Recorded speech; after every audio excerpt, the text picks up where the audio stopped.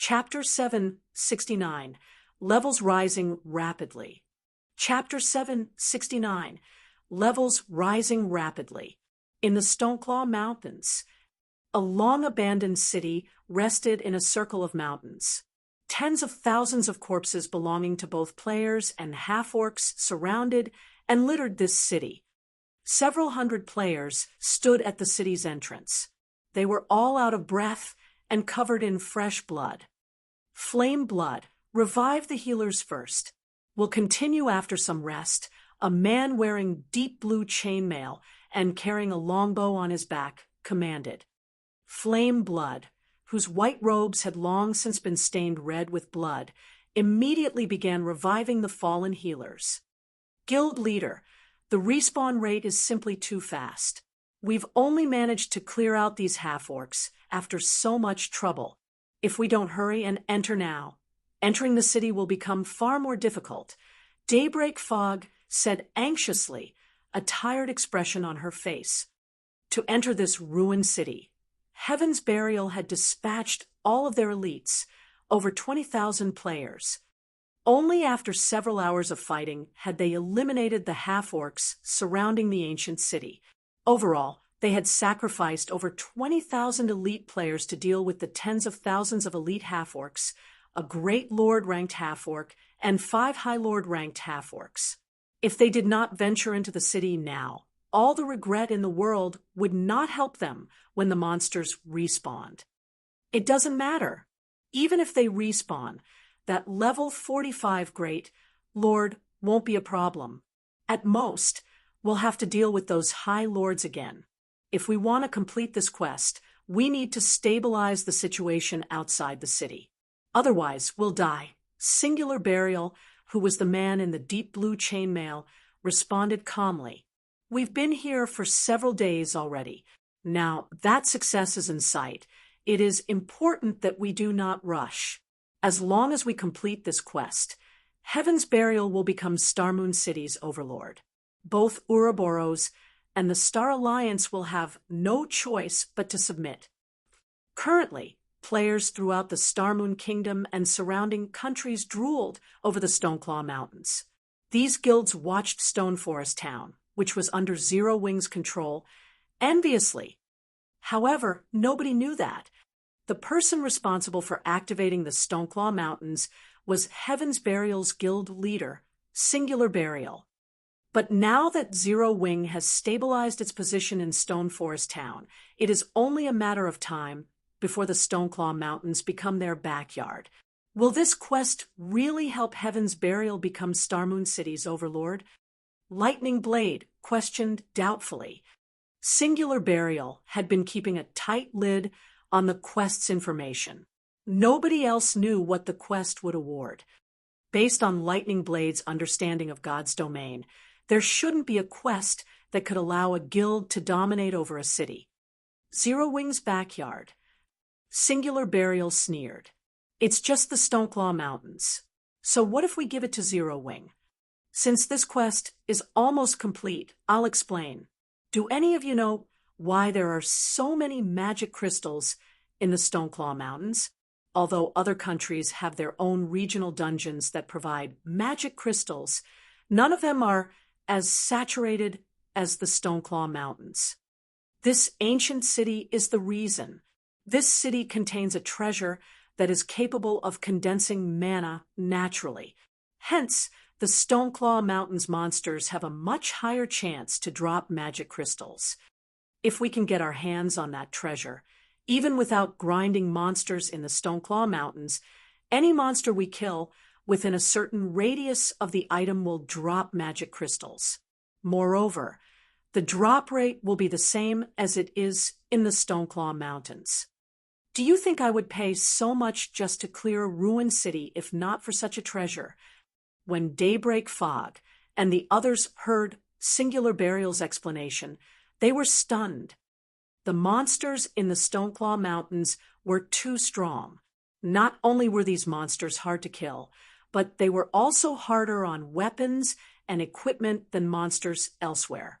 If monsters in other maps could also drop magic crystals with the same probability as the monsters in the Stoneclaw Mountains, they would be able to farm magic crystals much faster and more efficiently than in the regional dungeon. Moreover, it would cost less to farm elsewhere. Even if the other guilds put more effort into farming crystals in the Stoneclaw Mountains, they would be miles behind Heaven's Burial. As long as they had a sufficient stock of magic crystals, Heaven's Burial could rise to power. All right, get some rest. We'll enter the city when we've recovered. Singular Burial commanded. While Heaven's Burial's members were preoccupied with their secret quest, the various large guilds throughout Starmoon Kingdom desperately tried to level up, getting themselves ready to challenge level 40 large-scale team dungeons.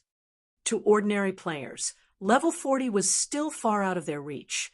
To the various large guilds, however, they would reach it soon. Level 40 could be considered a new beginning. At level 40, players could use mounts, doubling their mobility. As a result, their leveling and questing efficiency would double as well.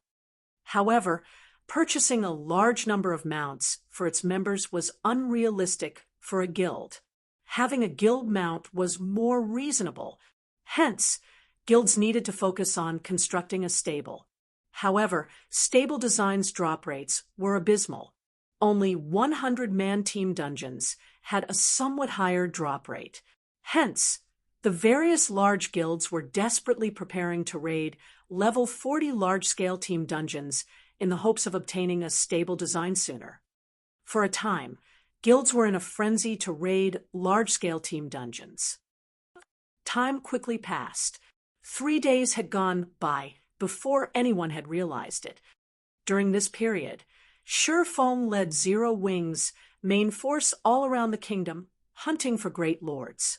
If they did not find any, then they would kill field lords and high lords until they had finally exhausted the magic amplification scroll. Shurfeng had also completed his quest. All 10 Inferno gold ingots were accounted for. Meanwhile, the team had climbed in levels. Originally, the average level of Zero Wings' main force was level 33.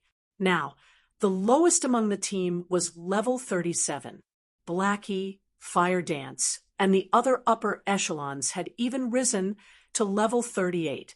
Throughout all of God's domain, they had the highest levels. Currently, the number 1 player on Starmoon Kingdom's ranking list was only level 35. Although there was only a difference of 2 levels, the EXP gap was massive.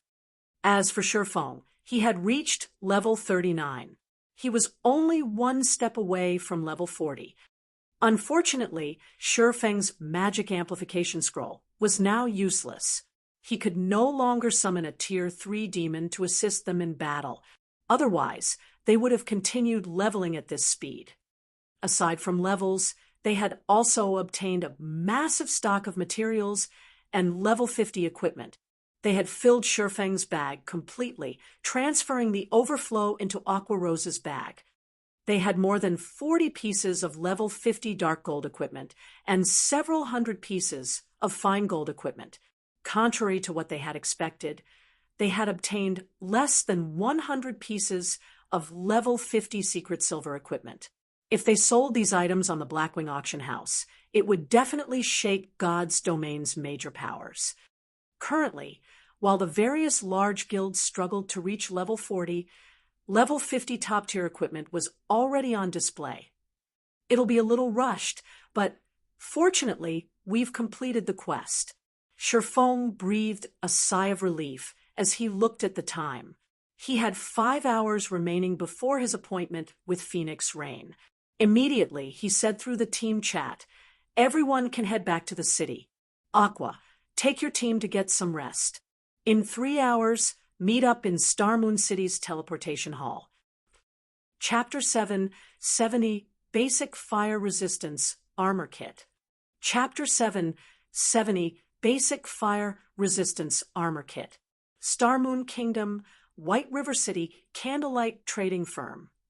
Upon arriving at the trading firm with Fire Dance, Surefong noticed a significant decrease in the shop's customers. "We've reached our limit already?" Surefong glanced at the players on the streets before taking another look at the situation inside the shop. Despite the candlelight trading firm's location in the trade area, a high-traffic area, and the fact that this area enjoyed a growing player population, the trading firm was losing customers.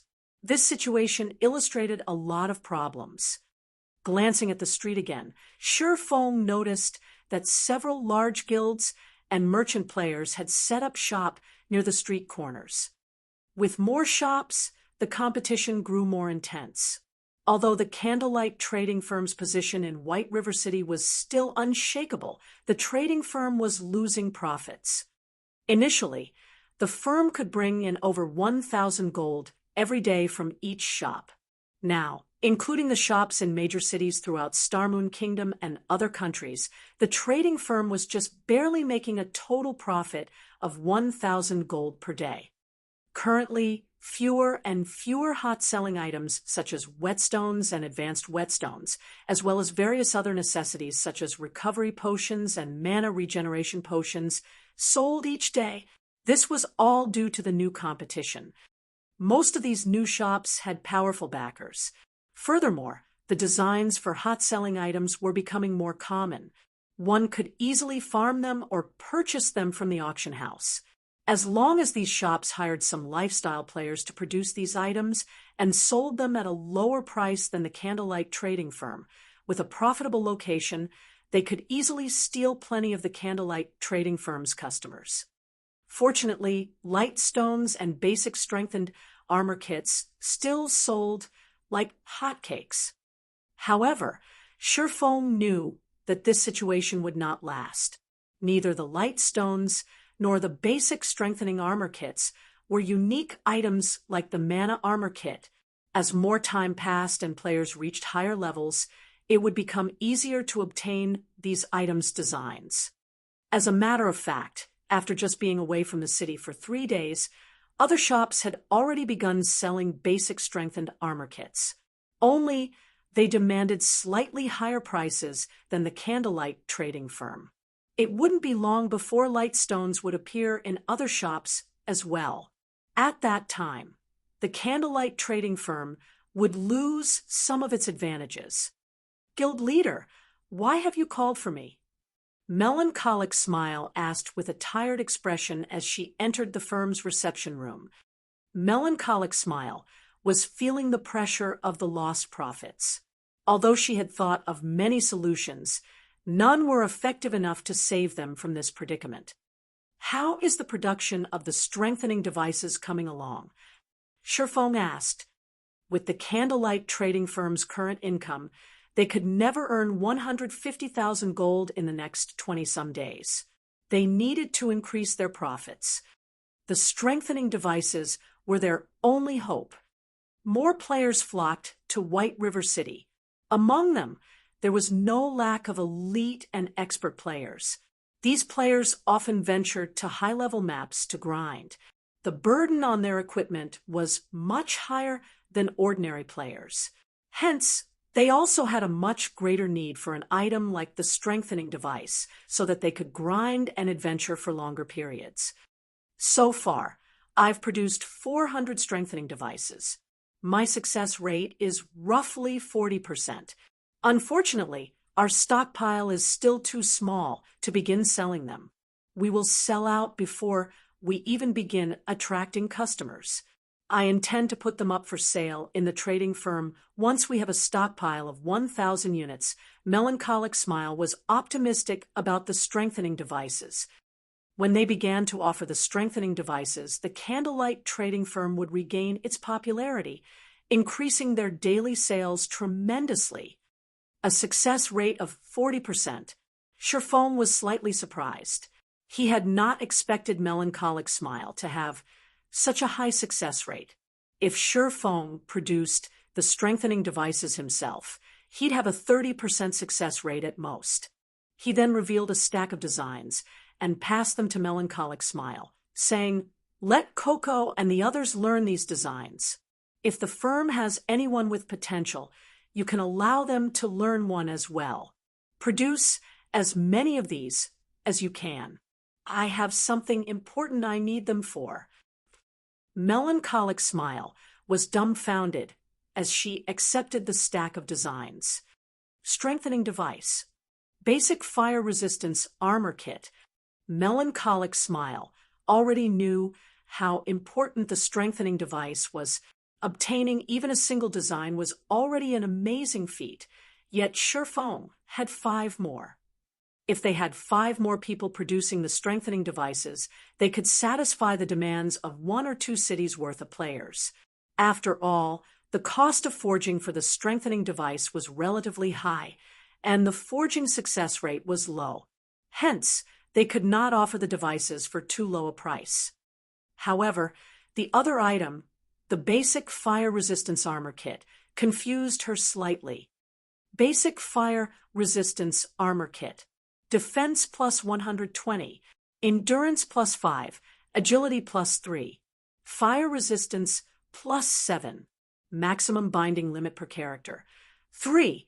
Can only be bound to level 30 equipment or above. In terms of basic attributes, it was only slightly stronger than the basic strengthened armor kit. However, the materials it required were much rarer. The basic fire resistance armor kit would cost twice as much to produce as the basic strengthening armor kit. Would anyone really be willing to buy these? Although the fire resistance armor kit provided quite an amount of fire resistance, there were many areas in God's domain that didn't offer the danger of fire. Players didn't need to head to leveling maps or dungeons that required high fire resistance. One could say that the fire resistance armor kit was not a necessity. Even if they produced this item, not many players would be willing to purchase it. However, the fact that Shifeng viewed the basic fire resistance armor kit and the strengthening device as equally important showed that the former was just as precious. From now on, focus on forging strengthening devices and basic fire resistance armor kits. Set everything else aside. Shifeng was aware of Melancholic Smile's concerns. However, the basic fire resistance armor kit was no less valuable than the strengthening device. Although the armor kits were not useful right now, once the Eclipse Gate opened, items that provided fire and ice resistance would skyrocket in price. Only then would the fire resistance armor kits shine. With these 3 armor kits, one could gain 21 points of fire resistance. This way, players could equip fewer pieces of fire resistance equipment. Although fire resistance equipment could increase one's fire resistance, they would have to sacrifice basic attributes. Having too much of that equipment would wound a player's combat power, making it more difficult to kill monsters in the Eclipse Gate. Hence, after the various large guilds discovered the basic fire resistance armor kit, they would rush towards Campbell Volcano to farm for the design. Unfortunately, the design's drop rate was incredibly low. Moreover, they only dropped from the volcano's field bosses. Throughout these past 3 days, Shifeng had killed plenty of field bosses at Campbell Volcano with Zero Wing's main force. After 3 days of hard work, with the help of divine providence, they had obtained a total of 9 copies. Anyone else would thank their stars to obtain just 1. Right, how many materials have we collected for the stables so far? Shifeng made it clear that the guild stable was also a priority. The various large guilds were closing in on level 40. It would be a huge waste if he had the stable design, but could not construct it. Chapter 771, Thousand Transformation evolves. Chapter 771, Thousand Transformation evolves. Hearing Shifeng's question, Melancholic Smile's expression sank, a hint of embarrassment appearing on her face. I've only managed to gather a little more than half of the required materials. We're still short 20 logs of primal emerald wood and 12 soul cultivating stones. Melancholic Smile reported honestly. Shi Feng had instructed her to handle the material collection for the stable, regardless of the price, a while ago. Yet, until now, aside from the materials Zero Wings members had gathered, she had only managed to source a small fraction of the required materials. All right, I doubt we'll be able to obtain the remaining materials easily. I'll try to think of a way to collect the rest. Focus on forging the strengthening devices. Shi Feng nodded. Shi Feng understood just how difficult it was to find the materials they needed to construct a stable. Even in 100-man hard mode team dungeons, the drop rates for these materials were abysmally low. Only Hell mode had a slightly higher drop rate. If they had not obtained the first clear of the Frost Prison, they wouldn't have as much stock as they did right now. It was already impressive that they had over half of the materials. Moreover, the situation in God's domain had changed. The various large guilds were only a short time from the level 40 era. As long as the various large guilds did a little research, they would discover a hint to what they needed for their own stables. Primal emerald wood and soul cultivating stones were among the more obvious necessities.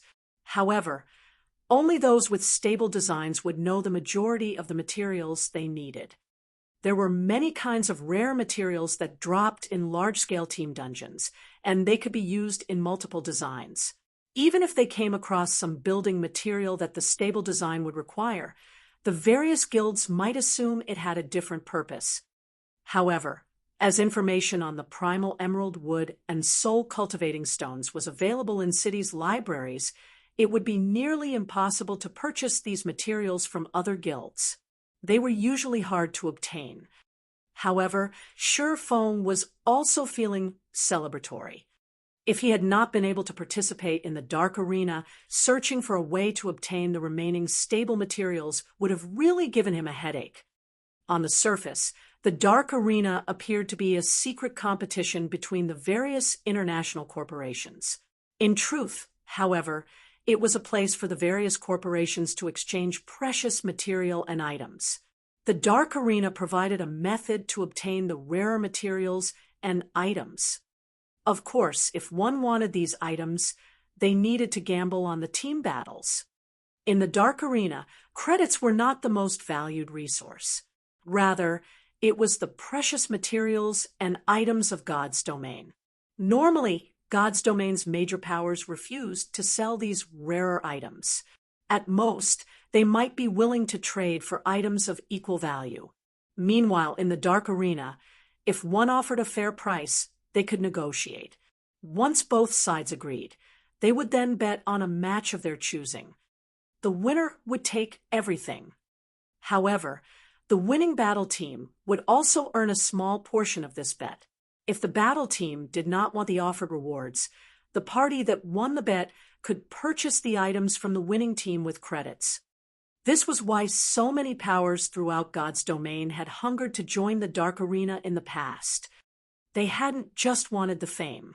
They had also wanted the chance to earn endless wealth and resources in God's domain. Unfortunately, not everybody could take part in the Dark Arena. The Dark Arena had its own inner circle. Ordinary guilds were not worthy of an invitation. Take Shi Feng, for example. Despite being the guild leader of a second-rate guild, he needed to get the assistance of the upper echelon of a first-rate guild to gain entry into the Dark Arena.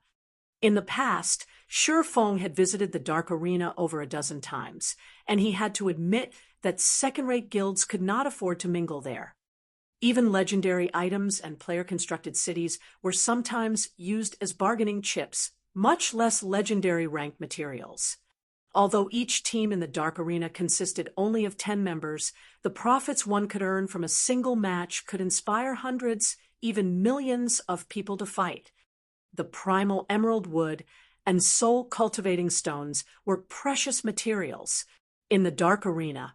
However, these materials were considered subpar wagers. Hence, it would not be difficult for Shi Feng to gather the materials he needed to build his stable.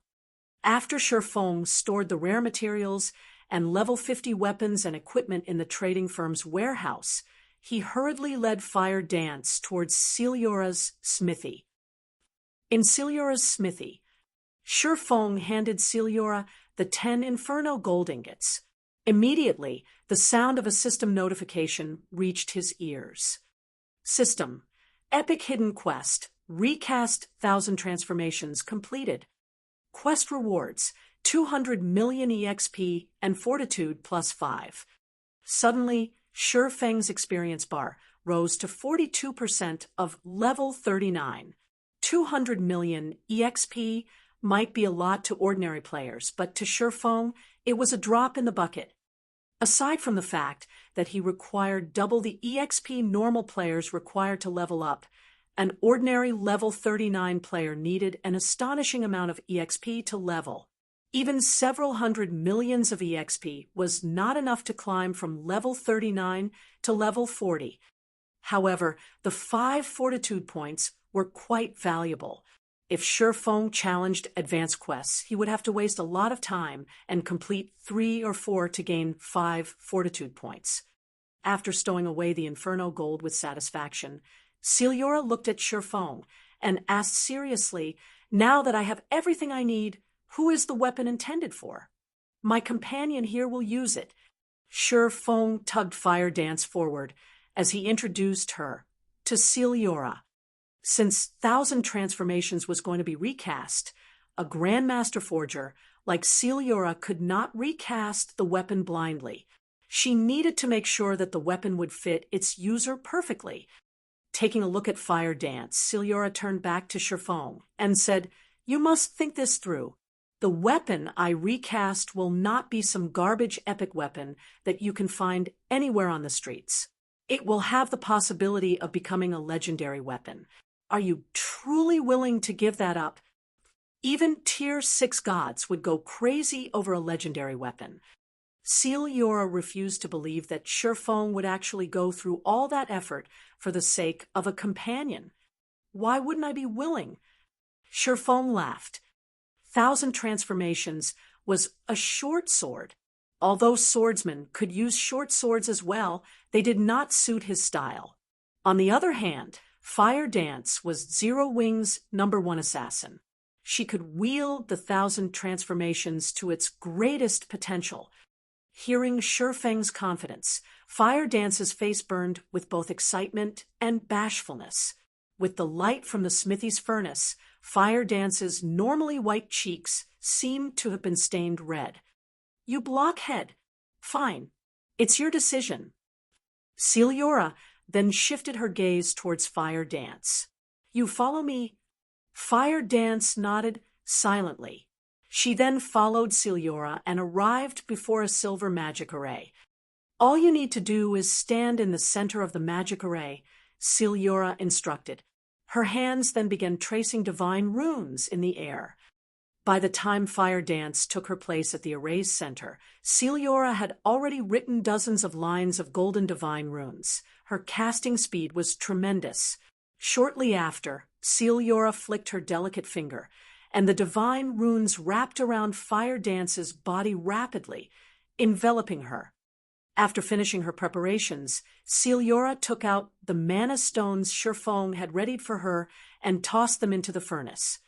Suddenly, 100 mana stones hovered above the magic array, looking like stars as they circled the 1,000 Transformations, which the Grandmaster Forger had placed inside the furnace. "In you go!" Ciliora took out the 10 Inferno gold ingots and tossed them into the furnace as well. Immediately, the crimson flames transformed into golden tongues of fire. In the next moment, the broken sword, which even Killing Ray could not damage, melted as they watched. When 1,000 Transformations had melted completely, it transformed into multicolored globs of molten metal. "Condensate!" Ciliora shouted. A multicolored magic array then enveloped the furnace and everything around it. The 100 mana stones instantly transformed into liquid and melded with the liquefied 1,000 Transformations. Afterward, Celiora returned to rapidly writing divine runes and curses. The golden runes and purple curses also began to flow into the liquid metal inside the furnace. The Grandmaster Forger wrote runes for over half an hour. By the time Celiora finished, her face had paled to an unhealthy white. Meanwhile, the divine runes and curses had molded the liquefied 1,000 transformations. Celiora waved her finger. 1,000 transformations then flew out of the furnace and hovered in midair. Currently, 1,000 transformations glowed red and radiated a scorching heat. It's finally complete. Celiora could not help but reveal an excited smile as she gazed at the newly recast 1,000 transformations. Chapter 772, Extraordinary Ability. Chapter 772, Extraordinary Ability. Due to 1,000 transformations, the temperature in the smithy had increased rapidly. Shifeng felt as if he stood in the mouth of a volcano. Despite standing 10 yards away from the flawed weapon, Shifeng received tens of damage with each passing second. If a player with low fire resistance stood in his place, they would not last 10 seconds. Fortunately, Fire Dance was cocooned deep inside the magic array. She did not receive a single point of damage from the heat. Naturally, Celiora didn't need to worry about the heat. Stand further away. Celiora reminded Shifeng with a low command. A bottle of dark blue liquid then appeared in her hands. The instant Celiora took out this bottle, the smithy's temperature decreased significantly. Shifeng was still basking in the aftertaste of Celiora's forging process. However, upon hearing Celiora's reminder, he ran out of the smithy. Shifeng was no stranger to forgers. He was even a famous forger himself. Although Shifeng had watched master forgers work many times in the past, he had never once witnessed the forging process of a Grandmaster Forger. He had never imagined there was actually such a huge difference between a Master Forger and a Grandmaster Forger. The experience of watching Celiora work had been quite valuable. Even after 10 years, Grandmaster Forgers had still been extremely rare in God's domain. Even the guild leader of a super guild had to treat such an existence with great respect. One could imagine just how high a Grandmaster Forger's status was. Initially, Shifeng had thought that the largest difference between a Master Forger and a Grandmaster Forger was their research and understanding of materials. However, after watching Celiora work, he realized the difference wasn't just the understanding of materials. A Master Forger could never hope to compare to a Grandmaster's understanding of divine runes, curses, and magic arrays as well. It was no wonder why the Master Forgers of Shadow had never reached Grandmaster status, regardless of how hard they had tried. The strength of Grandmaster Forgers was ridiculous. Fortunately, I recorded Celiora's entire recasting process. Afterward, if I show the recording to Melancholic Smile and the others, they might have a better chance of becoming Grandmaster Forgers. Shifeng, who waited outside Celiora's house, could not help smiling.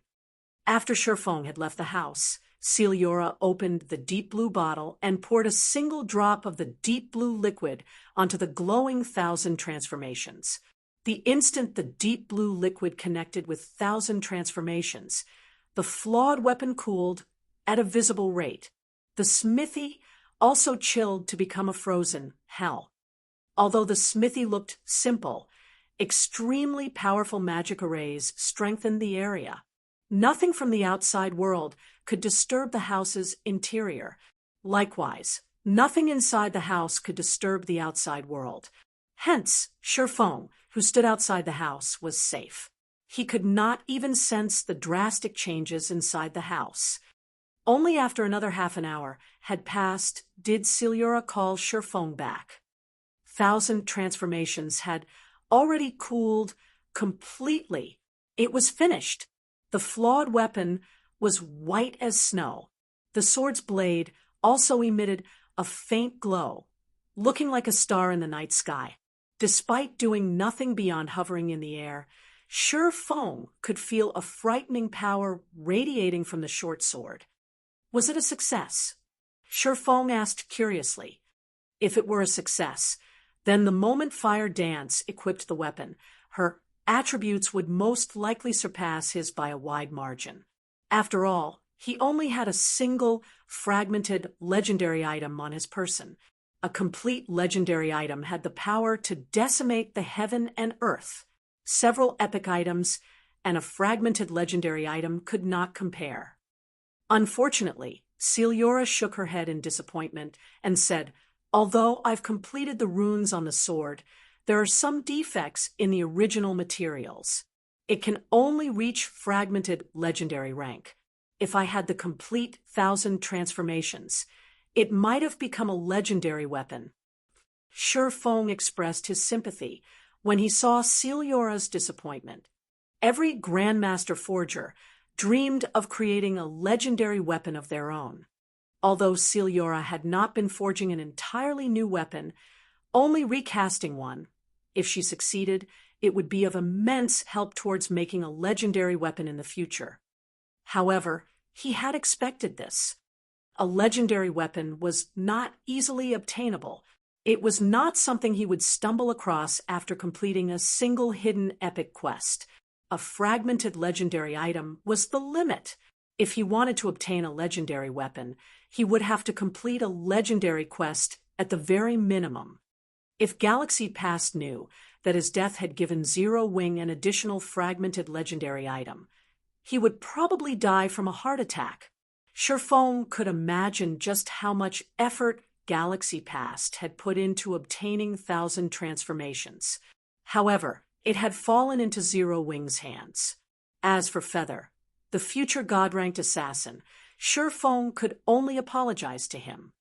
"Come, test it out," Celiora said as she turned to Fire Dance, who had been frozen in place throughout this process.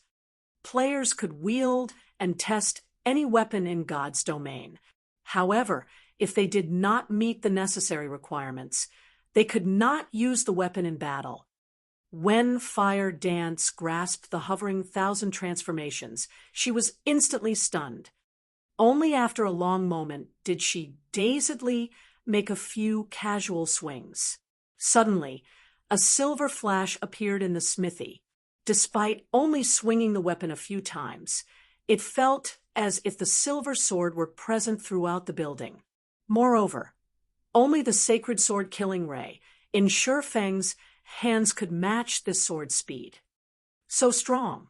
Shi Feng watched the myriad of sword images that filled the space, feeling threatened. Despite being a Void Realm expert, he could not predict the 1,000 transformations' attack trajectory. He also couldn't tell which image was real and which image was just an afterimage. They all seemed real and fake at the same time. Is this the true power of 1,000 transformations? Shi Feng had watched Feather's battle videos in the past. However, 1,000 transformations had not been this powerful. Although Feather's attacks with 1,000 transformations had also created numerous sword images, a refinement realm expert could, more or less, differentiate the fakes from the real deal. Meanwhile, Shi Feng had already reached the Void Realm, yet he couldn't differentiate between the sword images Fire Dance had created. Even though he could feel many of the sword images were fake and were out of sync with Fire Dance's movements, the pressure these sword images gave off felt very real to him. There is a reason why this sword was named the 1,000 Transformations. When swung, it can transform its user's attack into a myriad of forms and confuse the enemy. However, when the opponent attempts to retaliate, they will quickly discover that most of the sword images are fake. Yet, when struck by these fakes, they will receive damage. 1,000 transformations can interchange illusions with reality. It's a pity that it did not become a legendary weapon. It would have been truly magnificent, Celiora explained, smiling. As she had personally upgraded this weapon to fragmented legendary rank, she understood 1,000 transformations like the palm of her hand. How about it? Do you feel any discomfort while using it? Fire Dance was still deeply immersed in the sensation of using thousand transformations. Even after Celiora asked her a question, she remained unresponsive. However, judging from Fire Dance's current reaction, it was obvious that the weapon fit her like a glove. Guild leader, it feels like this weapon is a part of my body. I can even feel the blade cut across air. Fire Dance said excitedly as she wielded thousand transformations like a favorite toy.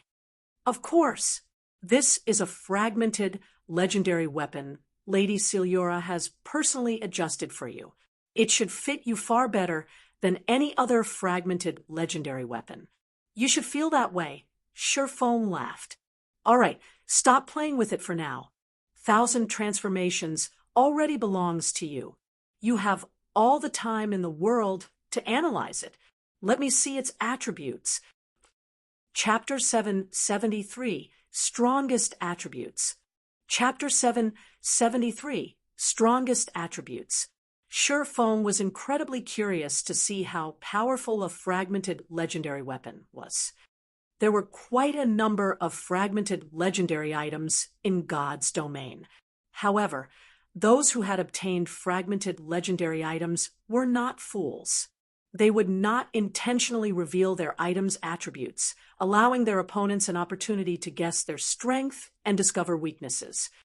Moreover, fragmented legendary items that belonged to large guilds were kept as guild secrets. They wouldn't even advertise owning one, much less revealing the item's attributes. Although Surefoam had been Shadow's guild leader in the past, the guild had not owned a single fragmented legendary item. On the other hand, the guild had owned quite a few epic items. However, at the end of the day, an epic weapon was only an epic weapon. It could never compare to a fragmented legendary weapon. Hearing Surefoam's request, Fire Dance lost her composure. Hurriedly, she sent Surefoam the 1,000 transformation statistics. As expected of a fragmented legendary weapon, compared to this, an epic weapon is practically garbage. Surefoam's hands involuntarily trembled when he saw the weapon's attributes. 1,000 transformations, one-handed sword, fragmented legendary rank. Equipment requirement: strength 700, agility 700, attack power 200% of strength, attack speed 2% of agility. All attributes increases according to user's level. When equipped, strength increased by 50%, agility increased by 60%, intelligence increased by 40%, endurance increased by 50%, attack speed increased by 50%. Ignore levels plus 20, all skills plus 3 levels. All item level requirements reduced by 10 levels. Attacks have 60% chance to trigger deadly blow, increasing damage by 220% and attack speed by 20%. 20% chance to trigger critical point effect, ignoring all block and defense effects, and dealing 330% weapon damage. Additional skill 1 dash. Phantom, when activated, summons 5 doppelgangers. The doppelgangers share attributes with the wielder. They do not have any attack power. All attacks against doppelgangers will have no effect. User can freely swap positions with any of the 5 doppelgangers without cooldown. Duration 30 seconds. Cooldown 1 hour. Additional skill 2 dash. True Illusion. If wielder dies within 40 seconds upon activation, wielder will respawn at full HP nearby. Grants 3 seconds of invulnerability. All buffs before death will remain in effect. Cooldown 48 hours. Additional skill 3 dash. Illusory power. Increases strength by 80%, agility by 100%, and movement speed by 70%. All damage received has a 50% chance to be sent into the void. Grants immunity to all control effects. Duration 3 minutes. Cooldown 5 hours. created by famed Smith Jacks. 1,000 Transformations is 65th of God's Domain's 108 flawed weapons. It had lost all its power due to the blade's destruction. However, it had been recast by Grandmaster Forger Celiura. Unable to be dropped, unable to be traded, unable to be destroyed. User Fire Dance, an epic weapon, could never hope to compare to the 1,000 Transformations' attributes, much less the additional skills. This weapon was perfect for assassins. However, the most impressive aspect of 1,000 Transformations was the true illusion skill. It was even more amazing than the full revival skill. Even when a player revived with full revival, they would still have to suffer the death penalty and lose a level. Moreover, the monster they fought would leave combat due to their death. When said player challenged the same monster again, the monster would have recovered to full HP. The player would have to start the battle all over again. However, true illusion was different. It could dismiss a player's death, allowing them to reappear with full HP without needing to lose a level. Even if one died in mid-battle against a monster, they could reappear and continue fighting immediately. In PvP, this skill was even more powerful. In ordinary duels, this skill might not be useful, as the system would declare the outcome of the battle as soon as a player's HP fell to 1. In a death match, however, the battle would only end after a player had died. In such a situation, true illusion would take effect, allowing the player to reappear with full HP instantly. The system would not judge the player as the loser, and the battle would continue. With this skill, with the survivability of assassins, it would be near possible to kill Fire Dance. If one did not have the strength to instant kill Fire Dance, they would not be able to kill her at all. Moreover, 1,000 Transformations was now a personal weapon. Even if others wanted the flawed weapon, they could not steal it from her. Of course, if Fire Dance obtained better equipment, 1,000 Transformations would go to waste. There were both pros and cons. Can you equip it now? Shifeng asked Fire Dance, his excitement evident in his tone. If Fire Dance could equip 1,000 Transformations right now, they would have a much easier time in the Dark Arena. After all, that was a team battle. An individual's strength was limited. To prevent monster-like characters from dominating the entire competition, the Dark Arena ran team battles. This way, the outcome was much harder to predict. It was also impossible for one player to carry a battle team to victory. A battle team was only likely to secure victory if the majority of the members were very powerful. If Fire Dance equipped 1,000 Transformations, it would undeniably increase the Azura battle team's chances of victory. My agility is sufficient. However, I don't have enough strength. Fire Dance was similarly tempted and wished she could equip the new weapon immediately. However, the weapon demanded 700 strength, and of everyone in Zero Wing, only Shifeng had met this requirement. How far are you from the requirement? Shifeng asked. I'm short by 133 points. Fire Dance felt helpless. Unfortunately, she had placed the majority of her free attribute points into agility. Her tier 3 gemstones were also all agility types. However, had she not focused on her agility, she wouldn't have enough for that requirement either. That's quite a lot. Shifeng frowned. If it were only several dozen points, he had some ways to make up for the gap. However, over 100 points was a little too much. Unless she could replace her equipment. Right, now that you're level 38, you should be able to equip the Petrified Thorn. Try. The Tier 1 set equipment for assassins, the Dark Melody set, could decrease the equipment requirement by 3 levels. The Petrified Thorn could only be equipped at level 40. As for the other equipment requirements, Fire Dance had fulfilled them long ago. She could equip the Petrified Thorn now. Being reminded by Shifeng, Fire Dance hurriedly replaced the subhand True Fire Blade with the Petrified Thorn. Immediately, her attributes skyrocketed. Not only did an epic weapon provide more fixed attributes, but it also increased a player's basic attributes by a fixed percentage after being equipped. Take the Petrified Thorn, for example. When equipped, it would increase the wielder's strength and agility by 10%. Moreover, the True Fire Blade was only a level 30 Dark Gold weapon. How could it possibly compete with a level 40 epic weapon in terms of attributes?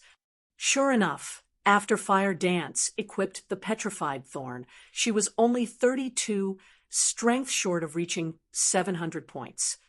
Afterward, Sure Fong led Fire Dance to the Candlelight Trading Firm and had her replace some of the Tier 3 Agility Gemstones with Tier 3 Strength Gemstones, instantly pushing her strength to 700 points.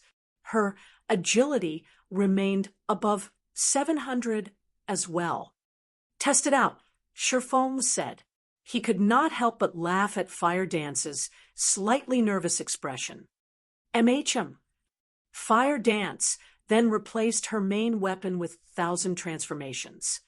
Immediately, Fire Dance's aura changed massively.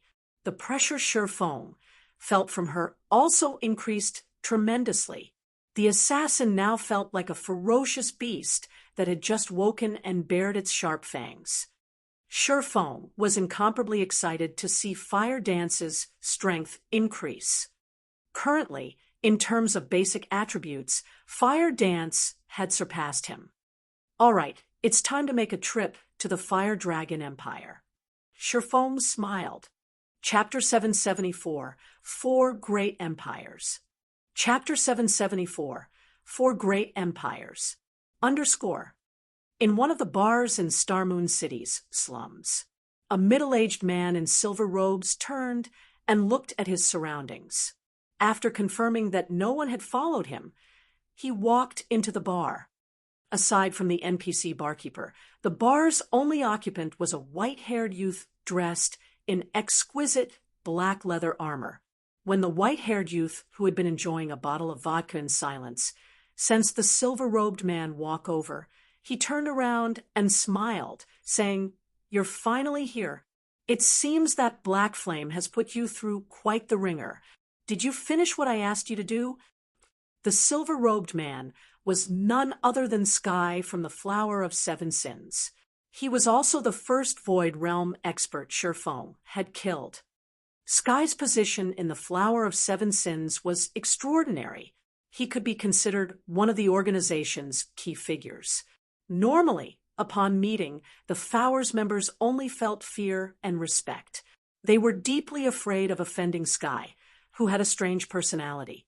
Yet, when speaking with this man, the white-haired youth remained calm and natural. If the other members saw this, they would definitely be shocked. As you guessed, he can steal players' immortal souls. However, I did not discover that item's presence on him. Really though, this incident has ruined me. I wasn't able to log into the game for 3 days. I've fallen behind in levels.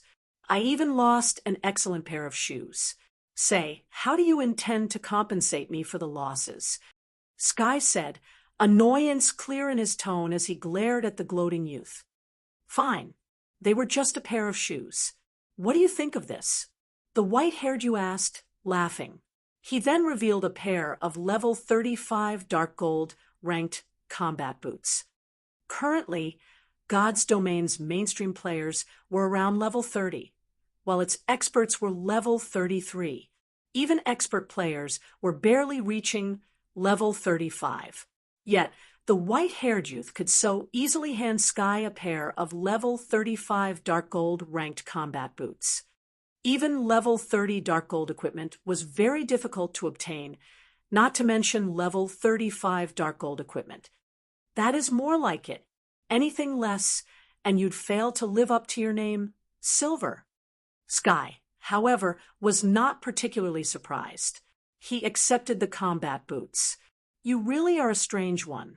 Instead of looking for him yourself, You chose me to test his strength and learn whether or not he has that item. Isn't this just a waste of time? With your abilities, can't you find an opportunity to kill him fairly easily? You don't understand. There is only one chance to obtain that item.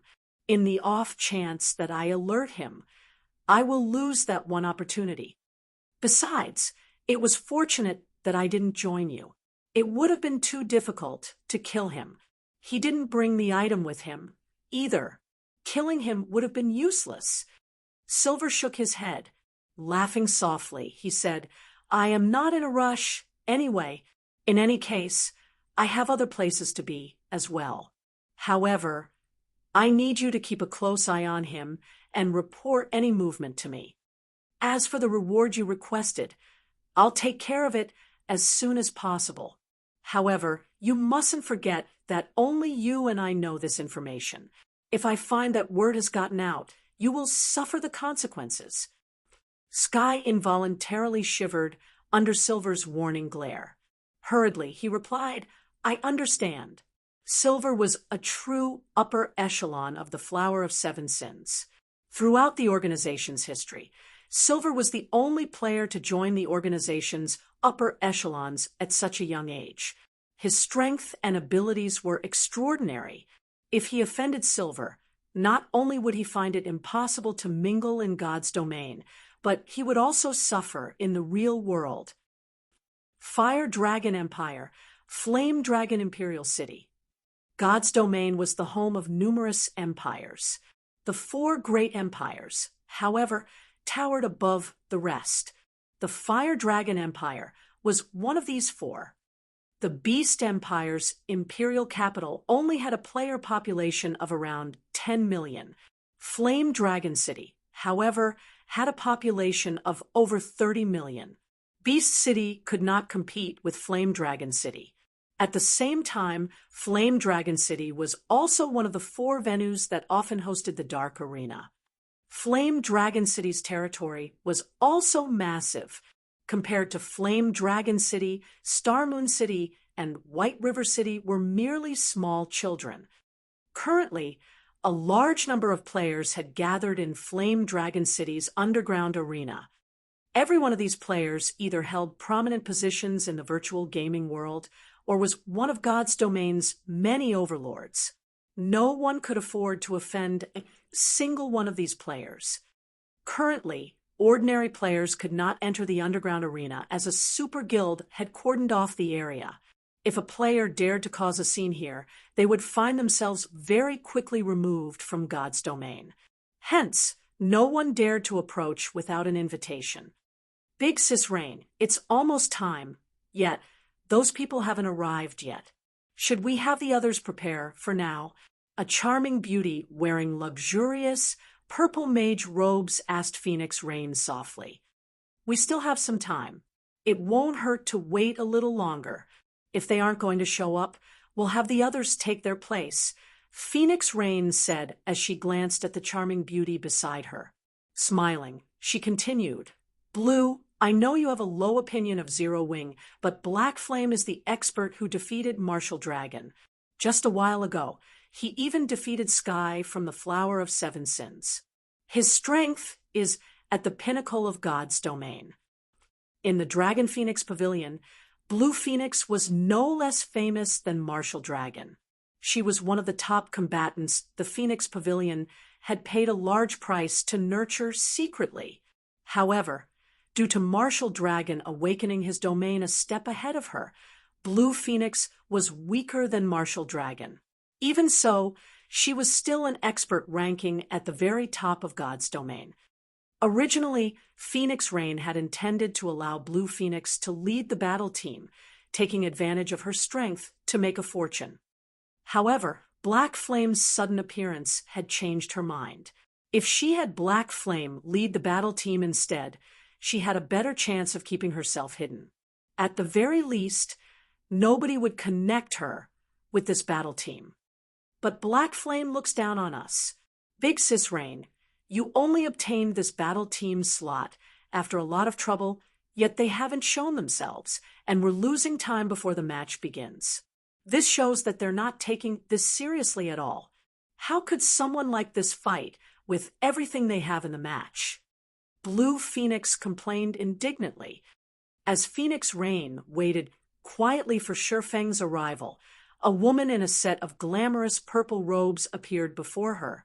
This beautiful woman radiated the air of luxury. Why, if it isn't Miss Feng? I never thought that after so many years, you'd still be a measly pavilion master.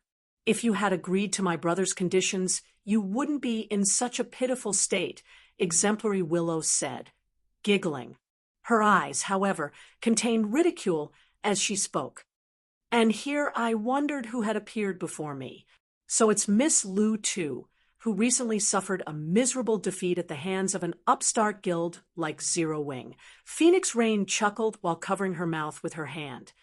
Hearing Phoenix Rain come back, Exemplary Willow flared with anger like a cat whose tail got stepped on. Feng Qinyu, don't think that you've won just yet. Sooner or later, I'll teach you that all your efforts are for nothing. Your fate has already been determined and cannot be changed. Even the Dragon Phoenix Pavilion cannot help you. Not to mention, you're still just a measly little pavilion master. Exemplary Willow snorted as she stomped away. After Exemplary Willow left, however, Phoenix Rain's complexion darkened slightly. Big Sis Rain, time's up. The organizer is ushering us to get ready. What should we do? Blue Phoenix asked. Chapter 775, Sure Kill Spell. Chapter 775, Sure Kill Spell. Could he have forgotten? Phoenix Rain frowned slightly. In truth, she had more confidence in her subordinates than in Black Flame. After all, she had gone to great lengths to nurture these subordinates, molding them into experts. Moreover, they wore the best equipment the Phoenix Pavilion had to offer. She had invested a lot of time and effort into this match. Even Zero Wing, a guild famed for its equipment, was unlikely to have better equipment. Immediately, Phoenix Rain called up the system interface, intending to contact Black Flame. If the man truly wasn't going to show up, then she could only send her subordinates into the match. Although there was the risk of exposing her identity, winning the match was equally important. Just as Phoenix Rain was about to click Contact Friend, Shifeng appeared in her line of sight. However, rather than his appearance of Black Flame, Shifeng wore the features of Yifeng.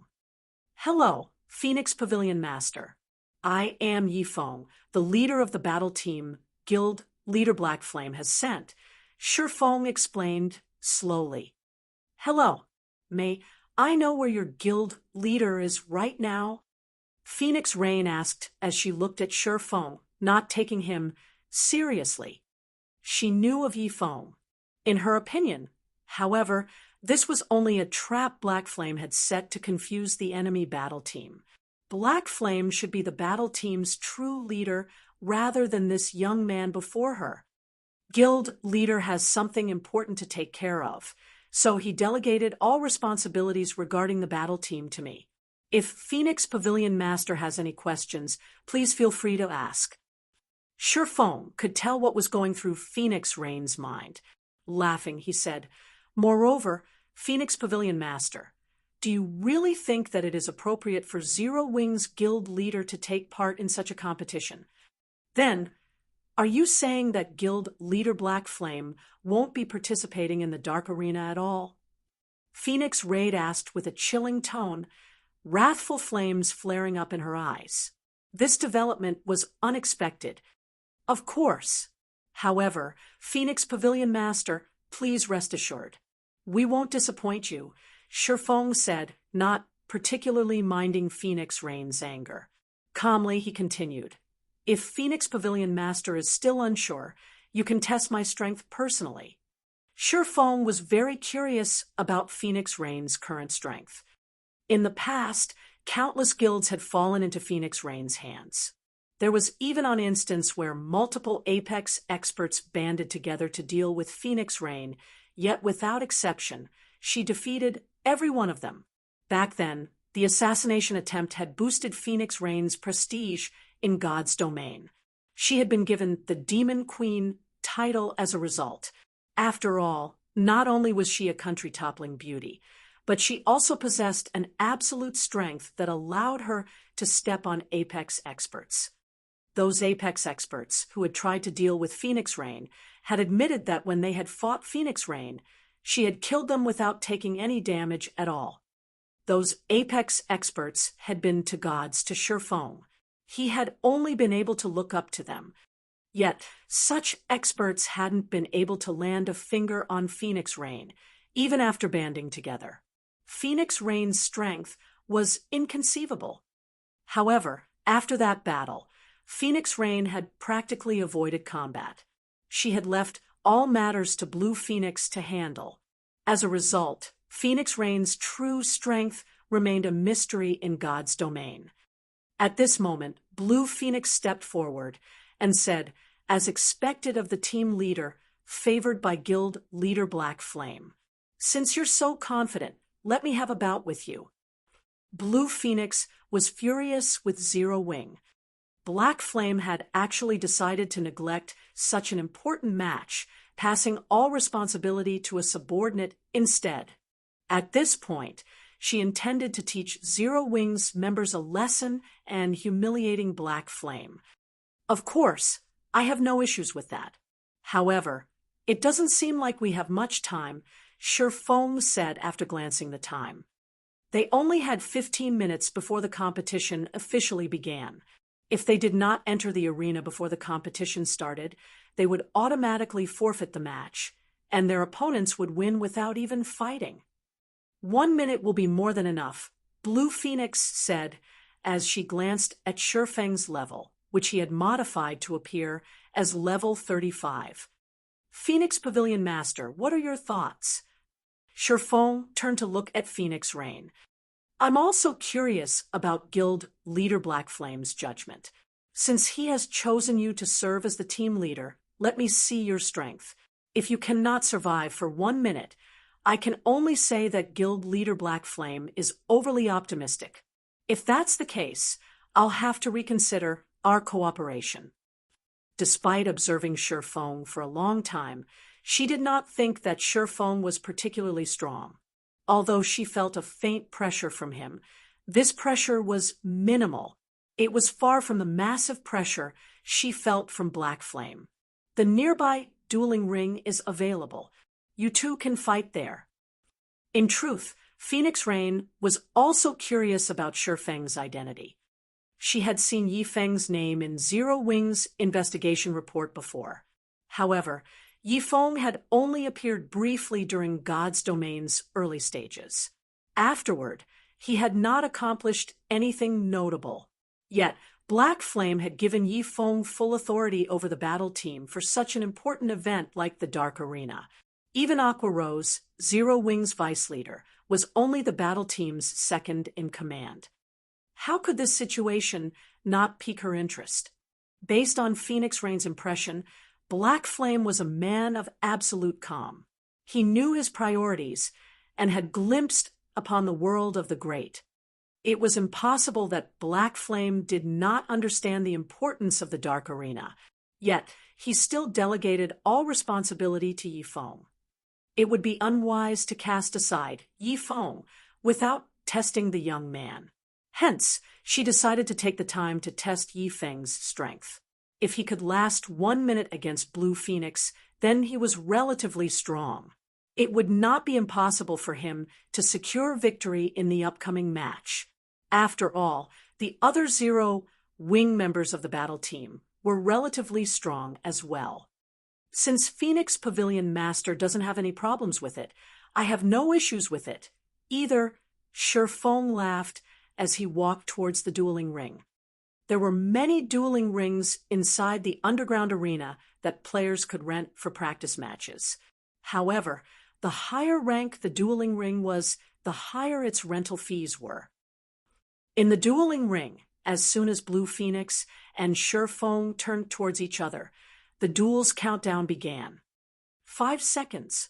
For seconds, Just as the duel was about to begin, Phoenix Rain suddenly noticed that Zero Wing's other members weren't particularly interested in watching. On the contrary, they chatted carefree with each other. Underestimating my subordinate, Phoenix Rain could not help but laugh. Her laughter, however, contained a hint of frost. Blue Phoenix noticed the behavior of Zero Wing's members. Good, very good. I intended to go easy and let your team leader last a few more seconds. Now, I'll take him down in 5 seconds. Blue Phoenix inwardly swore. Blue Phoenix was a level 36 tier 1 elementalist. Meanwhile, her equipment consisted of level 35 dark gold and fine gold quality. The staff in her hand was even the level 30 dark gold ranked Dawn Scepter, a weapon she had obtained from a level 30 Hell Mode team dungeon. The dark gold rank staff could even level with her to level 35. Overall, Blue Phoenix's magic damage was astonishing. Even her minor skills could inflict massive damage to an MT of the same level. Soon, the bell signaled the start of the duel. Die! With a low shout, she began drawing several lines of runes with great familiarity. Immediately, dozens of ice spears appeared around her and shot towards Sure Foam. Tier 1 Sure Kill spell, Ice Madness. Every ice spear contained immense power. Players that came into contact with the spears would suffer a debuff, their movement speed reducing by 40% and attack speed reducing by 30%. Under Blue Phoenix's control, dozens of ice spears flew towards Sure Foam from all directions. The swordsman had nowhere to hide. Moreover, Blue Phoenix had already reached the Void Realm. She could perceive her surroundings and Shurfeng's actions like the back of her hand. With Shurfeng's slightest movements, she could immediately adjust the attack angle of her ice spears. However, this was not all. Suddenly, Blue Phoenix waved her hand, and 2 ice walls appeared in front of her, preventing Sure Foam from charging at her. Chapter 776, Triple Casting. Chapter 776, Triple Casting. Such swift and fierce techniques. She must be more than just an ordinary expert of the Dragon Phoenix Pavilion. Aqua Rose, who watched from the stands, was slightly stunned. She had not expected Blue Phoenix to be so highly skilled. Magical classes and melee classes' combat methods were different. Magical classes had to focus on their familiarity and control of their spells. The more familiar a player was with a spell, the faster they could cast said spell. Once they were familiar with a spell to a certain extent, they only needed minimal concentration to cast it. It was even possible for players to skip chanting completely and cast their spells instantaneously. Meanwhile, the higher a player's control was of their spells, the more spells they could cast simultaneously. Also, high-tiered spells required more control to cast. Multicasting spells was like multitasking in real life. One might be able to handle one task with ease, but would find 2 or more simultaneous tasks difficult. For magical class players, without a certain level of control of their spells, it was impossible to cast multiple spells at once. Of course, there were some talented people who could multitask 2 or more tasks without training. If these people played a magical class, they could easily become experts. Even without a high degree of control, they could cast 2 or more spells simultaneously. One could overwhelm their enemies by multicasting spells, drowning them in a bombardment of magic. After all, evading one spell attack was already difficult, not to mention evading 2 or more. Being able to double cast spells would greatly increase a magical class player's variety of attack methods. They would not have to rely on monotone attacks that could be easily avoided. Naturally, this would increase their combat power by leaps and bounds. Currently, Aqua Rose could only handle double casting. Moreover, she could only cast 2 tier 0 spells simultaneously. Even casting 1 tier 0 and one tier, one spell simultaneously was beyond her. Yet Blue Phoenix was capable of multicasting a Tier 1 Surekill spell and a Tier 0 spell. One could just imagine how superior Blue Phoenix was to her. Facing the dozens of incoming ice spears, Sure Feng ran, leaving behind multiple afterimages as he moved. It was far more difficult to hit a moving player with a spell. Not to mention, Blue Phoenix had to focus on controlling so many ice spears. It's useless. Blue Phoenix had long since seen Sure Feng's intentions and had taken countermeasures. However, Sure Feng was also an expert in the Void Realm.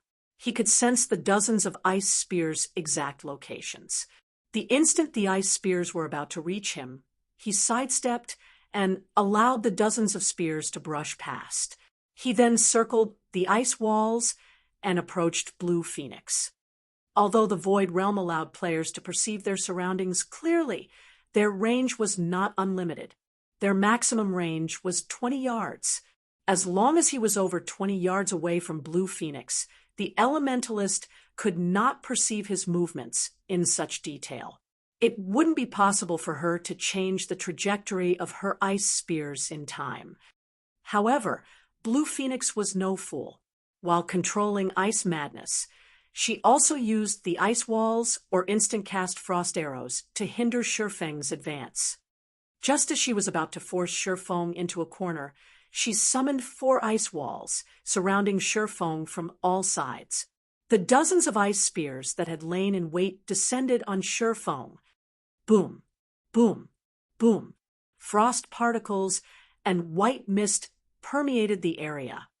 Is he dead? Blue Phoenix looked at the time. Only 3 seconds had passed since the battle had begun. Suddenly, Blue Phoenix felt that something was wrong. It felt as if a ferocious beast had just appeared behind her. Hurriedly, she activated Blink with a thought and appeared 15 yards away from her original position. Hua! Numerous blue sword lights blossomed Blue Phoenix's original location, slicing apart the afterimage she left behind. She had only been a thread away from Sure Feng's strikes. Her senses are sharp. Sure Feng sighed disappointedly. If he faced against any other class right now, he would have hit his opponent. Unfortunately, Blink could be cast with a single thought. The skill took effect instantaneously, allowing the user to appear 15 yards away. No matter how fast his sword was, it could not outmatch Blink. That was close. With her Void Realm perception, Blue Phoenix had realized what Sure Feng had done. So, he still had such a move. Unfortunately, it is useless. I will end everything with this. Following which, Blue Phoenix waved her finger and used Ice Dragon's roar. In the next moment, a powerful gush of cold air blasted towards Sure Feng. Just as Sure Feng was about to dodge to the left, 5 great fireballs appeared, flying at him. Double casting could allow magical class players to launch preemptive strikes, using the first attack to force the enemy to reveal a weak point, then attacking said weak point with the second spell. If ordinary players did not cope with the twofold attack properly, they would not even know how they died. Void Realm magical class experts sure are difficult to deal with. Having no better options, Sure Feng retreated backward, intending to avoid the 5 great fireballs before evading the Ice Dragon's roar. However, 2 ice walls suddenly appeared behind Sure Feng, sealing his path of retreat. Impossible! Astonishment appeared on Aqua Rosa's face. She can actually triple cast. Double casting was already Aqua Rosa's limit. Even so, double casting had increased her combat power tremendously. Yet, Blue Phoenix could triple cast. She was simply inhuman. Despite both Ice Wall and Great Fireball being Tier 0 spells, when triple casted, they were far more powerful than a Tier 2 spell. Everyone finally realized just how frightening Blue Phoenix was. It was no wonder why she had confidently claimed that she could end the battle in 1 minute. Almost anyone would be helpless against her diverse attack method. A player's only option was to confront the incoming spells. However, against Blue Phoenix's high magic damage, just how many attacks of hers could one handle? Blue is taking this too seriously. Phoenix Rain sighed helplessly as she watched her comrade's performance. It seems that Blue will be participating in the competition. In the Dragon Phoenix Pavilion, Blue Phoenix had even suppressed Martial Dragon before he had awakened his domain. Needless to say, an unknown character from Zero Wings stood no chance against the Elementalist. Hence, she had told Shifeng before that he would pass if he could survive a minute against Blue Phoenix. Now, however, it would seem that even 1 minute wasn't possible. With Blue Phoenix's current equipment, lasting 10 seconds against her serious efforts was impressive enough. Just as the Ice Dragon's roar was about to devour Shifeng, he lightly swung killing ray at the torrent of cold air. Xiao! Xiao! Xiao! Xiao! Multiple streaks of blue lightning pierced the Ice Dragon's roar. 2 streaks of lightning scattered the pure white spell, following which another 2 streaks snaked their way towards Blue Phoenix. When Blue Phoenix saw the incoming lightning bolts, she hurriedly cast ice walls and flame explosion to defend herself.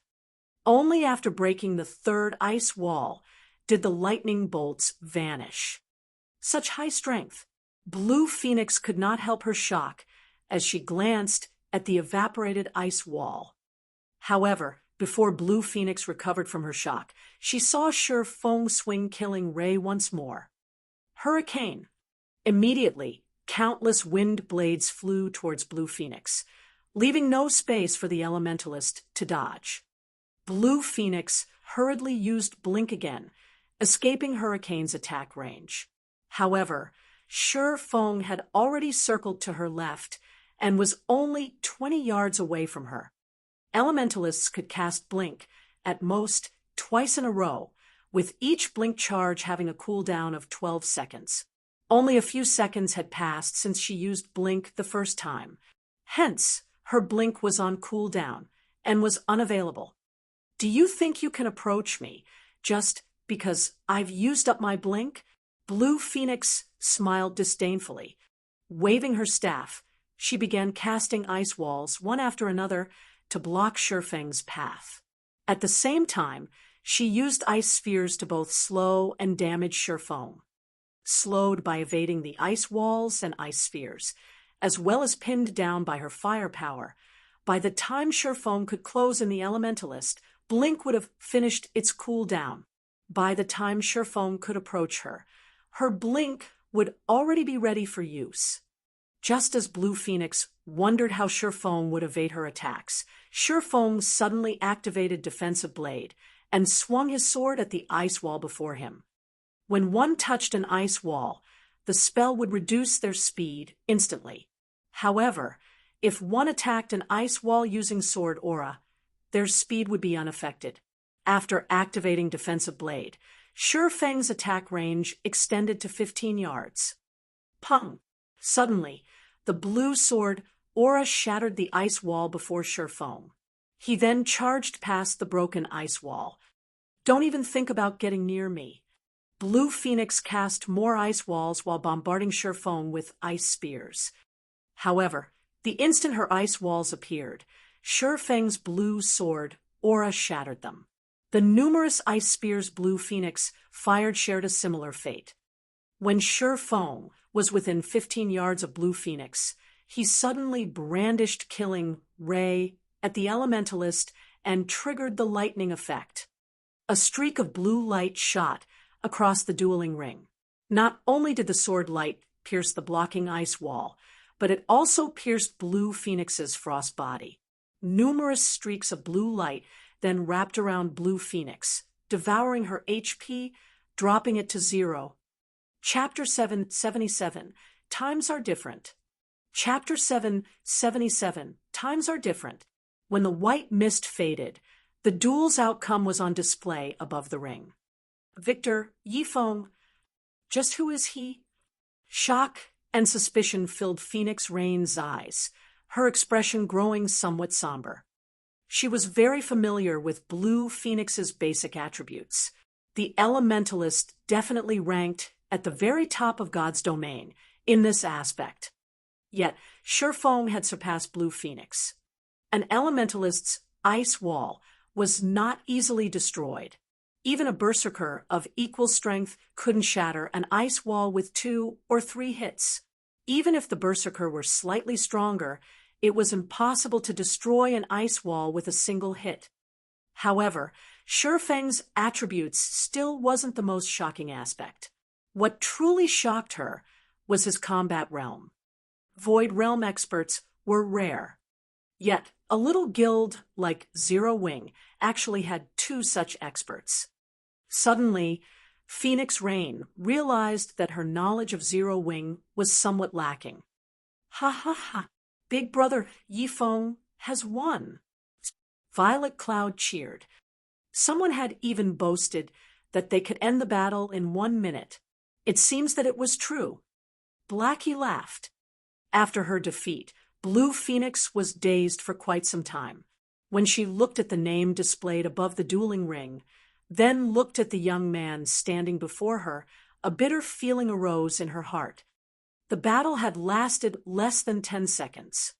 This was the first time she had lost so miserably after her training. Moreover, Yifeng did not seem to be particularly old. They should be roughly the same age. The bitter feeling of rivalry bloomed in Blue Phoenix's heart. In the Dragon Phoenix Pavilion, she stood out among the other talents. Despite Martial Dragon being stronger than her, she had never once held him in any regard. After all, Martial Dragon was several years older than she was. She was younger and had more potential. As long as she was given enough time, she would, sooner or later, awaken her domain as well and become one of the true experts at the peak of God's domain. Yet now, an expert who was around the same age, but significantly stronger, had appeared. What infuriated Blue Phoenix the most was that Yifeng was only a void realm expert, not someone with a domain. Despite the fact that they had reached the same combat realm, he had beaten her so ruthlessly. How could she accept this outcome? You're Yifeng, right? Blue Phoenix marched up to Shifeng, scanning the young man's appearance and committing it to memory. MHM. Shifeng nodded as he wondered about Blue Phoenix's odd, analyzing gaze. I'll remember it.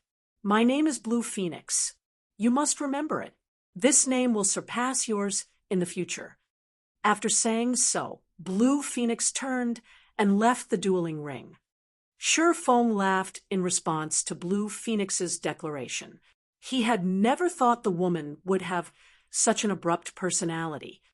However, this trait had allowed Blue Phoenix to improve herself continuously and become one of the top few experts in the Dragon Phoenix Pavilion. In the future, she would grow ridiculously strong, eventually becoming a Tier 6 mage god, an existence that countless people looked up to. In Shifeng's previous life, the Tier 6 goal had been far out of his reach.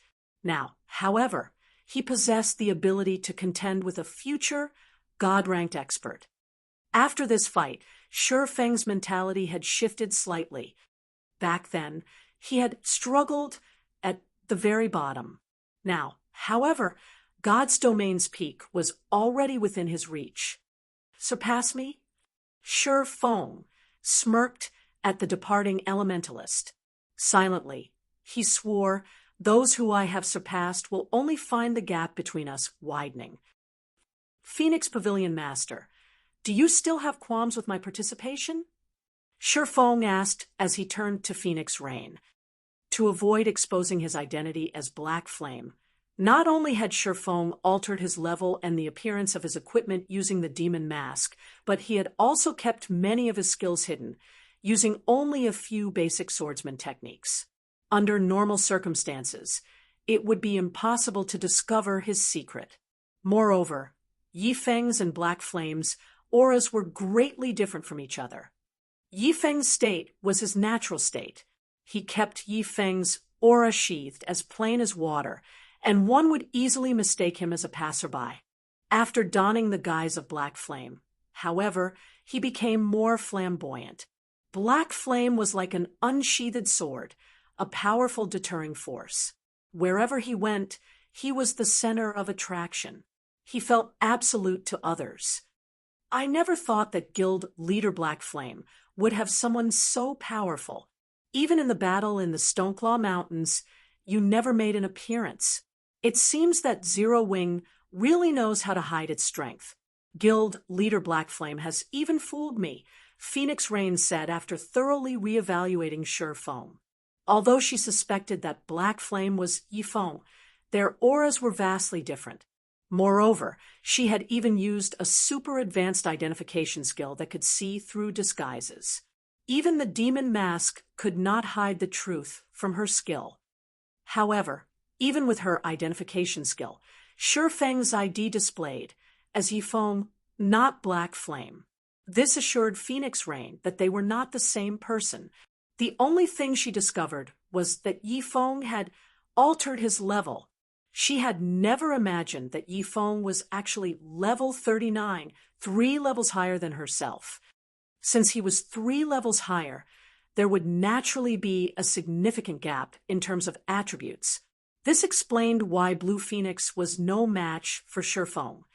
Phoenix Pavilion Master, it's getting late.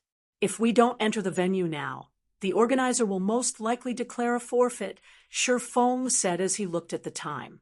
They had a little over 10 minutes remaining. They would be just in time if they hurried over immediately.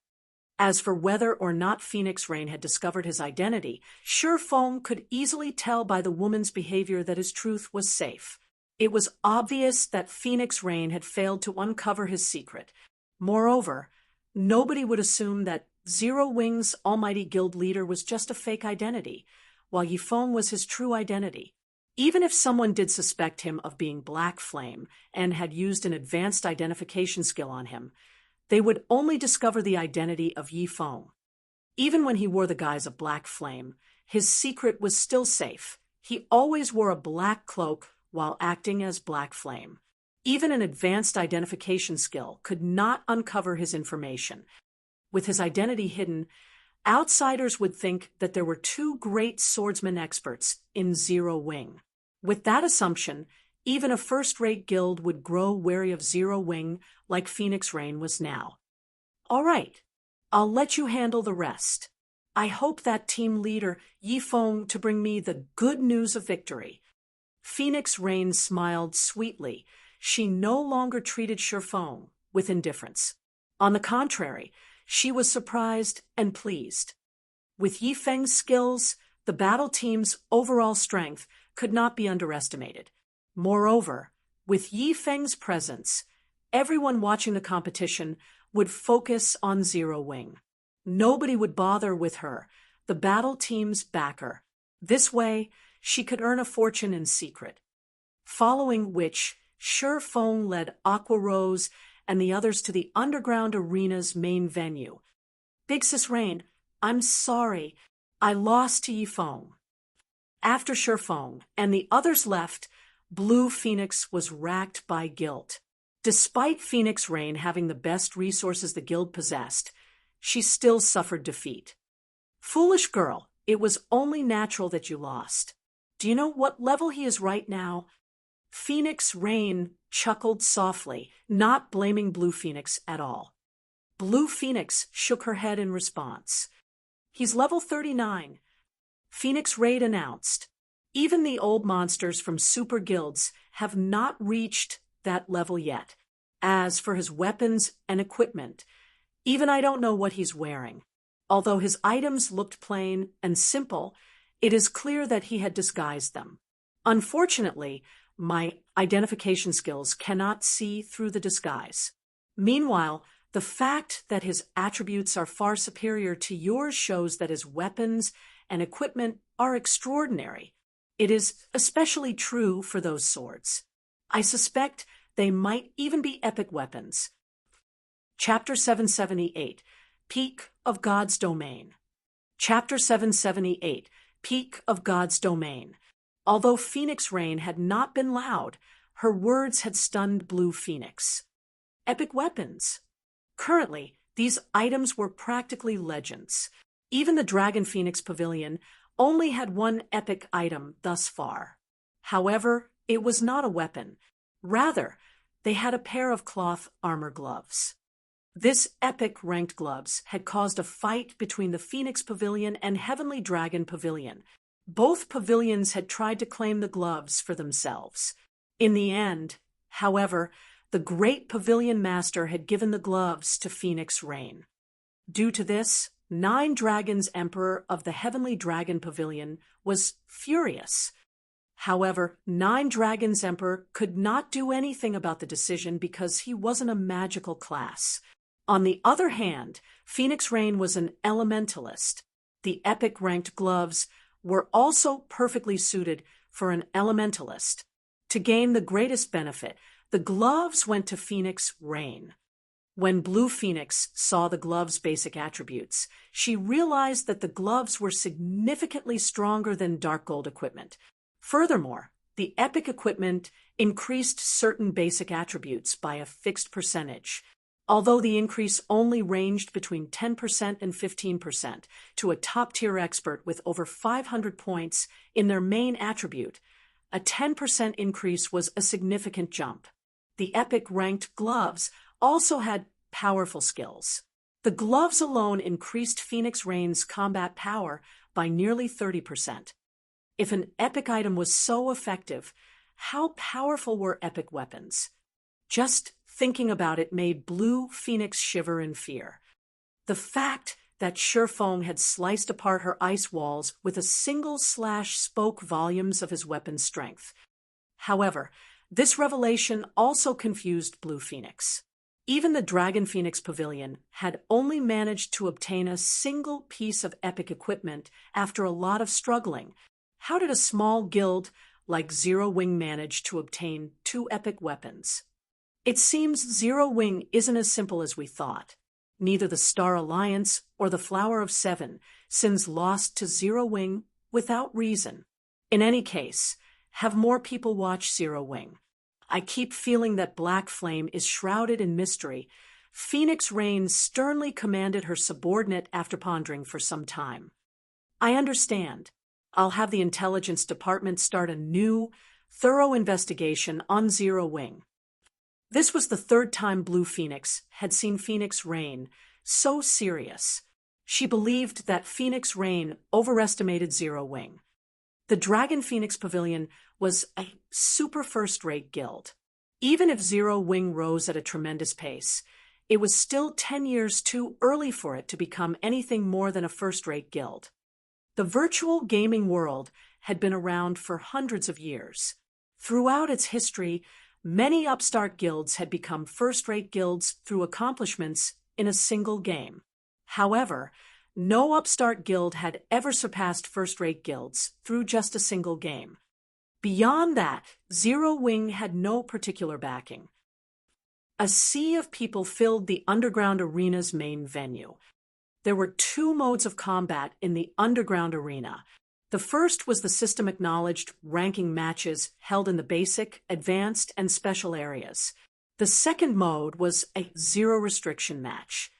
For zero-restriction matches, players could fight special area experts without requiring combat results in the underground arena. However, the size of the venues and rules were different. Even the fees were different. The basic venue for zero-restriction matches could hold far more people than that of the ranking matches. Each venue could hold roughly 500 people. If one wanted to reserve the venue, each day cost 3 gold. Inside the venue, players could fight however they wished. There were no restrictions to the number of fights that could be held. As for the advanced venue, it could hold 3,000 people. Reserving it for the day cost 10 gold. The special venue could hold 20,000 people, and reserving it for a day cost 100 gold. Even large guild could not afford to reserve the special venue. The main venue towered above the special venue. The number of people the main venue could hold depended on the city's rank. A kingdom's main venue could hold roughly 50,000 people. An empire's main venue could hold roughly 70,000 to 80,000 people. The main venue of the four great empires' underground arenas could hold roughly 100,000 people. Aside from accommodating larger crowds, the greatest difference between zero-restriction matches and ranking matches was the size of the dueling rings. In basic venues, the dueling rings there could support one-on-one matches. The dueling rings of advanced venues could support 3-on-3 matches at most. Special venues could hold 10-on-10 matches. Lastly, main venues could hold 100-on-100 matches. In the underground arena, the spectator stands offered the full view of the dueling ring. One could observe the battlefield from whichever angle they desired. Battles involving hundreds of players frequently occurred across God's domain. However, it was difficult to observe these battles without being dragged into the fray. However, that would not happen in the underground arena. Players could observe the battles in the dueling rings closely. Hence, players favored the underground arena. The various large guilds would also often rehearse 100-man team battles here. However, unlike the other venues, each underground arena only possessed one main venue. Moreover, the rental fee was very expensive. Renting out the main venue in White River City cost more than 300 gold. As for the four great empires, their main venues cost 600 gold to rent each day. Through Zero Wing and the Candlelight Trading Firm, Shurfeng only raked in roughly 1,000 gold a profit each day. Yet, it cost 600 gold to rent the main venue. Meanwhile, such competitions occurred in the four great empires' underground arenas every day. The wealth of the Dark Arena's organizer was obvious. Neither the participating players nor the audience members needed to pay an entry fee. Of course, they all required an invitation to enter. No one could enter the main venue without one. However, even without charging an entrance fee, the Dark Arena's organizer still made an immense profit. The organizer charged a 1% processing fee for all winning bets in the Dark Arena. Although 1% might not seem much to whoever won the bet, only those of extraordinary status were invited to watch the battles. Even 1% was an extraordinary amount of money. Furthermore, there were a lot of people betting on the fights. The organizer earned far more than just 600 gold each day. With so much profit at stake, it was natural that the position of the Dark Arena's organizer was not permanent. Initially, one would secure the position by influence. Later, they secured it with strength. Why were the various major corporations pushing their battle teams to secure victory with every match? They pushed because only the top few ranking battle teams could qualify to challenge the Dark Arena's organizer. Hence, the qualifications to form a Dark Arena battle team were precious. When Shurfeng learned that Phoenix Rain had qualified to send a battle team to the Dark Arena, he had been shocked. There are so many people here. After Blackie entered the main venue, the scene had left him awestruck. The competition venue, which could accommodate 100,000 players, was about 20% full. These people have extraordinary statuses. Most likely, even the most inferior among them are upper echelons of first-rate guilds. Aqua Rose stated. When she swept a glance over the audience members, she noticed several upper echelons from first-rate guilds. She even spotted the guild leaders of several first-rate guilds. It's not just the upper echelons of the first-rate guilds in God's domain. Many famous experts have been invited as well. In addition, the representatives from many major corporations have received invites. However, the Dark Arena is lively today, Shurfeng explained slowly. He had visited the Dark Arena many times in his previous life. Back then, however, he had been over level 100. By then, Many people had discovered the Dark Arena. Moreover, the battles he had watched had usually been between relatively skilled battle teams. Even then, the venues were only about 30% full. Currently, the Dark Arena was still new, only emerging recently. An occupancy rate of 20% was already considerably high. As staff members guided Shifeng and his team into the dueling ring, their appearance had elicited a small cry from a corner of the audience stands. "Isn't that Yifeng?" Zhao Yueru exclaimed as she rubbed her eyes, thinking they had fooled her. However, no matter how she stared, the man was undoubtedly Yifeng. Why is he here? Chapter 779, Zero Wing's True Appearance. Chapter 779, Zero Wing's True Appearance. Hearing Zhao Yueru's shriek, Gentle Snow, who sat beside her in silver armor, could not help but turn to look. This Gentle Snow was slightly surprised as well. Even in Starmoon Kingdom, Yifeng unknown to the public. However, Gentle Snow knew very well that if not for Yifeng's help, it would have been impossible for her to defeat Chao Chenghua. One could say that Yifeng was quite strong. However, being strong and being able to participate in the Dark Arena were entirely different things. After not encountering Yifeng for a short time, the man had become one of the Dark Arena's participants. This sudden development was truly shocking. Just what kind of place was the Dark Arena? It was a hub for the top powers in God's domain. Even the guild leader of a second-rate guild was not qualified to receive an invitation. Only first-rate guilds would have the opportunity to watch the matches here. Although Zero Wing had risen to prominence in Starmoon Kingdom, and it was as strong as a first-rate guild, it was still an unknown existence to the majority of God's domain. After all, Starmoon Kingdom was only one of the many kingdoms in God's domain. Even if the guild received an invite to the Dark Arena, it shouldn't have happened for another several months. Yet, Yifeng had joined a battle team. Joining a battle team required far more than joining the audience. Snow, look, it's not just Yifeng. Zero Wing's upper echelons are here, too. Zhao Yueru quickly noticed Aqua Rose and the others, who followed Shifeng closely. During the war in the Stoneclaw Mountains, Zero Wing's upper echelons had allowed the various large guilds to gain a new understanding of their strength. Although their victory against the Flower of Seven seems mainly attributed to Black Flame's uncontrolled power, the fact that they had lasted so long against the assassins and suffered so few losses was astounding. It was especially true for Aqua Rose, Fire Dance, and Violet Cloud. These three women had stood against the Flower's party leaders without assistance. They were extraordinarily strong. After the war, Gentle Snow had even asked for a copy of the battle video. Although Gentle Snow knew that it was not appropriate to ask for the favor, she was very keen to know the process of that battle. After all, the battle between the Flower of Seven Sins and Zero Wing's upper echelons had been a crucial turning point in the war.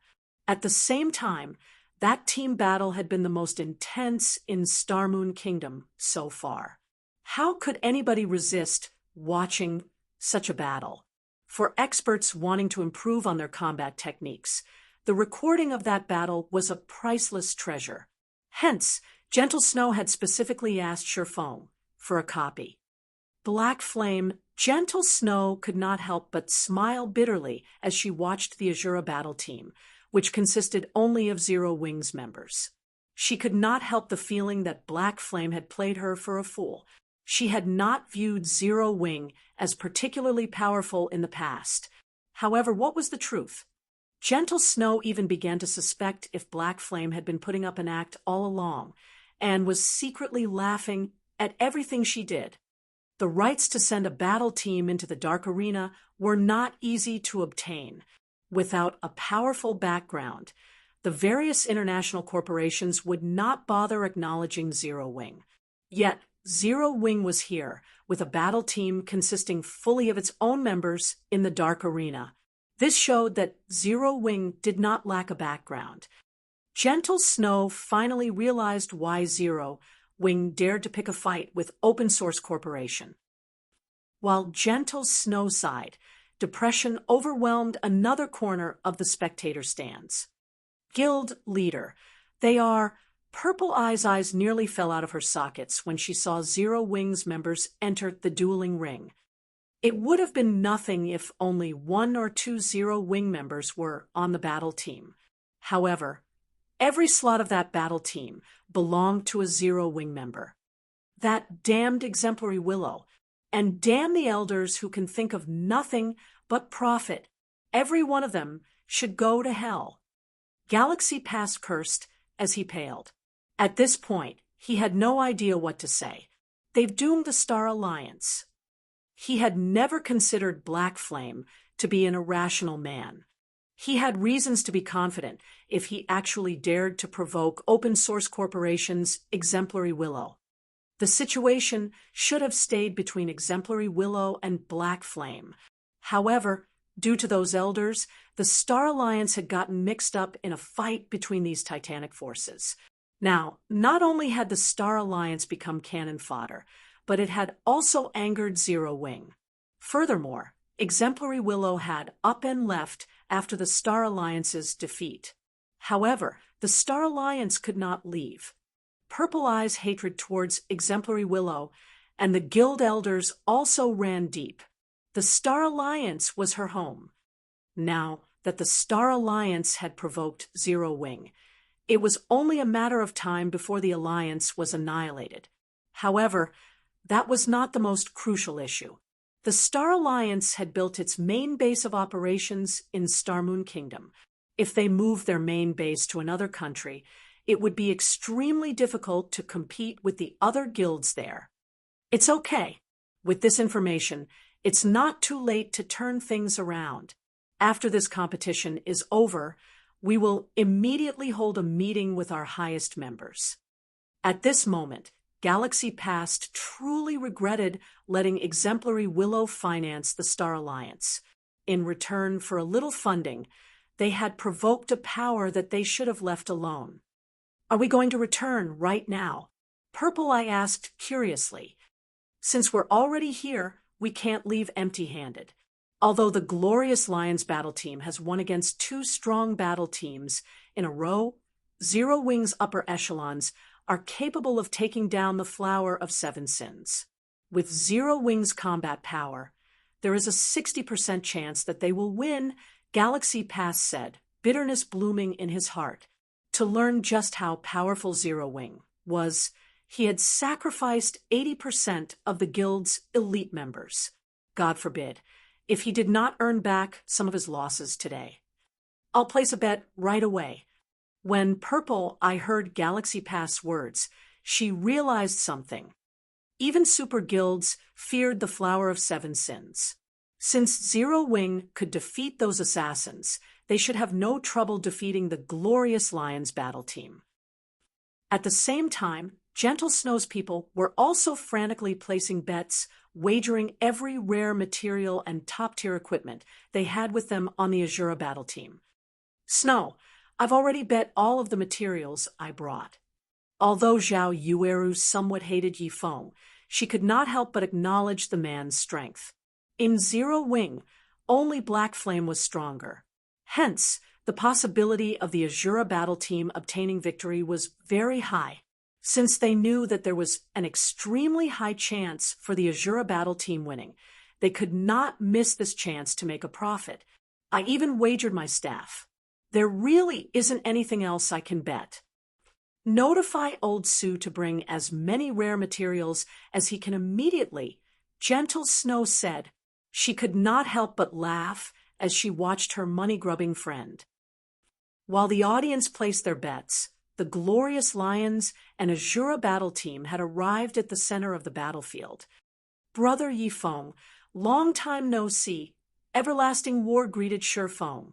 I never thought we would meet again under such circumstances.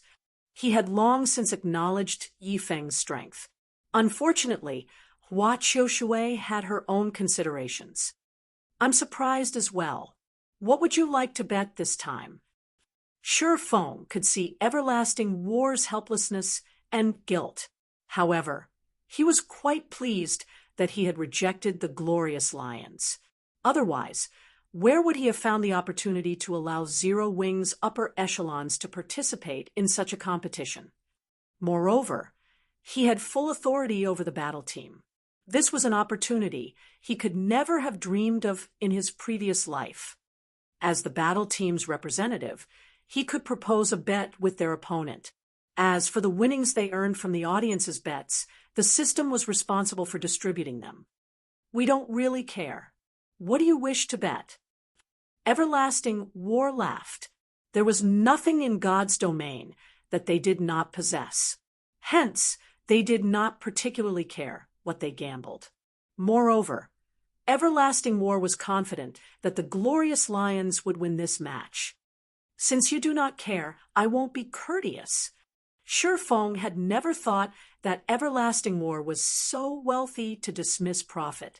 He relaxed and said, let's bet 40 logs of primal emerald wood, 24 soul cultivating stones, 30,000 magic crystals, and 1,000 pieces of level 30 and above dark gold equipment. How about it? Chapter 780, Wager. Chapter 780, Wager. Before the match began, the audience began to place their bets. Everyone came to the dark arena for two reasons. The first was to earn rare materials and top-tier equipment. The second was to watch an exciting battle. As soon as the two battle teams stepped into the dueling ring, everyone began searching for information regarding the team members and placing their bets based on what they found. The audience was shocked by what they found. Why does this Azura battle team consist of members from a small guild? Just who established the Azura battle team? Have they lost their mind? Aside from Aqua Rose, who has some fame, the other members are nobodies. So what if they're somewhat famous in Star Moon Kingdom?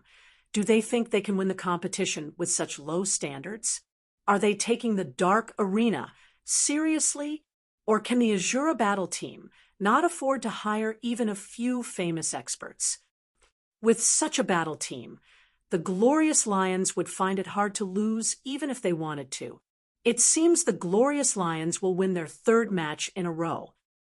Once the audience members read what information had been collected on Zero Wing, they couldn't believe their own eyes. Although Zero Wing was not weak, it was not particularly strong either. Black Flame was the only notable figure in the guild. However, there was no sign of Black Flame. Moreover, none of the members had even set foot into the realms of refinement. Their equipment might rank at the top in their kingdom, but what did that matter in the Dark Arena?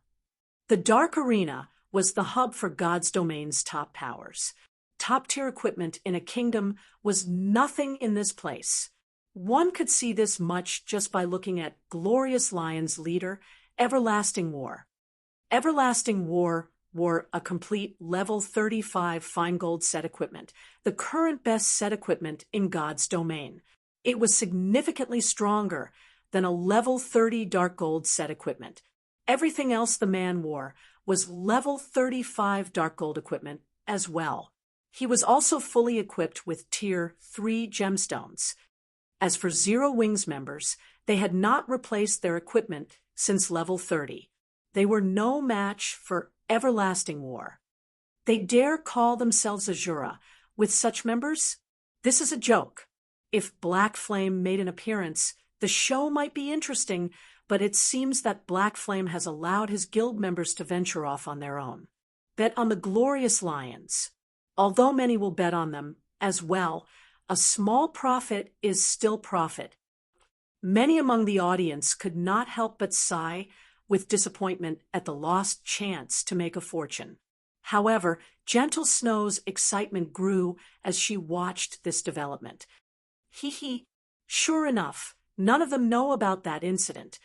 Zhao Yueru giggled as she watched the other audience members place their bets on the Glorious Lions. All right, stop laughing. We only discovered it by coincidence.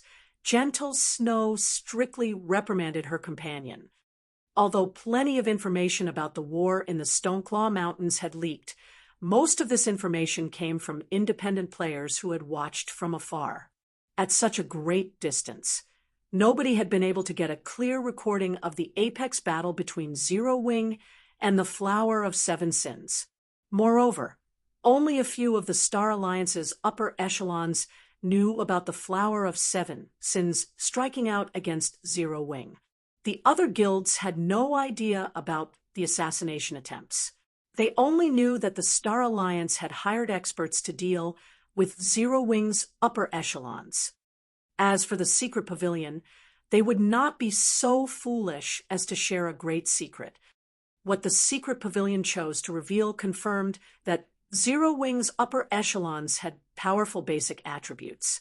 However, they did not reveal any information about the experts they had faced. Although Fire Dance, Violet Cloud, and Aqua Rose had yet to become Refinement Realm experts, they could exert enough combat power to face down Flowing Water Realm experts. Furthermore, the Azura Battle Team had Yi Feng. Overall, the Azura Battle Team had 4 experts who could rival Flowing Water Realm experts. The other members were strong enough to contend with Refinement Realm experts. To put it simply, it would not be difficult for the Azura Battle Team to secure victory against the Glorious Lions. It was a pity that Black Flame was not here. Otherwise, the Azura Battle Team might have won this competition without question. Anihua, you must avenge me. Exemplary Willow immediately burst with anger when she saw that every member of the Azura Battle Team was from Zero Wing. She had lost quite a bit of money in the last war. To make matters worse, she had failed to annihilate Zero Wing. She had never imagined the despicable guild would appear before her once more. HM, did this battle team provoke you somehow? Hua Qiushui asked, laughing. Yes, they caused me to lose a lot of money.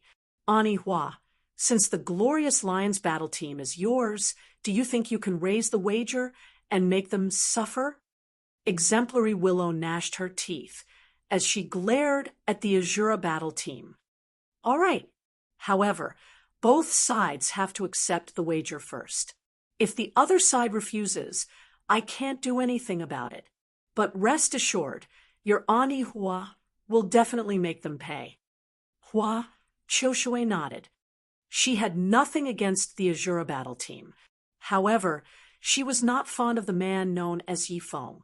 Not only had he refused to participate in her audition, but he had also appeared before her as the leader of the Azura battle team. Society's inner circle was only so big. If Yi Feng won this competition and others learned of their history, she would be a laughingstock. Now that even Lu Shirshir asked her to avenge the loss the girl had suffered, she could use this opportunity to teach Yi Feng a lesson. In the dueling ring, what did you say? Everlasting War asked again. The other Glorious Lions members were similarly stunned by Shi Feng's offer, thinking that they had heard wrong. Both primal emerald wood and soul cultivating stones were necessary materials to construct a stable.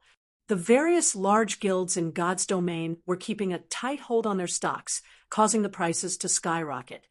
For example, the primal emerald wood had cost 40 gold per log not too long ago. Each log was already worth as much as a piece of dark gold equipment. Now, however, each log cost 60 gold. As for the soul cultivating stone, each stone originally sold for 30 gold. Now, no one would part with theirs even for 50 gold.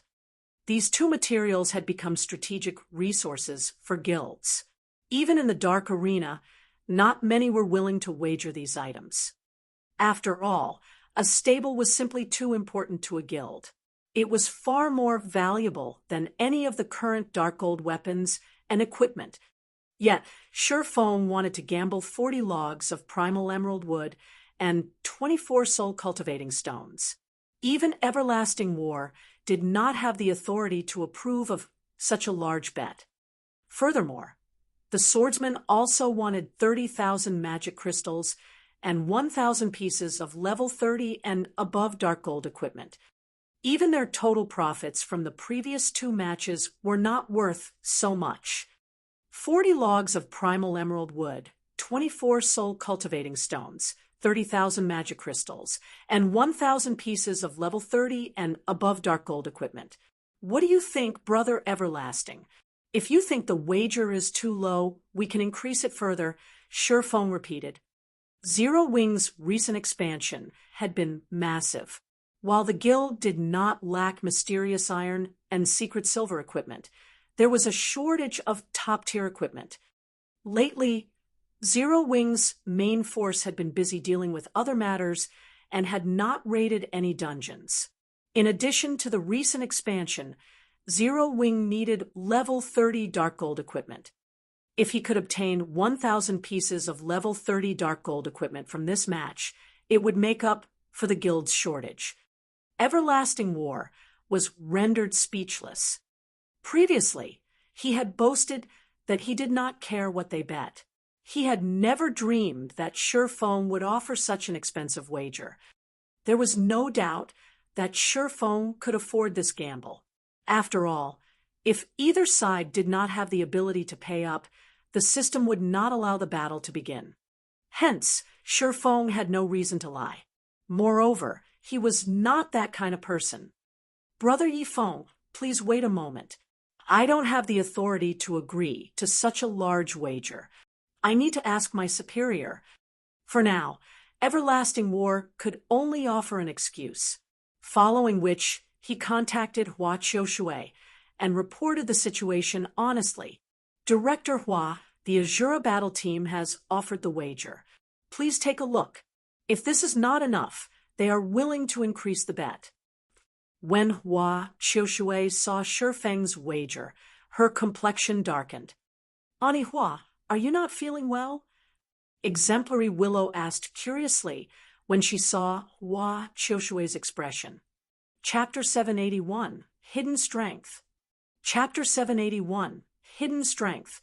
Hua Qiushui waved off Exemplary Willow's question and said, It's nothing. Watch your auntie Hua avenge your losses. Thank you, Ani Hua. Exemplary Willow smiled sweetly, her mood brightening. Following which, Hua Qiushui contacted Everlasting War and asked in a low tone, Everlasting, what is your opinion on the Azura battle team's strength? My opinion? Everlasting War wondered why Hua Qiushui asked such a question. The Azura battle team is very strong. A few of its members feel like intense threats. As for the team leader, Yifeng, he is a refinement realm expert. However, based on our team's strength, winning should not be a problem. There were a total of 5 matches in this competition.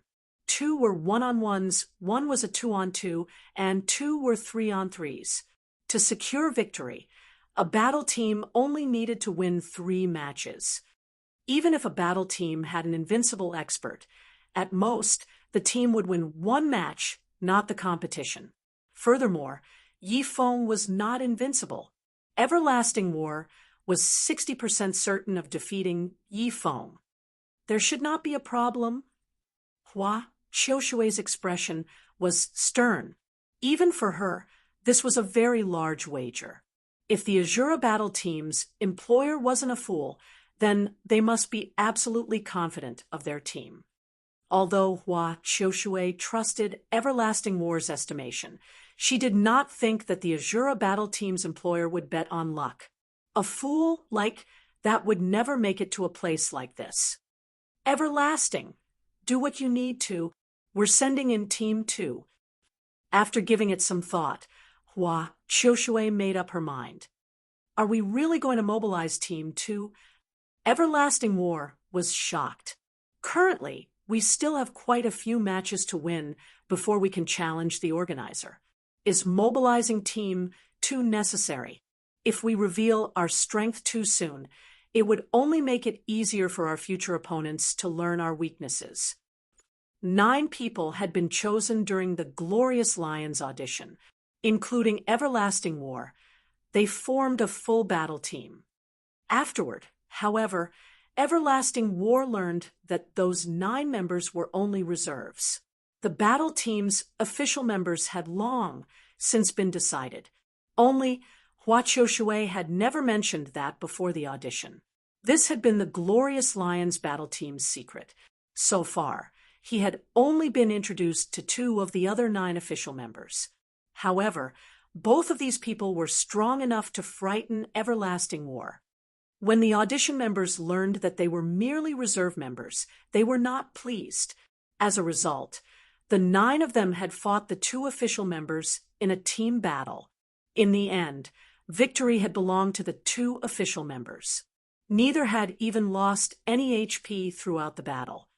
The 9 audition members had no choice but to admit their defeat. The difference in their strengths was too massive. Hence, the Glorious Lions battle team's reserve members formed Team 1, while Team 2 consisted of the battle team's official members.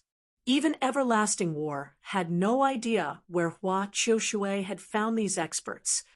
Meanwhile, Everlasting War was only Team 2's vice leader. As for the mysterious official leader, even now, Everlasting War had yet to him. However, whenever he saw Hua Qiushui converse with that person, the woman would show respect. Her voice carried none of the commanding tone it usually had when she spoke to him. The wager is too big to risk. Notify the organizer. The competition has not begun yet, so there should be no issues in making a last-minute change to our roster, Hua Qiushui demanded. In truth, aside from worrying that the Azura battle team hid its strength, Hua Qiushui wanted to show Yifeng that the audition members were merely part of a reserve team. They were minor characters she used to deceive her enemies. I understand. Everlasting War sighed, helplessly. He had looked forward to an intense match against the Azura battle team. Now, however, that was no longer possible. The members of Team 1 were capable of defeating the Azura battle team. However, there was a massive gap between Team 1 and Team 2. The Azura battle team had no hopes of winning against Team 2. After the Glorious Lions battle team and the Azura battle team confirmed their bets and registered their participating members, a commotion ripped through the main venue. What is this? Why did the Glorious Lions swap out their members? Wait, the team's leader, Everlasting War, is still on the team. Only the other members have been replaced. Don't tell me they're complaining that the Azura battle team is too weak and are trying to up the risk of the competition. The audience fell into a heated discussion. Although last-minute replacements frequently occurred in the Dark Arena, there had never been a full team replacement, excluding the leader. Something's not right. Gentle Snow's expression suddenly turned grim. Snow, what's going on? Zhao Yueru asked curiously. The Glorious Lions aren't replacing their stronger members with weaker ones. They're replacing their weaker members with stronger ones. Gentle Snow said, seriously, I had never imagined that the Glorious Lions would have hidden their strength so deeply. They kept their true strength hidden all this time. The Azura battle team is in danger. Snow, how do you know that the Glorious Lions have replaced their weaker team with a stronger one? Their levels are mostly the same. Zhao Yueru looked at the levels of the new members. The highest among them was level 36, while the lowest was level 35. They were not much stronger than the previous team. Moreover, she had never seen any of the new members before. They were not particularly famous in the virtual gaming world. It's not surprising that you don't know them. I have only encountered a few of these people by chance, Gentle Snow said, smiling bitterly. That tanned, skinny level 36 assassin named Long Rainbow defeated 4 of Underworld's 7 ghosts by himself in the Divine Battlefield. He is slightly stronger than Great Ghost, the 7 ghosts' #1 expert. That level 36 blue-armored swordsman named Blood Sun defeated Warwolf and Soaring Snake by himself in the Divine Battlefield as well. She had only discovered this information from her spies in Underworld. Currently, Underworld sided with Chao Chunghua. Naturally, she had been forced to take her own countermeasures. These incidents had flabbergasted Underworld's upper echelons. Nobody could have imagined that their top experts, who had gone into the divine battlefield to grind, would have been hunted for points. Gentle Snow had been quite pleased when she heard the news. She never imagined that someone other than Black Flame would cause so much trouble for Underworld. Now, however, she felt no joy at all. That can't be true, right? Since when have the glorious lions been so strong? Zhao Yueru knew plenty about Underworld's 7 ghosts. She also remembered War Wolf's strength. The man had played with Fierce Snake, one of Ouroboros's 12 apostles, like a toy. Even Zhao Yueru feared the man's strength. Yet, someone had defeated such a powerful expert despite him combining his strength with soaring snakes, the 12 apostles' #1 expert. Like Gentle Snow, Phoenix Rain, who sat comfortably in a VIP room, frowned deeply. Damn it, why is he here? Phoenix Rain glared at the glorious lion's new leader, complaining indignantly, do the battle wolves not care about their reputation? Chapter 782, Famed Sword Bonfire. Chapter 782, Famed Sword Bonfire. Big Sis Rain. Blue Phoenix was confused. This was the first time she had seen Phoenix Rain grow so angry. In her eyes, Phoenix Rain was a lofty queen. She was always calm and dignified, even when competing with a super guild over an item. She spoke and smiled peacefully. Now, however, she was clearly anxious. It was simply inconceivable. Phoenix Rain had also realized that she had lost her composure. Smiling bitterly, she explained, Yifeng's group is doomed. If I had known this would happen, I wouldn't have bet so much on the Azura battle team. Big Sis Rain, is that man particularly powerful? Blue Phoenix watched the middle-aged man, who now led the glorious lions. Appearance-wise, this middle-aged man had a handsome face, a strong body, and sharp eyes that resembled an eagle's. He wore silver-black armor and carried a flame-red greatsword. He looked like a towering war god. After analyzing the man just for a short moment, Blue Phoenix suddenly noticed that the man's gaze shifted towards her as if he noticed her watching him. Blue Phoenix was afraid. Not only was she far from the dueling ring, but she was also in a VIP room. The players in the dueling ring should not be able to see inside the VIP rooms at all. Blue, you understand now, right? Anger filled Phoenix Rain's eyes as she glared at the new team leader. Big Sis Rain, who is that man? Why haven't I heard of someone with so much power? Blue Phoenix asked as she realized just how powerful the middle-aged man was, shock setting in. Logically, such monster-level characters should disdain taking part in such competitions, yet here one was. It was no wonder why Phoenix Rain had become so enraged. Although you've never met him before, you should have heard his name, Phoenix Rain said as she shook her head. He is one of the 4 great wolf kings of the battle wolves. Sirius. That's him. Blue Phoenix immediately understood Phoenix Rain's anger. The Battle Wolves was a super guild that had existed for over 100 years. The guild's 4 great wolf kings had shaken the virtual gaming world with their fame for many years now, and were mainly responsible for pushing the Battle Wolves to the peak of the virtual gaming world. Only 8 years ago, the 4 great wolf kings had removed themselves from the public eye. No one had heard any news about the Wolf Kings after that. For those who remember them, however, the names of the 4 great Wolf Kings still resounded like thunder in their ears. Now, an old monster had arrived to participate in a competition between the younger generation. This was harassment. Big Sis Rain, why don't we notify Yifeng and tell him about this? Although Blue Phoenix had lost to Shifeng, at the end of the day, they were on the same side. Now, that Sirius had joined the competition, they could only send cannon fodder at him, losing the match intentionally and focusing on the other matches.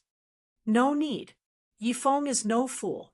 He can tell how powerful Sirius is. I don't think he'll try to face Sirius head-on, Phoenix Rain said. However, Sirius isn't the only one to watch out for. There are several other members who are extremely dangerous as well. Even if Yifeng chooses the right members for the matchups, this will be a hard battle. Are we going to lose our first competition? Blue Phoenix was frustrated. She wished she was a part of the battle team's roster. They might even have a chance at victory. However, now that the competition roster had been set, no further changes were allowed. If you lose, you lose. Victory and defeat are common on the battlefield. In any case, this will be a profitable loss. At the very least, we now know the Glorious Lions battle team's trump card.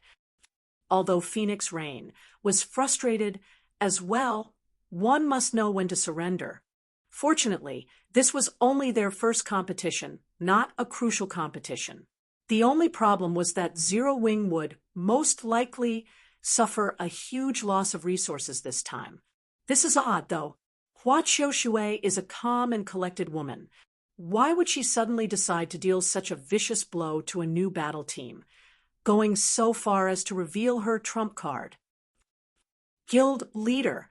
The Glorious Lions atmosphere is weird.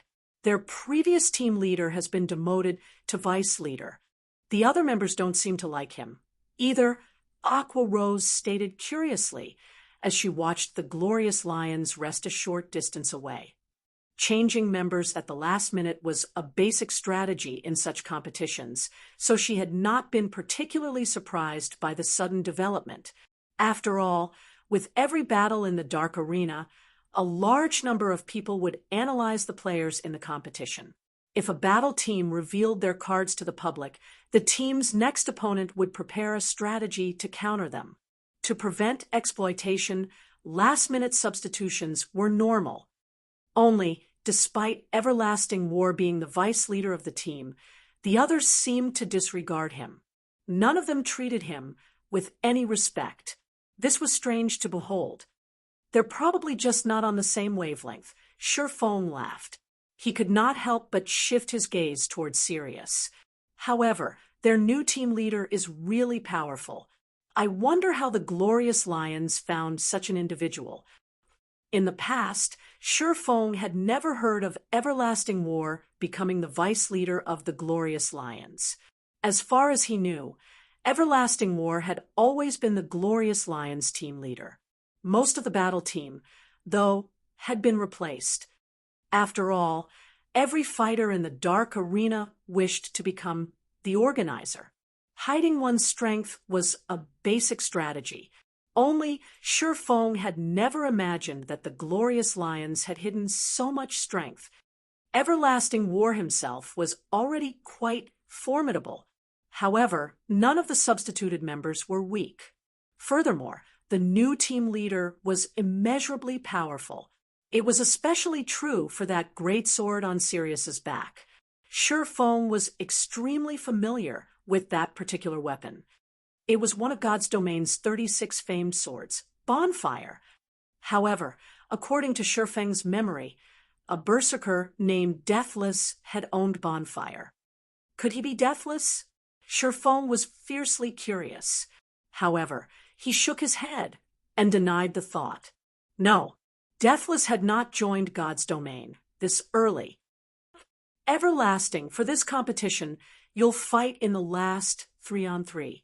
Leave everything else to Thousand and the others, Sirius announced in a gravelly tone that left no room for argument as he glanced at Everlasting War. I understand. Even if Everlasting War was unhappy with this decision, he could only nod in agreement. In truth, however, he was not dissatisfied at all. If not for Sirius's guidance, he would not have improved so fast. Only it was unfortunate that he would not get the opportunity to fight. There were a total of 5 matches in this competition. The first match was a 1-on-1. Following it would be a 2-on-2, and then another 1-on-1. If they won the first 3 matches, there would be no need for the last 2 3-on-3s. 1000, you'll be our spearhead. Take it a little easy, and don't let the opponent die too quickly. I don't wish to reveal the battle team's strength so soon, Sirius said deeply. I understand, the level 36 ranger called 1000 Blades nodded, chuckling. Seeing 1000 Blades walk up to the dueling ring, the other battle team members expressed their displeasure. TCH, why has he been chosen again? What can we do? Our leader doesn't want to reveal too much of our strength. Naturally, sending 1000 is the best choice. After all, his combat power ranks in the middle of our team. He should be able to deal with the enemy easily while pulling the wool over those intelligence personnel's eyes. When the other members heard this deduction, they understood Sirius's decision. After all, they had already garnered plenty of attention with the sudden substitutions. Restraining their strength would benefit them. When Zero Wings members saw that their first opponent would be a ranger, everyone began to volunteer for the match. Guild leader, let me fight. We're both rangers. It is a good opportunity to determine which battle team is superior, Minor Wind said hurriedly. No, as a precaution, Aqua Rose will face him, Sherfong said as he shook his head. He had already formulated his own plan. Chapter 783, 1000 Blades versus Aqua Rose. Chapter 783, 1000 Blades versus Aqua Rose. _ When the Zero Wing team heard Sherfeng's decision, they were confused. The Cursemancer was a magical class, so it would be at a disadvantage against a ranger. At the very least, they should send a ranger like Minor Wind to negate the class advantage, or an assassin or berserker, which countered rangers. Guild leader, let me take him on instead. My class is particularly effective against rangers. This match will be ours, Fire Dance suggested. The others agreed with her proposal. There were a total of 5 matches in this competition, but they only needed to win 3 to emerge victorious. If they could win the first match, it would increase their chances of winning and the team's morale. Moreover, during their journey to the Dark Arena, the team had noticed a change to Fire Dance's weapons. Fire Dance, who had never replaced her True Fire Blades before, had replaced both of them. The True Fire Blades were set weapons. Both were also top-tier Dark Gold weapons. Even on their own, they were only slightly weaker than level 35 Dark Gold weapons. However, even 2 level 35 Dark Gold weapons could not compete against the True Fire Blade's set effects. Yet, Fire Dance had still replaced them. This told them that the new weapon's attributes must far surpass the True Fire Blades. Now that Fire Dance had gained a boost to her attributes with her combat techniques, she should be able to defeat the ranger easily. No, Aqua is the best choice here. You have more important matters to deal with. Sherfong shook his head. His decision was firm. Sherfong knew quite a bit about the ranger named 1000 Blades. After all, he had been one of the glorious Lions battle team's members in the past. 1000 Blades also often took part in the Dark Arena battles. In these top-tier competitions, attributes meant very little.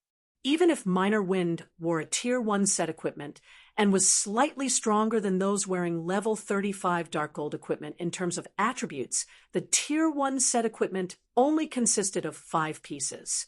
Minor Wind's other equipment would not give him an advantage against 1000 Blades.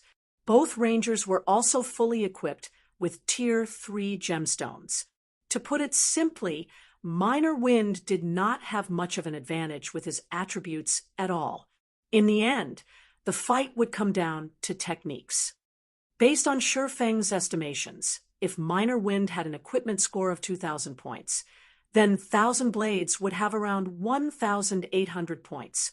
Although there was a gap, techniques could easily close that gap. This was commonplace in the dark arena. Moreover, tools were not allowed in dark arena battles. This meant that the fight would come down to techniques and equipment. Minor Wind had yet to reach the half-step refinement realm. He could only exert his body to its limits. How could he possibly challenge a refinement realm expert like Thousand Blades, someone who could control his body's power freely? After Shi Feng made his decision, the fighters' names appeared above the dueling ring, which had an area of 300 by 300 yards. Thousand Blades versus Aqua Rose. The Azura battle team is pretty pitiful. They're actually sending Aqua Rose, the most famous player on their team, into the first match. It seems they really don't have anybody who will be a challenge. The assassin Long Rainbow laughed. Unfortunately, even she is no match for Thousand. They would have been better off sending cannon fodder. They've just lost their only chance to win. Based on our reports, the Sword King, Black Flame, is the only capable player in Zero Wing. I really wish I could fight him. That way, I could take the title of Sword King for myself. Blood Sun, the blue-armored swordsman, said. He could not help his sigh as he looked over the Azura battle team roster. The Glorious Lions, other members nodded their agreement. This first match told them everything they needed to know. The Azura battle team stood no chance of victory. If Aqua Rose were a refinement realm expert, even with a class disadvantage, she could put up a good fight against Thousand Blades. Unfortunately, she was not. Even though she was only a thread away from the threshold, without actually setting foot into the refinement realm, there would be a massive gap between her skills and Thousand Blades. Big Sis Rain, what is going on with Yifeng? He sent Aqua Rose up. Can't he judge Thousand Blades' strength? Previously, Blue Phoenix had come to admire Shi Feng. Now, however, Shi Feng's choice had disappointed her. Thousand Blades had not bothered hiding his combat power at all. His actions were so smooth and natural without any excess movement. It was obvious he had already reached the refinement realm. No matter how I look at it, Thousand Blades should have reached the refinement realm. Even if Yifeng doesn't face the ranger himself, at the very least, he should send Fire Dance, right? Fire Dance was Zero Wing's #1 assassin. In terms of techniques, she was on par with Aqua Rose. Moreover, the assassin class more or less countered the ranger class. Although Fire Dance had not reached the refinement realm either, with her attributes, it was not impossible to secure a win. Giving up the match without even trying was a waste. Phoenix Rain simply shook her head. She, too, did not understand Shi Feng's decision. If the weak wanted to take down the strong, they needed to grasp and strike at the enemy's weakness. Currently, it was obvious that the Glorious Lions did not take the Azura battle team seriously at all. It was the perfect advantage. Yet, Shi Feng had chosen to give up the match. Aqua Rose did not give Shi Feng's decision much thought. A one-on-one fight against such a powerful expert was a rare opportunity. Although she did not know what was going through Shi Feng's mind, she was very happy to face Thousand Blades, even though her odds of winning were low. Aqua, hold on a second. Shi Feng suddenly stopped Aqua Rose, who was about to enter to the dueling ring. He then retrieved an emerald staff from his bag and handed it to Aqua Rose. No need to rush the battle. Take this chance to hone your skills. Guild leader, this is... Aqua Rose was ecstatic when she saw the emerald staff. She then said, Guild leader, rest assured, I'll toy with him with everything I've got. Saying so, Aqua Rose approached the stage confidently. Your leader is a fool. He sent you to your death. Well, whatever. It's been too long since I killed a beauty like you. Don't blame me for being ruthless. Thousand Blades was arrogant, his lips curling into a cruel smile. He retrieved the copper-colored longbow from his back and took out 5 green steel arrows from his quiver. He had prepared these arrows himself. They were called scorpion arrows, each costing 10 silver to produce. They were extremely expensive. He wouldn't normally use them, but in this competition, he could not be frugal. Even a slight graze from these arrows would cause massive damage.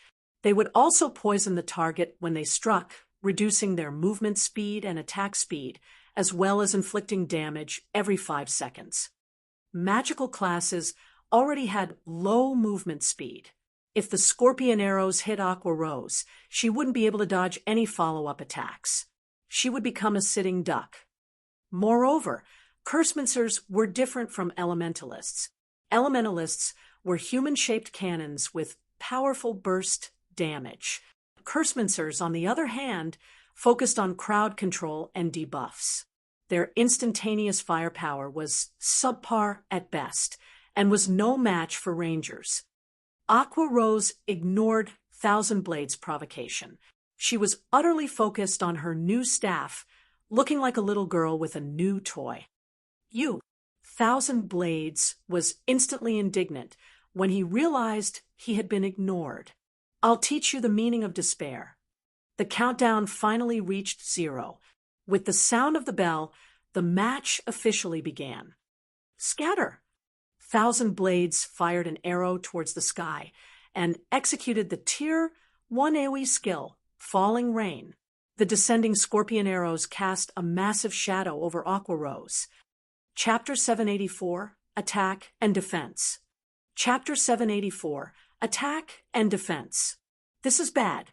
When Blue Phoenix saw Thousand Blades start the battle with an AoE skill, she could not help her worry for Aqua Rose.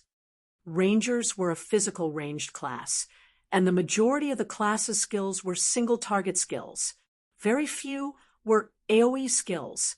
Hence, when one fought a ranger, they only needed to focus on monotonous attacks from the front. Even ordinary players could dodge these attacks. However, as soon as a ranger learned an AoE skill, their attack patterns would no longer be monotonous. It would become significantly more difficult to avoid a ranger's arrows.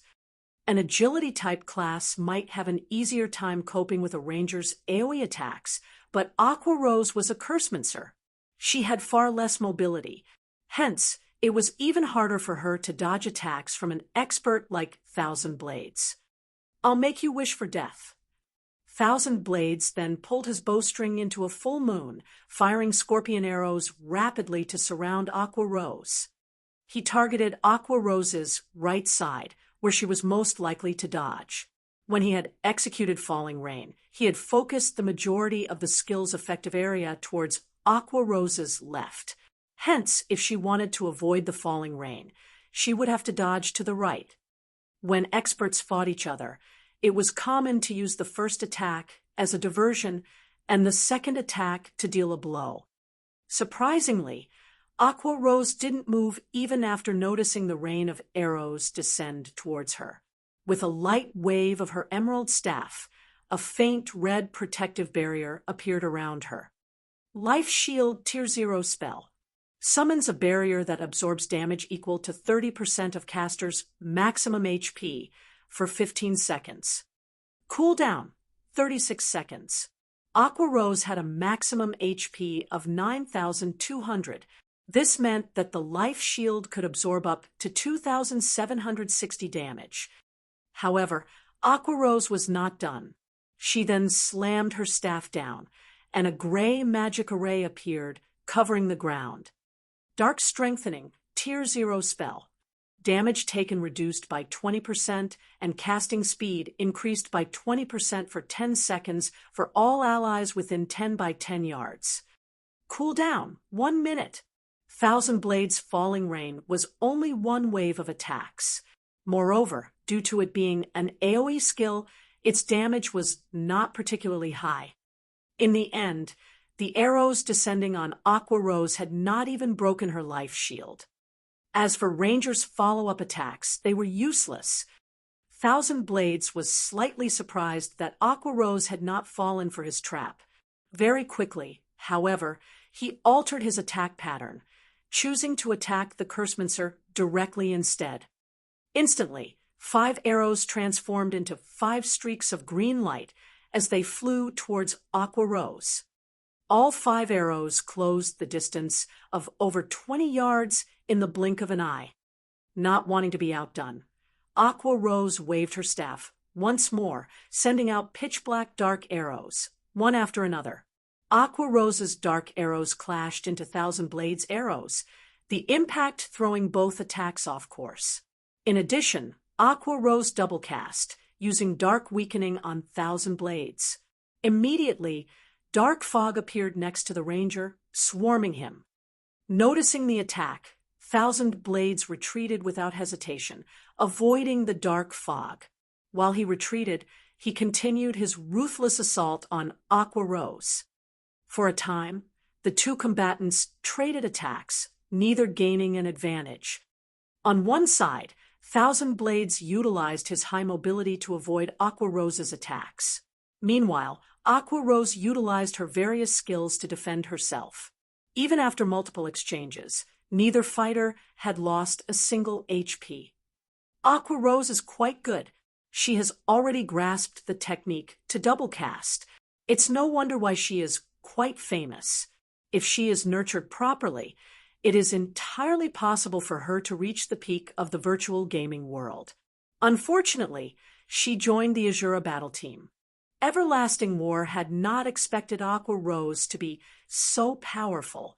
Although Thousand Blades was holding back, it was still impressive that she fought the ranger to a standstill. Thousand Blades was already in the refinement realm. His physical control was quite refined. Hence, his combat was quite efficient. Ordinary players would find it difficult to deal with the ranger's direct attacks, not to mention the counterattacks he launched while evading. Moreover, every time Thousand Blades attacked, he fired at least 3 arrows simultaneously. When an ordinary player attacked, there was over an 80% chance that they would fail to avoid such a complex counterattack. However, with her ability to double cast, Aqua Rose was able to both attack and defend.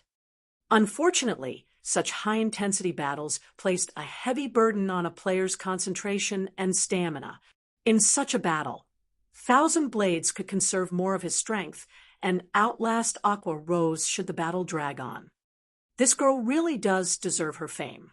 After fighting me for a short time, she has already gotten a clear grasp of my movements. Thousand Blades clicked his tongue. Contrary to his expectations, Aqua Rose had not grown weaker as the battle progressed. Rather, her strength was growing. Thousand Blades no longer looked down on Aqua Rose. Initially, he had evaded Aqua Rose's curses easily.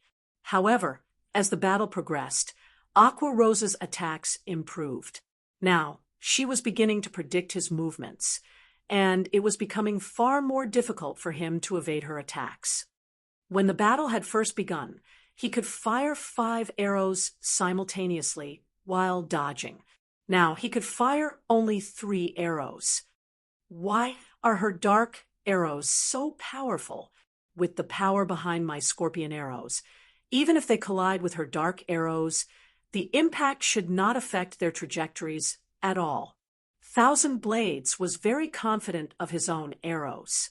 He had never imagined he would encounter something like this. I can't drag this on any longer. Thousand Blades was now certain that dragging this battle on any further would only benefit Aqua Rose. Immediately, Thousand Blades used the Tier 1 skill, Heart-Piercing Arrow. Xiao! A silver arrow sliced through the air as it flew towards Aqua Rose. Heart-Piercing Arrow's power was astonishing. Even the Berserker on the Glorious Lions battle team would not take Thousand Blades' heart-piercing arrow head-on.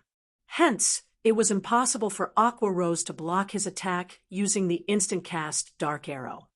Pung! As expected, the heart-piercing arrow shattered the Cursemancer's Dark Arrow. Such power!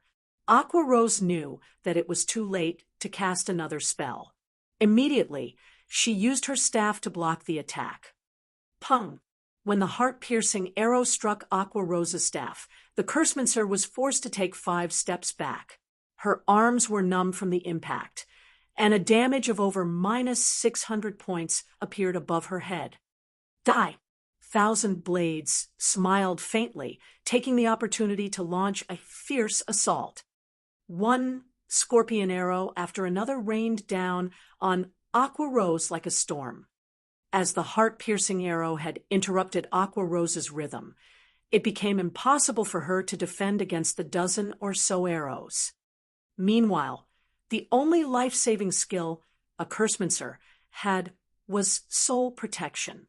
It could reduce the damage she took by 90% for 4 seconds. However, the skill had no defense against the movement speed reduction and effect of the scorpion arrow's poison. Once soul protection's duration ran out, her fate would be sealed. If you have to blame someone, then blame yourself for being a Cursmancer. Thousand Blades grew gleeful when he saw that his attacks would hit Aqua Rose. Dang, dang, dang. Suddenly, 3 massive treants appeared before Aqua Rose. Like an iron wall, the treants blocked all of the incoming arrows. What's going on here? Thousand Blades frowned when he saw the 3 massive treants. Forest Sprite, Special Elite, Level 38, HP 240, 000/240, 000. A powerful expert could, at most, deal with 1 special elite of the same level. Now, however, 3 special elites had appeared before him. He also had a Cursmancer, a class with many control skills, to contend with. This was definitely a problem. Chapter 785, The Cursmancer That Shouldn't Be Provoked. Chapter 785, The Cursmancer That Shouldn't Be Provoked. The 3 6-meter-tall treants earned shrieks from the audience the moment they appeared in the dueling ring. Do Cursmancers have such a skill? What skill is that? 3 special elites. The Glorious Lions are going to have a difficult time winning this match. The players in the audience were not ordinary, but experts with extraordinary insight. Ordinary players might never have the chance to watch a match between God's domain experts, but to these players, such opportunities were readily available. Hence, they were very familiar with the amazing aspects of God's domain experts. They were even more familiar with classes' skills in God's domain. Cursemancers mainly relied on control skills in combat. As long as they could restrict their opponent's movements, they could finish them off easily. However, Cursemancers were somewhat weaker than elementalists and summoners when it came to survivability and damage output. However, if they had a meat shield to pin down the opponent, a Cursemancer's threat level would rise exponentially. After all, Cursemancer's tiers and levels were still low, and many of their powerful skills had relatively long cast times. The class was not suited for expert battles. In a battle between experts, the outcome could be determined at any moment. It would be suicidal to use a spell with a cast time of more than 1 second. Hence, very few Cursemancers were found in the Dark Arena's battle teams. Generally, the battle team's casters were elementalists and summoners. However, now that 3 special elites had appeared to assist the Cursemancer, these monsters would easily make up for her deficiencies. I've really underestimated the Azura battle team. It's no wonder why they dared to send a Cursemancer into the fight. Sirius could not help but shift his gaze towards Sherfong, who sat quietly on the other side of the dueling ring. Tell Thousand to stop holding back. We must win this match. Everlasting War nodded. He then left his seat and approached the side of the dueling ring, forming hand signals to inform Thousand Blades. Players inside the dueling ring could not receive any messages or hear anything from outside the dueling ring. However, they could see what was outside the dueling ring. Hence, the various battle teams in the Dark Arena had created their own hand gestures and code words to convey instructions. At this moment, Thousand Blades' continuous retreat was exhausting him. Not only were the three forest sprites' defenses very high, but their movement speed was also relatively high. Avoiding the three treants took a lot out of him. He also had to deal with the various control skills Aqua Rose sent at him. Hence, he had no choice but to focus on his defense. Yet, if he only defended without attacking, he would inevitably suffer defeat. Previously, he had accidentally allowed one of the forest sprites to graze his shoulder, and instantly, his HP had fallen by 2,318. His total HP was just slightly over 10,000.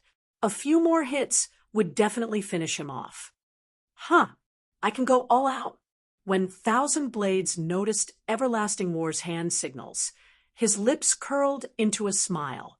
He then retrieved 3 golden arrows from his quiver and fired them at the 3 forest sprites. Imprisonment arrows. The imprisonment arrow would prevent enemies within a certain range from leaving the area, and the only way to break free from the seal was to destroy the arrow itself. However, the imprisonment arrows would also reduce summoned creatures' damage by 80%. Even to Thousand Blades, these arrows were precious. After spending a large stock of precious materials, he had only managed to produce 5 imprisonment arrows. Now, however, to win this match, he had no choice but to use them. 3 golden streaks of light struck the 3 forest sprites. Immediately, the treants were trapped inside golden cages. Meanwhile, each of the golden cages had 100,000 HP. Even though the forest sprites were special elites, after the 80% damage reduction, it would take them quite some time to free themselves from the cages. By the time they escaped from their imprisonment, the match would be over. After imprisoning the 3 forest sprites, Thousand Blades activated his berserk skill, Beastmaster's Soul. For 1 minute, his agility increased by 80%, strength by 60%, and movement speed and attack speed by 50%. The berserk skill also had a cooldown of 10 hours. After the ranger's strength and agility jumped, not only were his arrows faster, but they also contained far more power. In the next moment, a sonic boom echoed throughout the dueling ring. Numerous arrows arrived before Aqua Rose. However, as if she had expected this, Aqua Rose simply smiled as she waved her hand. Suddenly, 3 figures covered in blue flames appeared before her. When the powerful arrows struck these blue figures, they were forced to step back. Aqua Rose, however, remained unharmed.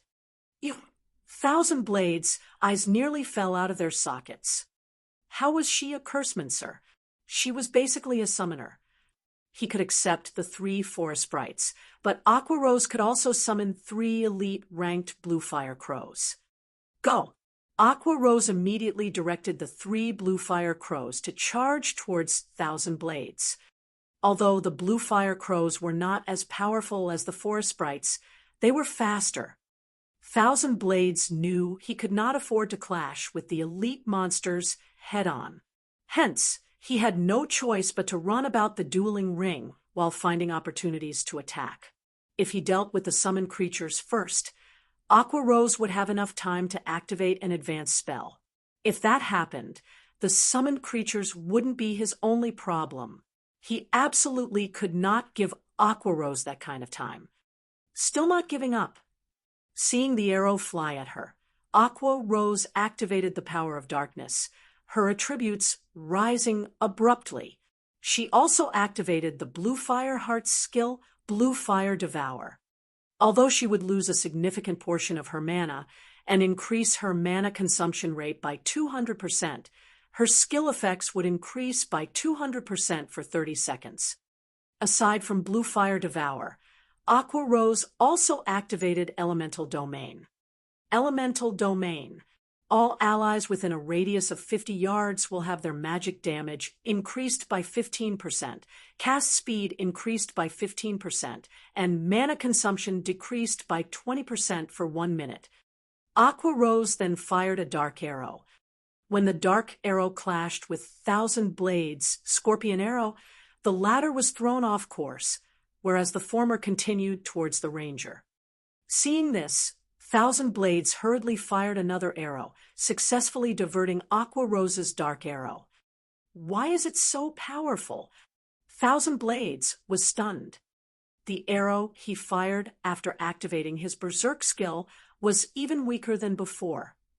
Thousand Blades had no clue that the staff Aqua Rose wielded was the epic ranked staff, the Song of Beatrice. Aqua Rose already had higher basic attributes than Thousand Blades. Now, not only had Aqua Rose activated her berserk skill, but she also had a support skill empowering her attacks. Hence, it was only natural that her dark arrows were far stronger. However, Aqua Rose did not give Thousand Blades too much time to think about it.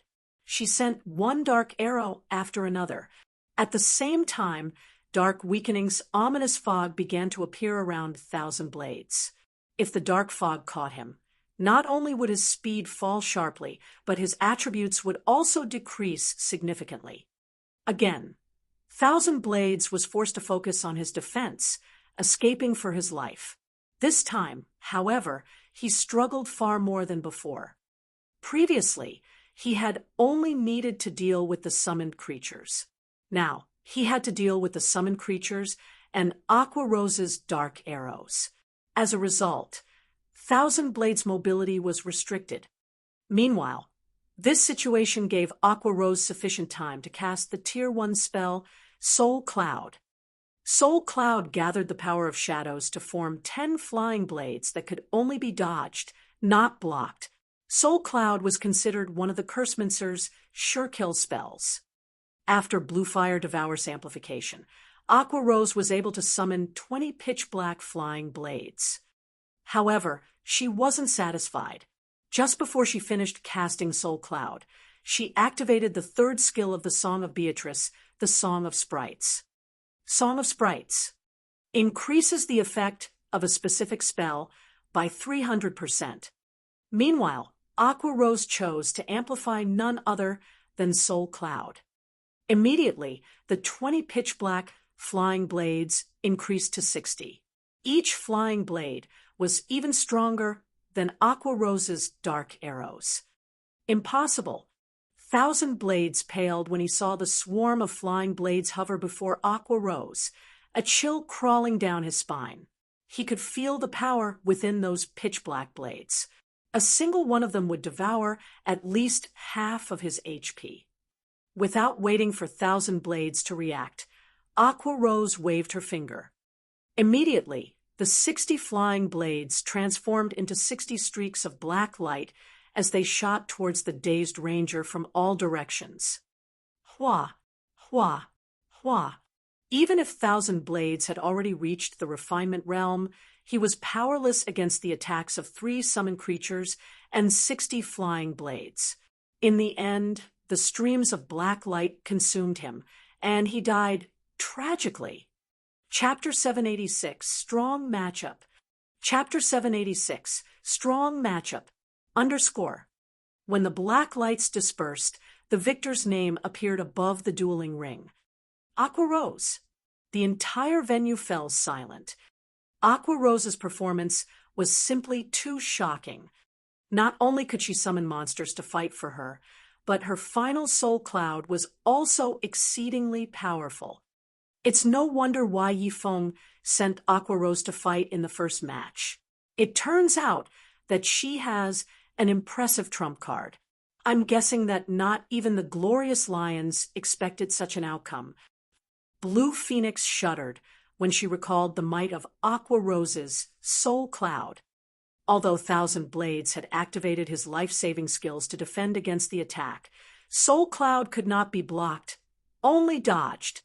Against flying blades from all directions, even Blue Phoenix was only confident in dodging 20 to 30 attacks with her techniques.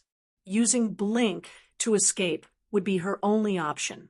However, Thousand Blades was a ranger. He did not have any instantaneous movement capabilities or skills that provided invulnerability. It seems that we don't understand as much about Zero Wing as we thought. Phoenix Rain revealed a bright smile as she watched Aqua Rose. One move to finish the enemy. Such situations were rare in the Dark Arena. Furthermore, Aqua Rose had yet to even set foot into the refinement realm. Since she had not secured victory with her techniques, then the only possibility was the Cursemancer's weapon and equipment. Previously, Yifeng had displayed his overwhelming advantage in terms of attributes. Now, they realized that Aqua Rose had the same advantage. The Glorious Lions had the support of the Super Guild Battle Wolves. Very few could compete with the Glorious Lions' equipment and weapons. Hence, it was inconceivable that Zero Wing's Aqua Rose had better equipment than Thousand Blades. Phoenix Rain's curiosity of the guild named Zero Wing grew. However, the following matches were the true hurdles the Azura Battle Team had to overcome. A team had to win 3 out of 5 matches to win the competition. However, the Glorious Lions had a monster-like expert. One could say that the battle team had at least 1 match in the bag. If the Azura Battle Team could not win 2 out of the 3 remaining matches, then it would lose. However, through this first match, everyone finally understood the Azura Battle Team's strength. They also understood just how powerful Aqua Rose was. Victory with 1 move. In the future, anyone who challenged Aqua Rose would have to consider today's fight. For a time, the various major powers focused their attention on Aqua Rose. They began to investigate her past. She used to be an honorary elder of Twilight Echo. The upper echelons of Twilight Echo really are interesting. They chased such a talent out of the guild. Ha ha ha. Twilight Echo sure is rich. While others are frantically trying to recruit top-tier experts, Twilight Echo is chasing them away. The guild must have too many geniuses. It's no wonder why Twilight Echo has not been performing well in recent years. So, this is their problem. Now that Aqua Rose has joined a small guild like Zero Wing, we might have a chance to poach her. The various major powers in the venue could not help but ridicule Twilight Echo. The expressions of Twilight Echo's upper echelons, who had come to watch the battle, twisted in response. Although they had known that Aqua Rose was a talented fighter and an experienced manager, they had never thought she would become this strong. Meanwhile, in the Glorious Lions Battle Team's resting area, the team members remained indifferent about the battle's outcome. They acted as if it were none of their business that they had lost the first match. This Azura Battle Team is fairly interesting. They are slightly stronger than I expected. It is no wonder why that Aqua Rose is Zero Wing's vice leader. Thousand Blades really lucked out this time. The swordsman Bloodsun commented disappointingly. He paid no attention whatsoever to Thousand Blades' defeat. After all, there was no way their battle team could lose this competition. On the Glorious Lions battle team, Thousand Blades' strength only ranked in the middle. None of their strongest combatants had taken part in the competition yet. On the other hand, the Azura battle team had already dispatched its strongest fighter. The competition's outcome was already self-evident. Let's see what the Azura battle team plans to do next. Though it doesn't really matter what kind of tricks they try to pull, the assassin Long Rainbow said, yawning. In the first match, the Glorious Lions battle team had been the first to send a combatant into the ring.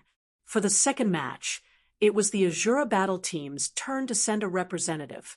Shifeng had no wish to prolong this competition.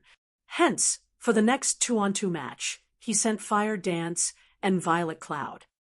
What's going on? They're actually sending a cleric.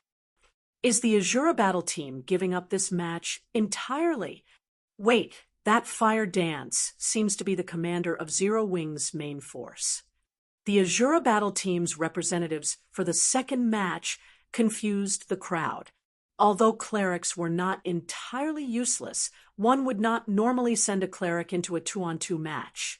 After all, if the enemy focused on the cleric, the battle would quickly devolve into a 2-on-1 situation. To make things worse, the assassin class could not pin down players like the Guardian Knight and Shield Warrior classes could. Just what is going through that man's mind? Is he trying to forfeit the match? Phoenix Rain could not help her frown. She was aware of the 3 great experts of Zero Wing. They were Aqua Rose, Fire Dance, and Violet Cloud, respectively, although sending 2 of the 3 great experts seemed like a good move. In the off chance that they were both defeated, the Azura battle team would lose all chances of winning this competition. Having them take part in the later 3-on-3 matches, taking the enemy by surprise like Aqua Rose had, would have been the wisest move. Yet Yifeng had discarded that opportunity. Interesting. This brat's desire to win is impressive. He wants to win 2 matches in a row and rely on his own strength to fight for the final strand of hope. He is underestimating the glorious lions, Sirius muttered as he glanced at Shifeng. Immediately he instructed, Rainbow and Blood, you 2 will fight. Show the Azura battle team's leader, the glorious lion's strength. Blood Sun and Long Rainbow's combat prowess was only weaker than his among the glorious lion's battle team. It was especially true for Blood Sunday. To increase their chances of becoming the Dark Arena's organizer, the Battle Wolves had even given Blood Sun an epic weapon. With Blood Sun's skills and the epic weapon, the swordsman's combat power was only beneath his own. Hence, winning this match would be child's play for Blood Sun and Long Rainbow. In fact, Blood Sun alone was more than enough to defeat the Azura battle team's 2 representatives. Leader, rest assured, Long Rainbow confidently reassured the team's commander as he stood abruptly. Rainbow, wait a minute. Fighting 1 player is too boring. Let me handle the both of them by myself, Blood Sun said as he stopped Long Rainbow. After the competition, I'll give you a bottle of life wine. How about it?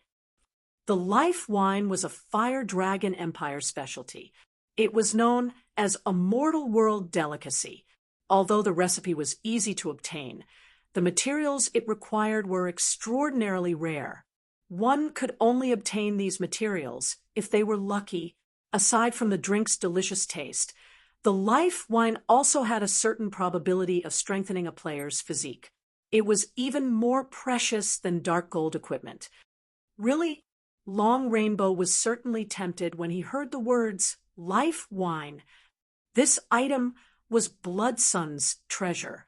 Even their team leader had only managed to obtain 1 bottle from the swordsman after a lot of trouble.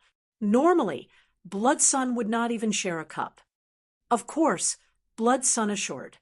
He wanted to test his new sword properly, and he did not want Long Rainbow to interrupt his fun.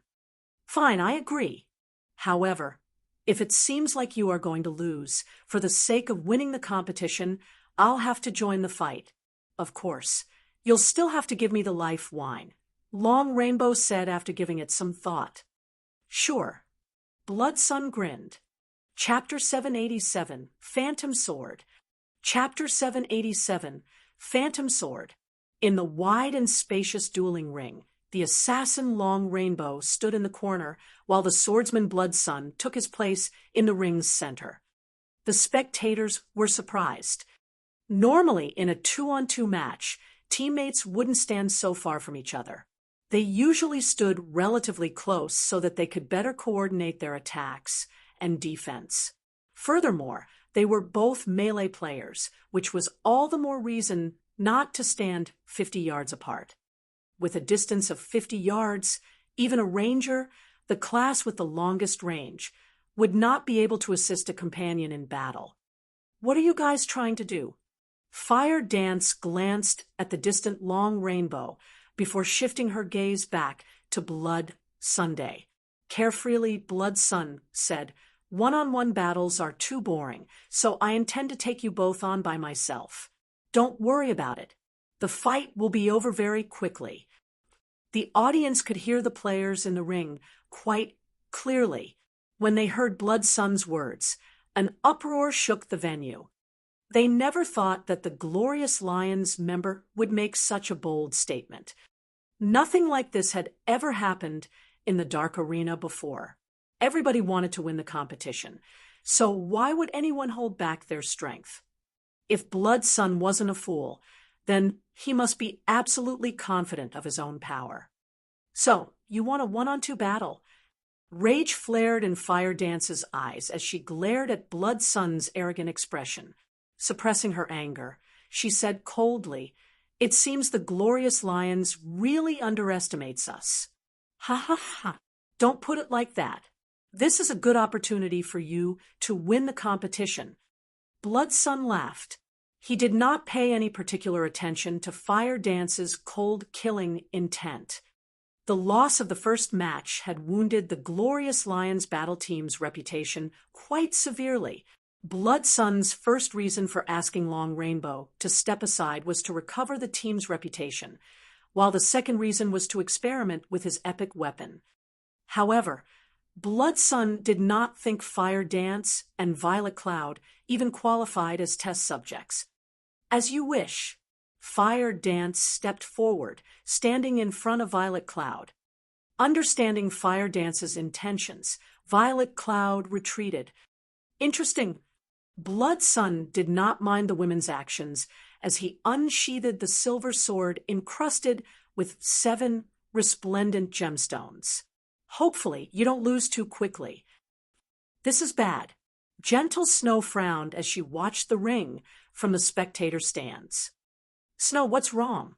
If Fire Dance could last against the party leader of the Flower of Seven Sins for so long, shouldn't she be able to defeat Blood Sun easily?" Zhao Yueru was, more or less, familiar with Fire Dance's strength. Even if Blood Sun was very strong, she did not think that the swordsman was guaranteed to win. "You don't know this, but Blood Sun's swordsmanship is very odd. Even a shield warrior like Warwolf couldn't defend against his attacks," Gentle Snow explained as she shook her head. She had watched the video of the battle between Warwolf and Blood Sunday. She already had a general understanding of Blood Sun's strength.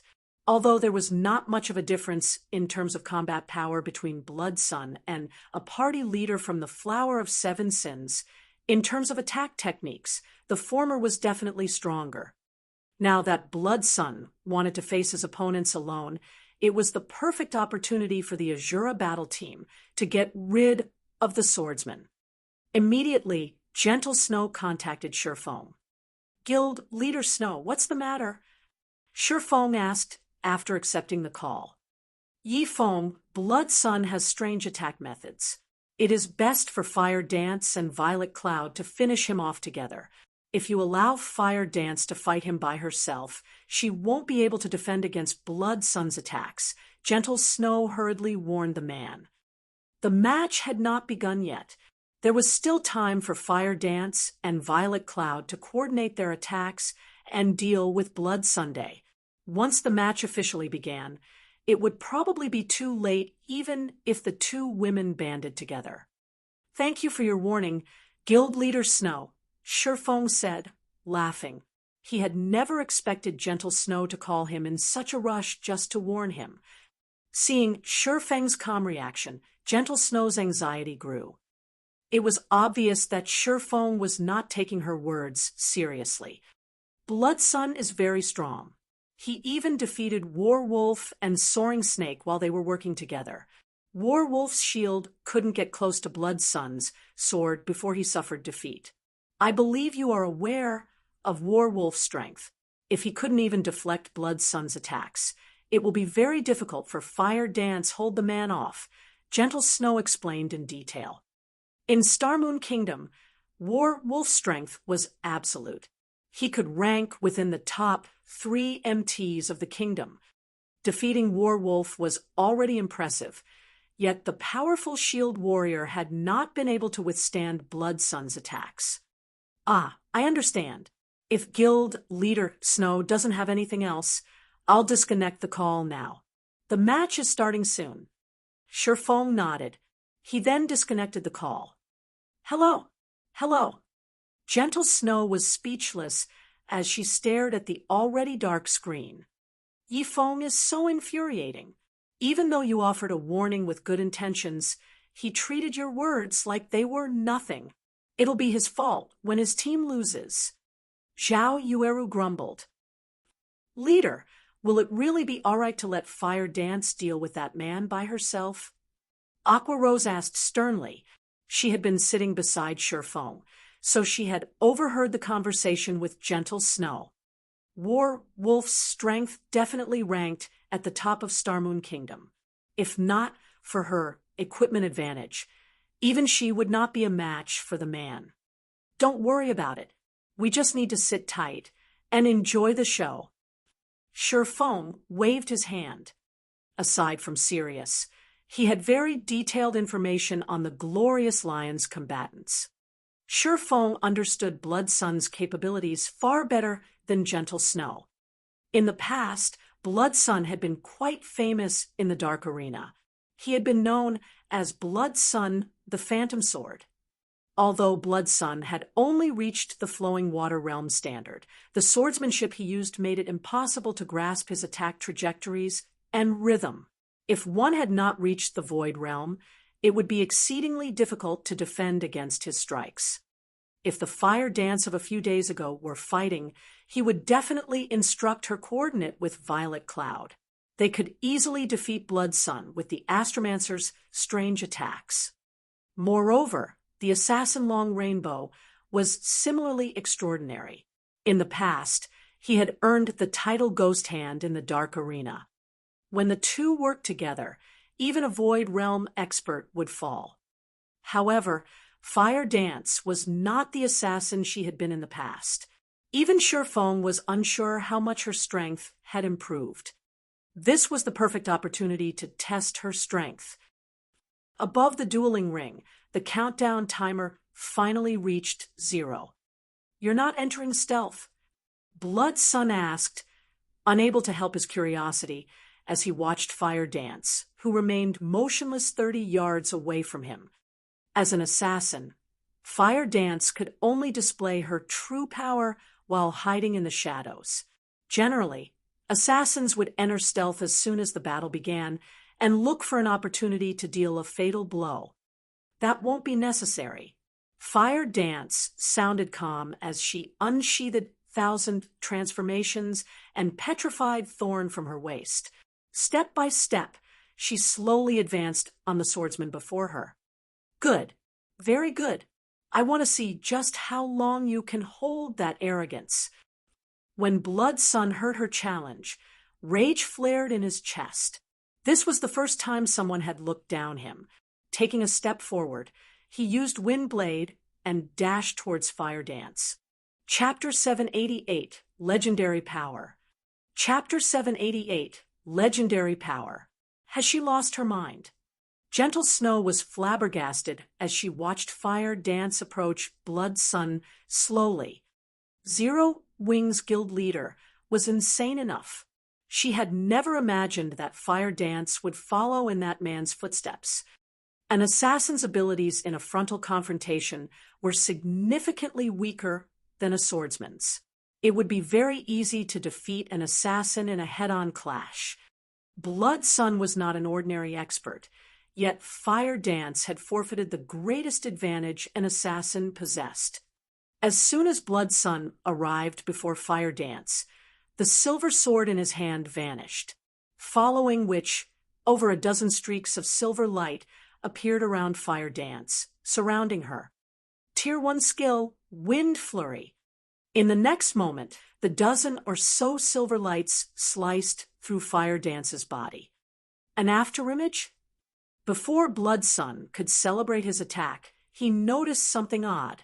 Abruptly, he leaped forward. Xiao! A streak of silver light then cut across where Blood Sun had just stood. Seeing her shadow steps fail, Fire Dance followed up with an absolute strike.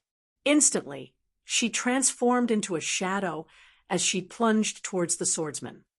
Dang! As soon as the Shadow Fire dance had transformed into Arrived Before Blood Sun, the swordsman parried the incoming attack with his silver sword, negating all damage. It's no wonder why you dared to fight me head-on. Your strength is so high despite being an assassin. Blood Sun was slightly surprised as the impact forced him to retreat 3 steps. He smiled and asked, "However, how will you react to this move?" Blood Sun charged at Fire Dance. Suddenly, his 2 swords transformed into dozens of afterimages. Every one of these images slashed at Fire Dance simultaneously. The sudden appearance of so many blades would have bewildered any opponent. However, this was not the most impressive aspect of Blood Sun's attacks. The speed of these sword images varied. Some moved faster than others. Moreover, the blade's speeds constantly changed. Trying to grasp the swordsman's attack rhythm was nearly impossible, not to mention predicting the image's trajectories. The attack took Fire Dance by surprise. She couldn't differentiate which of these swords was real. If she rushed to defend or attack, the slightest carelessness could very well result in her death. Wind steps. Fire Dance retreated as she utilized the less than 1 second invulnerability the skill provided. In addition, Wind Step's movement speed increase allowed Fire Dance, whose movement speed was already quite high, to dash out of Blood Sun's attack range. "You're really fast. You are definitely the fastest assassin I have ever seen to date." Although Blood Sun had hit Fire Dance, the assassin had utilized Wind Steps to block his attacks. Just as he was about to chase the woman down, he discovered that the assassin was already quite some distance away from himself. He couldn't hit her from this far if he wanted to. Although Fire Dance and Blood Sun's exchange had been brief, the audience was stupefied. "These two are amazing. Why do I feel my chest tighten while watching these two fight?" Every member of the audience had seen battles between experts before. However, Fire Dance and Blood Sun's battle ranked near the top of their lists. Both players were incredibly fast. Before anyone could react, they had already separated from their confrontation. All the onlookers saw was dozens of sword images and a flickering shadow. In the next moment, both fighters had swapped positions. They were too fast for the naked eye to follow. As a result, many among the audiences weren't entirely sure about what had just transpired. "Blood Sun is powerful," Blue Phoenix exclaimed. Although most of the audience did not know what had happened, Blue Phoenix was a Void Realm expert. She had seen the exchange very clearly. Blood Sun should be the famed Battle Wolves' Phantom Sword. I had never thought that the Battle Wolves would be so desperate to host the Dark Arena. Phoenix Rain smiled bitterly. Phantom Sword. Although Blue Phoenix had never heard this name before, even she had been unable to differentiate which sword images had been real and which had been fake. After all, she was too far away from the dueling ring. She could only rely on her sight, not her other senses. MHM. He is one of the great experts that the Battle Wolves have nurtured. I've also heard that Phantom Sword managed to defeat one of the Battle Wolves' guild elders, Phoenix Rain explained. "It seems the Azura Battle team won't be able to win this match." "Why do you say that?" Although Fire Dance is at a disadvantage, both her movement and reactions are very fast. She still has a possibility of winning this match. Blue Phoenix asked curiously. "You underestimate the Battle Wolves. I've told you before that the Battle Wolves do not care about their reputation. The guild has even loaned the epic-ranked, one-handed sword they obtained from a boss they stole to Blood Sunday. Knowing this, do you still think Fire Dance has any hope of winning?" Personally, Phoenix Rain wanted the Azura Battle team to emerge victorious. However, based on the information she had obtained, the gem-encrusted silver sword in Blood Sun's hand should be the epic-ranked, one-handed sword the Battle Wolves had plundered some time ago. A dark gold weapon could never compare to an epic weapon. The benefits of an epic weapon were simply too great. Moreover, Blood Sun had just been testing out his new weapon. Without utilizing his actual strength, he had backed Fire Dance into a corner. If he began to take the match seriously, he would only need an instant to defeat Fire Dance. An epic weapon is quite amazing. Just after equipping an epic weapon, Blood Sun can produce far more sword images. I wonder how long this young lady will last against him. Sirius revealed a faint smile after watching Blood Sun's performance. The Phantom Sword was no stranger to experts. His swordsmanship utilized the shift in swinging speed to generate afterimages. Ordinary experts would be hard-pressed to generate 3 perfect afterimages, but Blood Sun was a genius in this aspect. Using 2 swords, he could generate dozens of perfect afterimages. However, this was not Blood Sun's most frightening aspect. Blood Sun's physical control also surpassed ordinary players by leaps and bounds. Even an expert would struggle to launch attacks with the exact same trajectory at full speed. However, Blood Sun could do just that. Moreover, he could perform the feat without error. Blood Sun's attack, which had just been an afterimage, could very well be a real sword in the next second. This ability made it nearly impossible to avoid or block his attacks. Without reaching the Void Realm, it was impossible to differentiate which of his attacks were real and which were fake.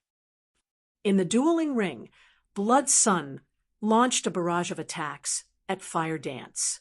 However, Fire Dance maintained a subtle distance from him. She only needed 1 step to escape his attack range. This made it possible to dodge or block his attacks easily. Let's end the game here. Then, Blood Sun had mostly familiarized himself with Daybreak. Meanwhile, the duration of Fire Dance's wind steps was nearly over. Immediately, he activated Windwalk, increasing his speed as he charged towards the assassin. His swords then transformed into dozens of phantoms, blocking all of Fire Dance's paths of retreat. Just as the silver lights were about to devour Fire Dance, she tightened her grip around 1,000 transformations and swung the weapon in front of her. With just a light swing, suddenly, countless sword lights appeared before Fire Dance. The sword lights shone like stars in the night sky. These sword lights clashed with Daybreak's phantoms.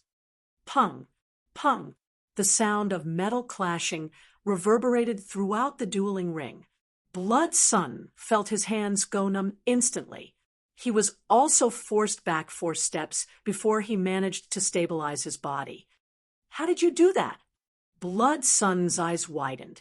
He couldn't believe what had just happened. Even though Fire Dance had simply swung her sword, countless shining sword lights filled the space between them. These sword lights were incredibly realistic, making it impossible to determine Fire Dance's true attack trajectory. When he came into contact with a random sword light, it had repelled him. Chapter 789, Realistic Illusionary Attacks. Chapter 789, Realistic Illusionary Attacks. What happened? Everyone was confused when they saw Blood Sun pushed back. All they had seen was Blood Sun accelerate towards Fire Dance, and in the next moment, a silver light flashed. Blood Sun was forced to retreat by several steps before he stabilized himself. They could even see the swordsman's hands tremble. Originally, the battle had been in Blood Sun's favor. Now, however, the situation had changed completely. Nobody understood what had just happened. Who is that Fire Dance? Everlasting War's mouth gaped in shock. He had understood Aqua Rose's victory. After all, she was a famous newcomer in the virtual gaming world. She had also been nurtured by a super guild.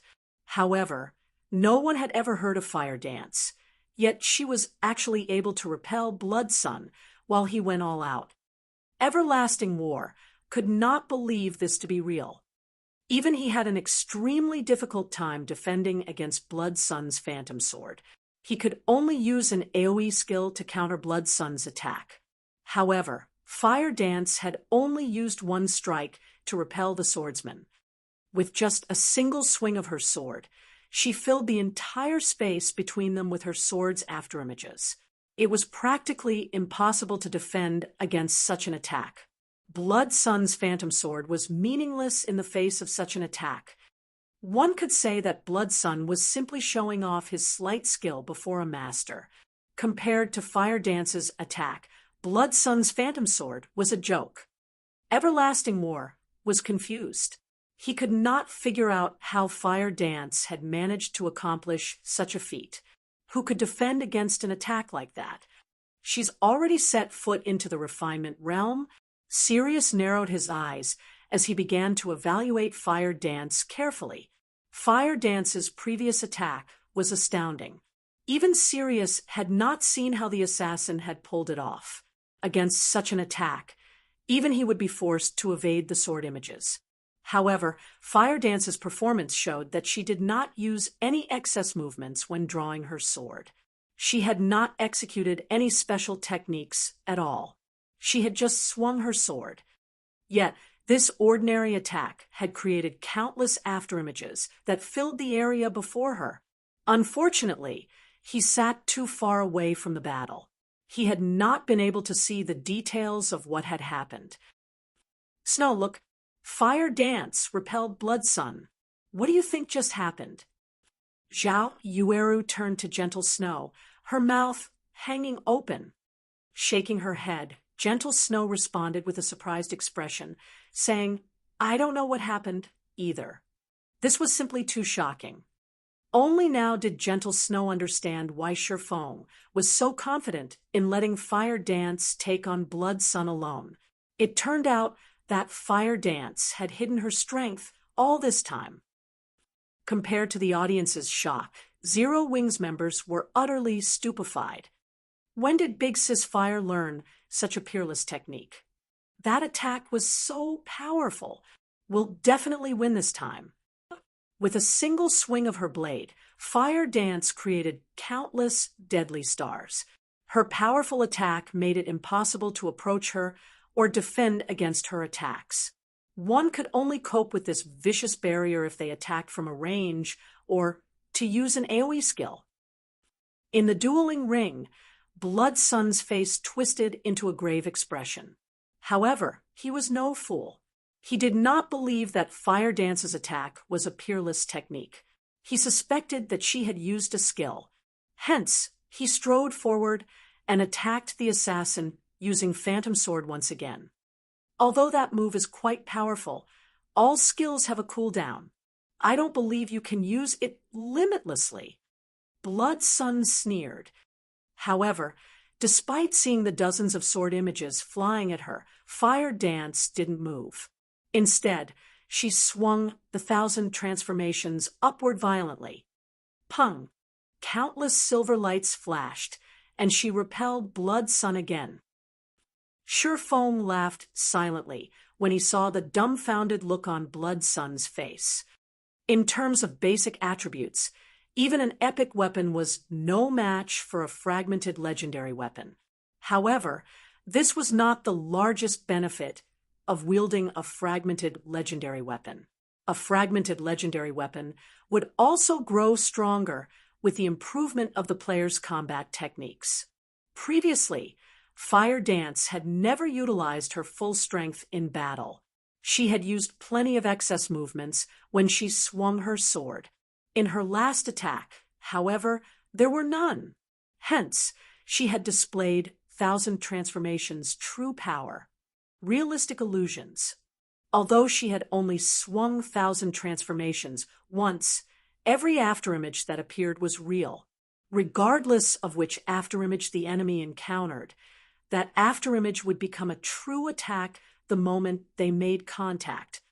Fire Dance didn't need to think about how she should defend herself against Blood Sun's Phantom Sword. She only needed to swing her own blade. A simple swing could transform into an attack that incorporated both attack and defense. Countless people dreamed of achieving this level of swordsmanship. However, Fire Dance had achieved it easily with the 1,000 transformations. This was also why so many people desperately chased after legendary weapons. If a fragmented legendary weapon already possessed such power, a true legendary weapon would be terrifying. In the dueling ring, Fire Dance charged at Blood Sun and brandished her 1,000 transformations. Numerous sword lights flashed before Blood Sun's eyes. However, Blood Sun could not find the real weapon among the illusions. It seemed as if every afterimage was the real deal. He was already inferior to Fire Dance in terms of speed. The assassin's unavoidable attack only made things worse. Now, all he could do was attempt to block the attack with his swords, yet the instant his weapons clashed with Fire Dance's afterimages, the attack forced him back, both of his hands going numb as a damage of over -200 points appeared above his head. However, Fire Dance showed no signs of stopping as she assaulted the swordsman before her. As a result, Blood Sun's HP continued to decrease. This turn of events stunned the audience members. Nobody had imagined that an assassin could be so frightening. Fire Dance's slashes was a combination of violence and beauty. "Blood, I'll help you," Long Rainbow shouted. Long Rainbow could already see the severity of the situation. Immediately, he entered stealth and charged at Fire Dance. "I have truly underestimated the Azura battle team. I had never imagined that your team would have such a powerful player. However, don't think that you have won just yet." As Fire Dance repelled Blood Sun, his HP gradually fell. If this continued, she would drain his HP, which totaled at over 10,000, in less than 30 seconds. Immediately, Blood Sun activated his berserk skills, his attributes rising abruptly. His HP shot from over 10,000 to more than 15,000. A blue glow enveloped his body. The epic weapon Daybreak in his hand also emitted a blue sword aura that was over 2 meters long, increasing Blood Sun's attack range significantly. Blood Sun then executed Phantom Sword and struck at Fire Dance. "Let's see if you can block this." Blood Sun revealed a sinister smile. He was clearly confident in his attack. He had activated his berserk skill, Sword Shadow. When activated, the skill increased all of his attributes by 50% and his attack speed by 80%. The skill also increased his attack range. At the same time, Blood Sun had activated one of Daybreak's skills, Consecutive Shadow Strikes. For 10 seconds, his attacks could neither be blocked nor parried. Fire Dance was only an assassin. Her attack range was shorter than a swordsman's. Now, he had increased his attack range further. Moreover, even if Fire Dance's short sword clashed with Daybreak, the epic weapon would ignore the blade and strike Fire Dance's body. Immediately, a sword light phased through Fire Dance's 1,000 transformations, colliding with the assassin. However, Fire Dance suddenly split into 6 copies of herself. When Daybreak hit Fire Dance's body, it simply passed through her unhindered. He had not felt the sensation of his weapon cutting into flesh at all. An illusion? Blood Sun's complexion paled. He had not expected Fire Dance to have a move like this. "It's my turn now." Fire Dance smiled. Suddenly, all 6 female assassins charged at Blood Sun from different directions. Blood Sun brandished his 2 swords, attempting to defend himself. However, when his attacks struck the Fire Dances, not a single one of them received any damage. All of them are fakes, just as Blood Sun wondered about the skill. The 6 Fire Dances arrived before Blood Sun, surrounding the swordsman. All 6 assassins raised their weapons and swung downward. Blood Sun had intended to ignore Fire Dance's doppelgangers and rush out of the encirclement, but a silver short sword suddenly slid into his back, dealing -3,481 damage. "You're real?" Blood Sun reacted quickly, swinging his sword at the real Fire Dance behind him. However, when Daybreak cut across Fire Dance, it did not cause any damage. Unfortunately, you've guessed wrong. The Fire Dance who stood to Blood Sun's left grinned as she swung her sword at the swordsman. Once more, Blood Sun lost a large chunk of his HP. In the blink of an eye, he lost over 7,000 HP. His HP was now dangerously close to 0. It would only take one more hit to end his life. However, Blood Sun suddenly smiled. "No, you're bait." Fire Dance suddenly felt a bone-chilling killing intent from behind her. Immediately, a streak of black light pierced through her back. "You noticed too late," Long Rainbow suddenly whispered with a cold smile. Chapter 790, different level. Chapter 790, different level. Everything had happened far too quickly. Long Rainbow was like a wild beast as he approached and ambushed Fire Dance stealthily. He had hidden his presence throughout the process. However, when he finally struck, he was like a venomous snake, both fast and accurate. What a pity! The glorious lions truly don't care about their reputation anymore. Previously, they've even declared that they wanted to go 1-on-2. Now, it's become a 2-on-1 instead. None of the audience had expected the battle to change so quickly. Words could no longer describe Fire Dance's strength. She was definitely the most powerful assassin they had ever seen in God's domain. Her strength attribute was absurdly high. She had been able to suppress a swordsman expert with so little effort. Her attack that filled the ring with starlight could also suppress everything before her. She was practically invincible in a 1-on-1 battle. Meanwhile, standing behind the woman, both Long Rainbow's pitch-black dagger and the hand wielding the weapon passed through Fire Dance's body without any resistance. Long Rainbow did not dare believe his eyes. The target he had carefully chosen was just an illusion. Just as he was about to warn Blood Sun, he discovered a silver short sword cutting across Blood Sun's waist, eliminating the swordsman's final strand of HP. Even after Blood Sun's HP reached 0, the man had not realized what had happened, confusion as to why his HP had dropped to 0, filling his eyes. After Fire Dance killed Blood Sun, she released a sigh of relief. Long Rainbow had nearly forced her into a fainted state. With both Long Rainbow and Blood Sun having activated their berserk skills, she would most likely die before Violet Cloud could lend her support.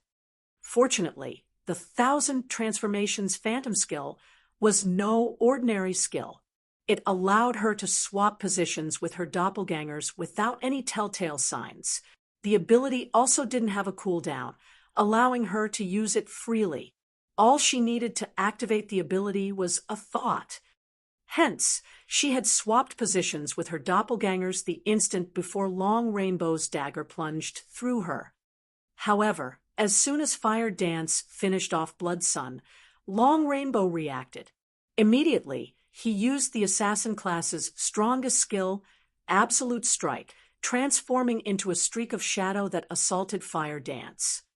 Unfortunately, by the time the black shadow pierced Fire Dance's body, Fire Dance had long since swapped positions with another of her doppelgangers. When Long Rainbow's body rematerialized and reappeared behind Fire Dance's doppelganger, Fire Dance swapped position with said doppelganger again.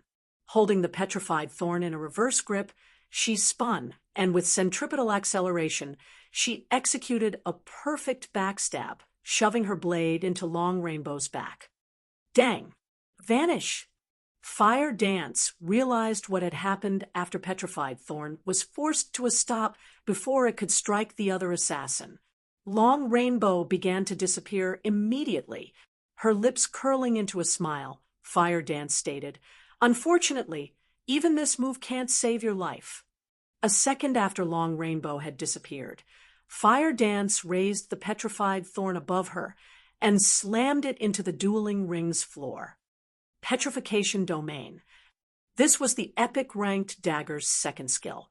When activated, it dealt 500% weapon damage to enemies within 50 yards.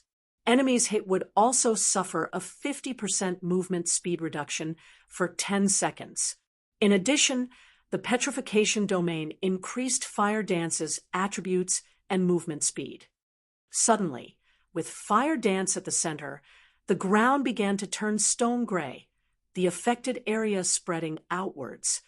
In the blink of an eye, everything within 50 yards of Fire Dance turned stone gray. Meanwhile, Long Rainbow had been forcefully exposed. Golden, divine runes flowed around the assassin's body, and although Long Rainbow had not received any damage, his body had turned the same gray as the ground, his movement speed having plummeted. Damn it! This skill has a movement speed reduction effect. Long Rainbow's expression was grim as he watched Fire Dance dash towards him.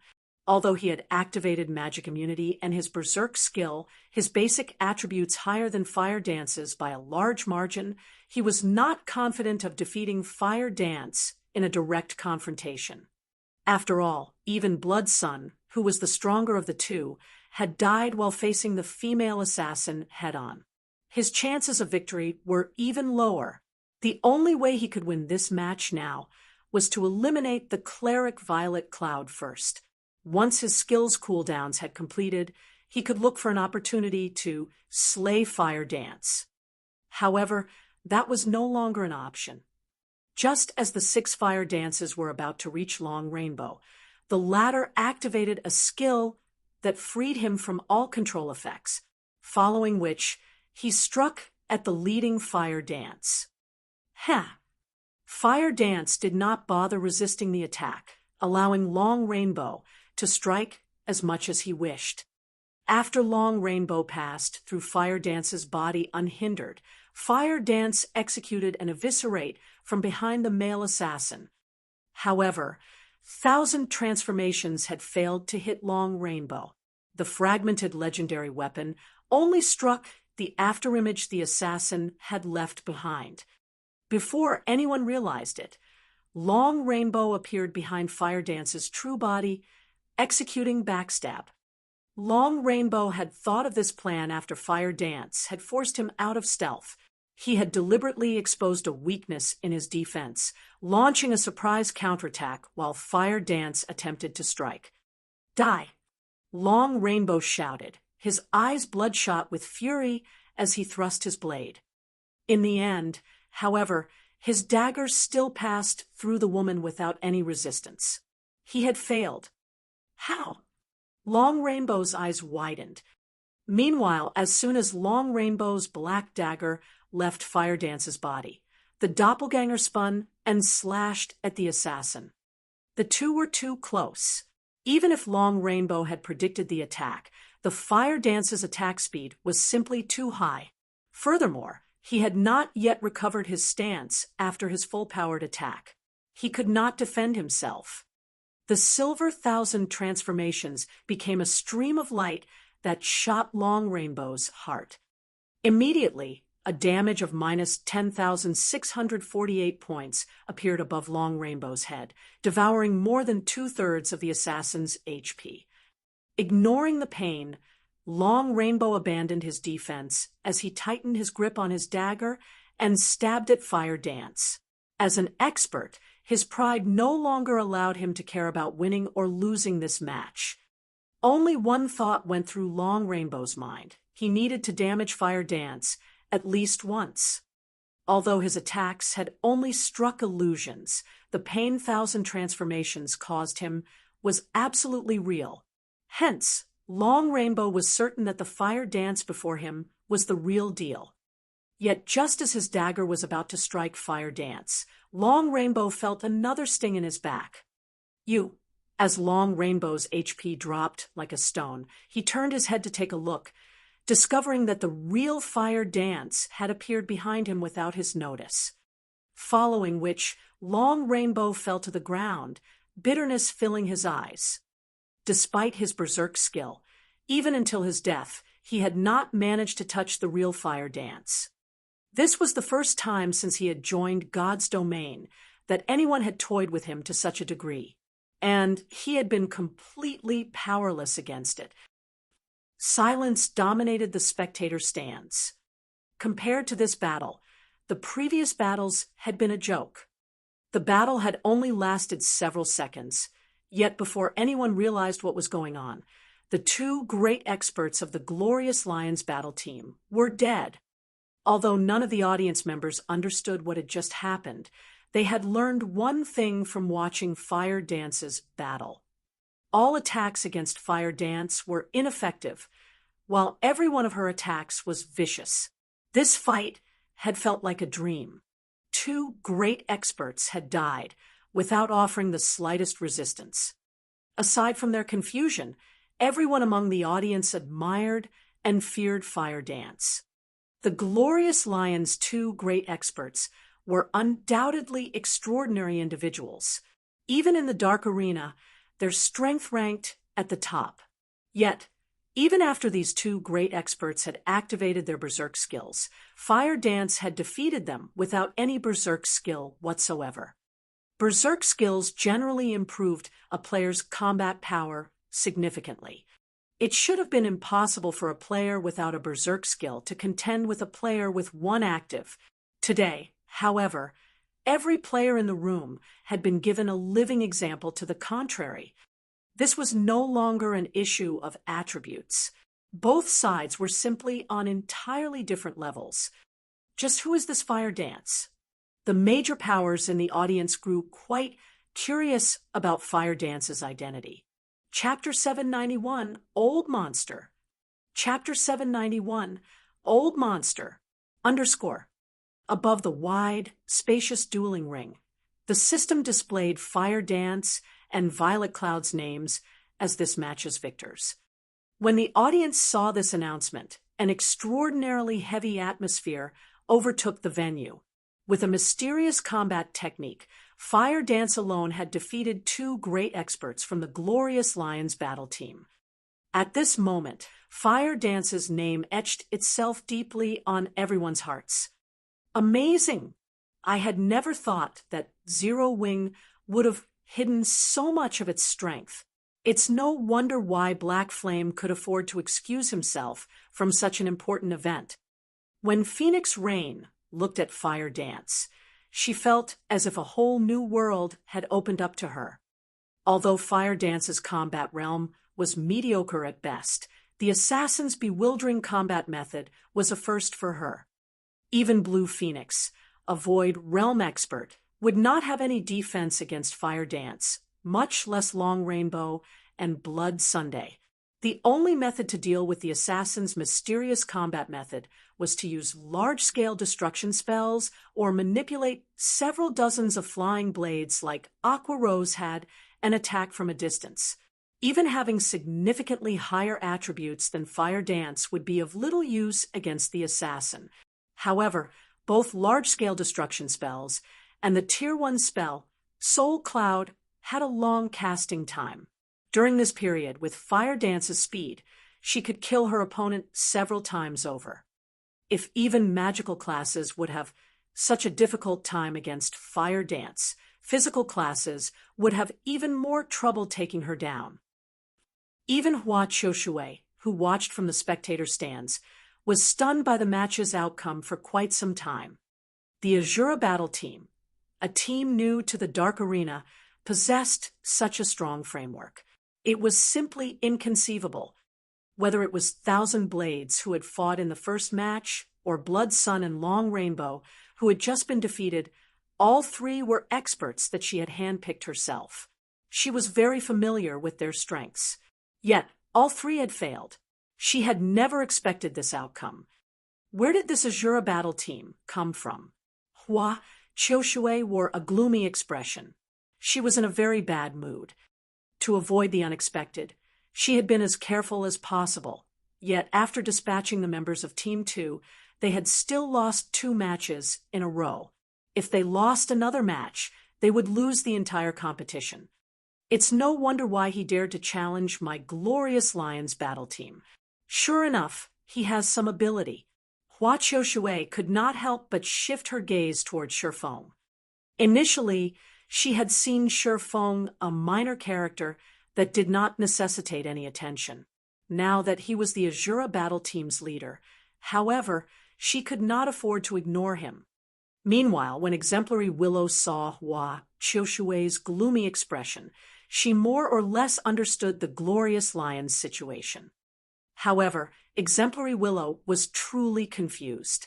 Zero Wing was merely an upstart guild. She could deal with the guild's victory over the Star Alliance in the previous war, but it now forced Hua Qiushui's battle team into a serious predicament. This was simply inconceivable. "Ani Hua, we will win this competition, right?" Exemplary Willow asked worriedly. Before the competition had begun, she had wagered all of the rare materials and equipment she had obtained after many difficulties on the Glorious Lion's victory. She had obtained the materials and equipment from Twilight Echo to use as bets. As a precaution, she had bet her funds on the Glorious Lions. On the off chance that the battle team lost, Twilight Echo's development would most likely stagnate. Rest assured, although the Azura battle team's performances were shocking, such powerful skills and equipment are not that easily obtainable. The fact that the Azura battle team had 2 or 3 such items is impressive. However, it is unlikely that they will show off any more in the following matches. Hua Qiushui responded confidently. Her confidence stemmed from the fact that the third match was a one-on-one.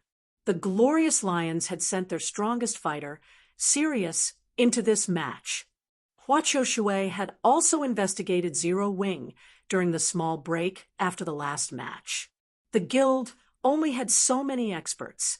Aqua Rose, Fire Dance, and Violet Cloud were known as the guild's 3 greatest experts.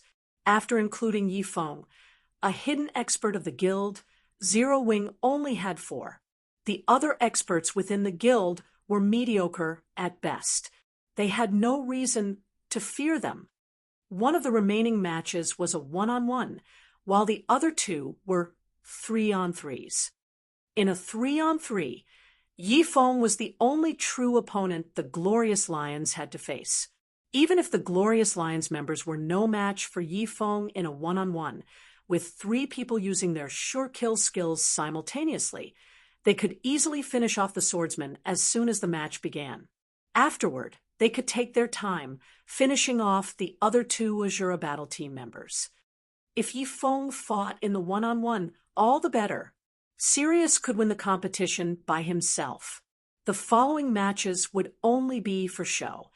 Regardless of what decision the Azura battle team made, the outcome would be the same.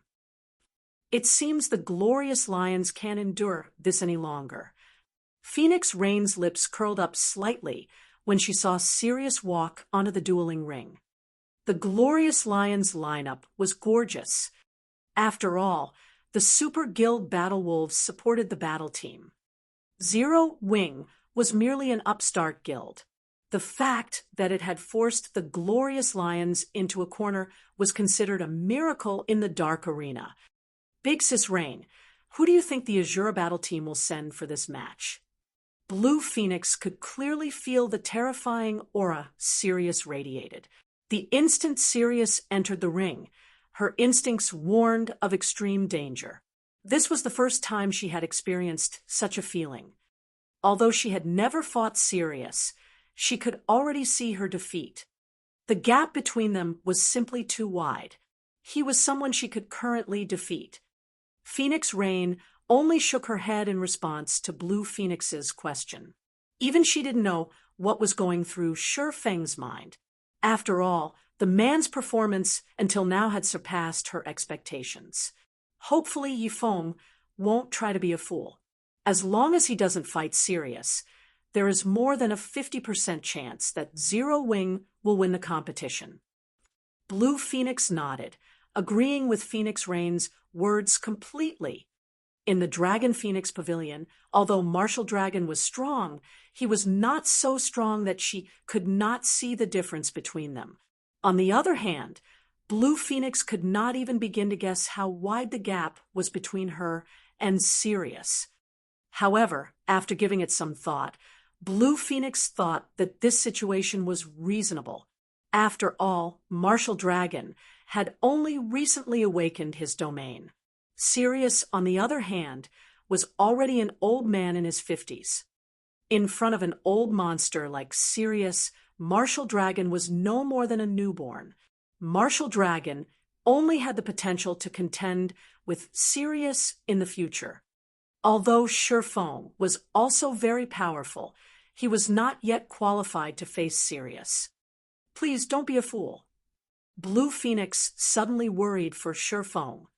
Experts were prideful beings. When they encountered stronger experts, they had the urge to challenge them. Furthermore, opportunities to fight against old monsters like Sirius were extremely rare. If Sherfong acted rashly and tried to fight Sirius himself, this competition would truly be over for the Azura battle team. Brat, what are you waiting for? Sirius, who waited in the dueling ring, chuckled softly as he said, Or are you a coward? This old bastard. Sherfong rolled his eyes at Sirius's provocation. Leader, are you really going to face him? Aqua Rose, who sat beside Sherfong, asked. After feeling the killing intent Sirius radiated, she had paled to a ghostly white. This was the first time she had felt such a cold and tangible killing intent. Just bathing in it stole her breath. The difference in their combat experience was like the difference between heaven and earth. They were on entirely different levels. Of course, I'm going to face him. Opportunities to fight such old monsters don't come by very often, Sherfong said as he contained the excitement in his heart. Slowly, he approached the dueling ring. Chapter 792, The Yifeng That Cannot Be Underestimated.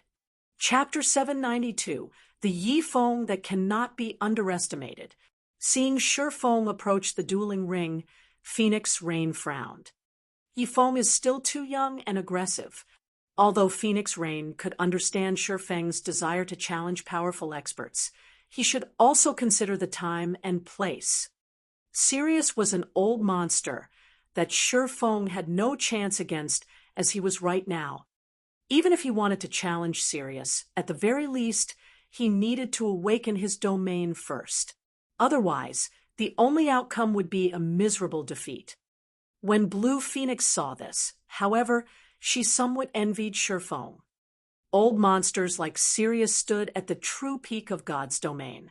Hence, many gaming experts' ultimate goal was to challenge monsters like Sirius and emerge victorious to prove themselves worthy of standing at the peak as well. Blue Phoenix had yet to qualify to challenge such old monsters. However, Sherfong did. Why wouldn't she be envious? Although Sirius had intended to provoke Sherfong, this showed that he acknowledged the swordsman's strength. He believed that Sherfong was qualified to challenge him. Otherwise, an old monster like Sirius would not stoop so low as to provoke a youth. If she were in Sherfeng's shoes, she, too, would accept this challenge to see what kind of heights she could reach. This kid is insane. He is actually challenging Sirius. A victorious smile emerged on Hua Qiushui's face when she saw Sherfong walk up the dueling ring. In order to recruit Sirius for the glorious Lions battle team, she had made a powerful promise to the Battle Wolves. Had she not, the Battle Wolves would not have allowed Sirius to join the team. Even Hua Qiushui wasn't sure of Sirius's true strength. However, she was certain of one thing. When she had first met Sirius, she had wanted to test the man's skills. Hence, she had hired over a dozen top-class professional bodyguards to fight the old man. The outcome of that fight had far surpassed her expectations. Every one of the bodyguards she had hired was a top expert, yet not one of these bodyguards had even laid a finger on Sirius. Before she realized what had happened, all of her bodyguards were lying on the floor. She had not dared to move a single muscle. She had felt as if chains had bound her. At that time, She had finally realized how greatly she had underestimated the experts of the virtual gaming world. After all, Sirius had even defeated her most trusted bodyguard, Everlasting War, with a single move. Hua Qiushui had seen such situations before. However, that had been when she had hired ordinary people as bodyguards. In front of Sirius, even experts were no different than ants. Moreover, this had happened in the real world. Meanwhile, when Shifeng and Sirius stood in the dueling ring, staring at each other, the stage's atmosphere seemed frozen. Not bad. Sirius nodded slightly as he watched Shifeng. You have reached such a standard at such a young age. You can even endure my mental suppression. It's been a long while since I've seen such a promising brat. You also agreed to fight me. Before the match begins, what would you say to placing a bet? A bet? Shifeng could not help but laugh when he heard this. What do you want to wager? The girl named Fire Dance on your team is very promising. It would be a waste for her to remain on your team. She could have an even brighter future, so I'd like to accept her as my apprentice. I can help her advance on her path. In the future, she will grow to surpass me. Hence, if your Azura battle team loses, I want Fire Dance to become my apprentice. Of course, if our glorious Lions battle team loses, I'll tell you how to advance your combat standards. What do you think? How to improve my combat standard? Shifeng had to admit that he was tempted. After reaching his level, it was extremely difficult to improve further. Awakening a domain was not a simple matter. Countless geniuses were stuck at this bottleneck and were unable to enter that realm. Even he had yet to discover any clues about awakening his domain. Yet, Sirius declared that he had such a method. In Shifeng's opinion, however, such a possibility should exist. In the past, he had merely been the guild leader of a second-rate guild. He had very little information regarding the top powers of the virtual gaming world. These top powers had existed for decades. They all had their own methods to nurture experts. Hence, it was not entirely impossible for them to discover a method to awaken a domain. Unfortunately, this method was an absolute secret. Otherwise, how could the various super guilds nurture so many refinement realm experts? This was the difference between ordinary guilds and super guilds. A small guild was lucky if they even had a few top-tier experts. A large guild was considerably powerful if it had several refinement realm expert leaders. However, super guilds could easily nurture their own refinement realm experts. An expert nurturing system would be a powerful asset to Zero Wing. Shifeng inwardly sighed. What do you think? Sirius asked seriously. This is not something I can decide. Fire Dance has her own plans. However, what if I offer something else as a wager? Shifeng was sorely tempted by Sirius's proposal. If he could obtain a reliable method to improve his abilities, rather than search for the method himself, it would save him a lot of time. He could also use that method to nurture others. Something else? I'm not trying to look down on you, but there is nothing in the virtual gaming world that can tempt me. Sirius had not expected Shifeng to propose a counteroffer. He could not help but laugh as he said, "Neither coins nor epic items are out of my reach. I just need to invest a little time to obtain them. If you are trying to tempt me with such things, don't bother." What about the stable design? Shifeng smiled faintly. What did you say? Sirius was taken aback. You have the stable design. A super guild like Battle Wolves had no issue obtaining epic items. They needed little time to amass a collection. In fact, the Battle Wolves already had several epic items. Hence, epic items weren't tempting in the least to Sirius. The stable design was a different story. The various large guilds in God's domain were currently going crazy over mounts. They were frantically gathering the required materials to construct a stable. However, although many guilds throughout God's domain had obtained the needed materials, until now, none had obtained the precious stable design. Acquiring this design was simply too difficult. If the battle wolves could obtain the stable design and begin nurturing their guild, mount ahead of the other guilds, the guild would surpass its competition by a large margin. They would have a greater advantage when competing for dominance over God's domain. What do you say? Shifeng understood just how important the stable design was to a guild. It was an important item that could raise the guild's overall strength. The stable design was far more valuable than several epic items. Even super guilds were trying desperately to obtain the stable design. After all, sheer strength was not enough to obtain the item. One also needed to be lucky. Regarding Shifeng's ownership of the stable design, he no longer had a reason to hide the information. In any case, the moment he began constructing the stable, the secret would be out. I have to say, I am touched by your sincerity. When Sirius looked at Shifeng once more, he suddenly felt that the young man before him was not as simple as he had thought. The fact that Shifeng had the stable design, which even super guilds had failed to obtain, was proof enough of the young man's abilities.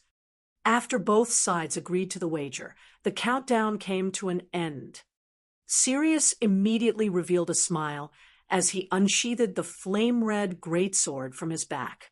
He then swung the weapon violently at Shifeng, who was 20 yards away. Instantly, a sea of fire emerged from the dueling ring's floor, transforming into a ferocious beast that pounced on Shifeng. Chapter 793, Famed Sword vs. Famed Sword. Chapter 793, Famed Sword vs. Famed Sword. What a cunning old bastard! Shifeng cursed as he watched the towering crimson fire surge towards him, destroying everything in its path and sealing off his path of retreat. Before the match had begun, Sirius had stood in the ring's corner, opposite of Shifeng, deliberately. Burning Wave, one of the famed sword bonfire skills, was an AoE attack skill. With the skill's wide range and the old man's strategic positioning, Sirius had cornered Shifeng perfectly. If Shifeng jumped into the air to avoid the attack, he would expose himself in midair, giving Sirius the perfect opportunity to strike a fatal blow. Break! Shifeng shouted abruptly. Dragon Breath! Immediately, the cry of a dragon echoed throughout the arena, a white beam piercing through the sea of fire and heading towards Sirius. In terms of basic attributes, Shifeng was far stronger than Sirius. Moreover, Dragon Breath was one of the fragmented, legendary Heavenly Dragon's Breath's additional skills. In terms of power, the skill was already stronger than the additional skill of an epic weapon. Hence, Dragon Breath could easily break Sirius's Burning Wave. The white beam devoured Sirius whole. It's over, just like that. Everyone in the audience was stupefied. However, Shifeng did not relax. He immediately activated Windwalk and his swordsmanship master title before charging towards Sirius's previous location. Yet, before he reached the halfway point, Sirius burst out of the white beam, radiating a faint purple glow. When Dragon Breath's white beam collided with the purple glow, it scattered into nothing. The old man received no damage from the attack whatsoever. You actually saw through my trick, Sirius stated, feeling slightly surprised when he saw the young man charging towards him. Originally, he had intended to launch a sneak attack while the swordsman youth relaxed. However, it seemed that the plan was not viable. Shifeng did not intend to give Sirius time to react. Immediately, he activated Illusory Shadow. Suddenly, 6 blue streaks of light flashed from Killing Ray, arriving before Sirius instantly. Shifeng moved like flowing water. His attacks had no excess movement. Thanks to the swordsmanship master title, his attack speed had also increased by 20%. he moved far faster than what an ordinary person could perceive. After the blue lights cut across Sirius, a deep frown appeared on Shifeng's face. In the next moment, a streak of red light sliced towards his head from an inconceivable angle. Without hesitation, Shifeng pulled his abyssal blade closer. Dang! When the two swords collided, sparks scattered, and even the air trembled. The impact's shockwave cracked the stage. Fortunately, Shifeng had managed to block the incoming red light just in time. However, the instant he blocked the first attack, another one descended towards him. How? Shifeng had just repelled one of the Berserker's attacks. How could he have launched another already?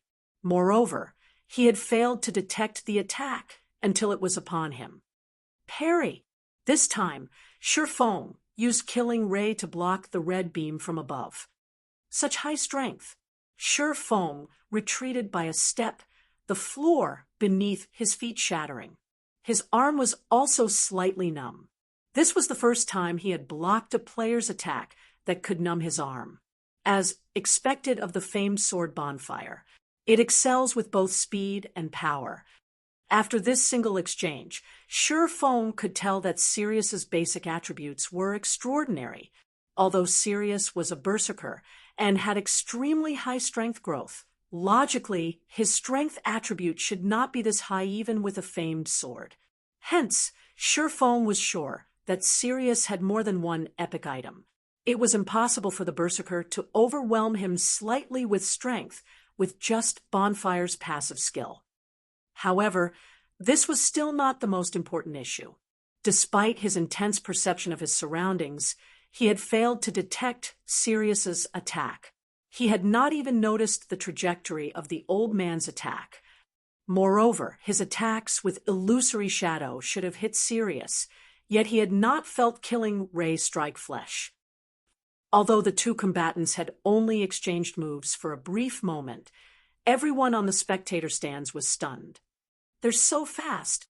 Phoenix Rain exclaimed. Shifeng's attack speed was even faster than when he had faced Blue Phoenix. Even his hand movements were only a blur to her, not to mention the sword itself. "Big Sis Rain, why didn't Sirius lose any HP? I clearly saw Yifeng's attack hit him," Blue Phoenix asked curiously. "Hit him?" Phoenix Rain shook her head. "Yifeng hasn't touched him once. How could he lose any HP?" "Huh, but I saw the streaks of blue light pass through Sirius's body." Blue Phoenix's eyes widened. She couldn't believe it. However, the statement had come from Phoenix Rain, so it couldn't be false. This is Sirius's power, absolute control. Phoenix Rain explained slowly, saying, although it looked like Yifeng's attack had hit Sirius, in reality, there was a paper-thin distance between Sirius and Yifeng's sword. The gap is impossible to see with the naked eye. It's natural that you couldn't tell the difference. However, the system's judgment with attacks is very accurate. Even if the gap is 1/10 of a millimeter, the attack will not count. Blue Phoenix's mouth widened when she heard this. Is he even still human? Blue Phoenix doubted that she could evade an attack by a single centimeter, and she had even reached the Void Realm. Someone in the refinement realm only had a delicate control over their movements. Their perception was still far from comparable to a Void Realm expert. Hence, dodging an attack by 3 centimeters would be a miracle. Meanwhile, Sirius could dodge an attack by less than 1 centimeter. It was inconceivable. This is only the beginning. Sirius is far stronger than you can imagine. Phoenix Rain sighed as she watched Shifeng defend against Sirius's attacks. In the dueling ring, Shifeng's alarm grew as he fought the old monster. No matter how fast he swung his swords, he couldn't hit the berserker. On the contrary, Sirius's attacks grew powerful as the battle progressed. At this point, he was starting to struggle to keep up. Sirius's attacks always struck at his blind spots.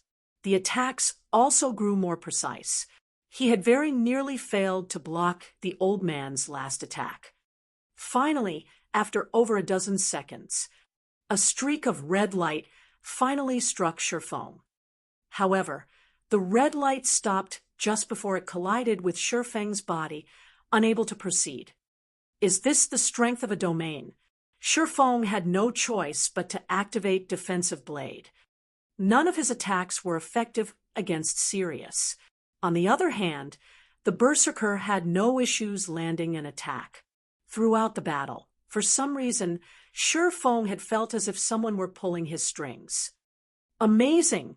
You have lasted this long without using a life-saving skill. Sirius smiled calmly as he looked at the miserable youth before him. Now, rather than gripping his greatsword in one hand, he transferred it into a two-handed grip. Since you are so strong, I will show you my true power. Sirius raised his crimson greatsword high before swinging it down towards Shifeng.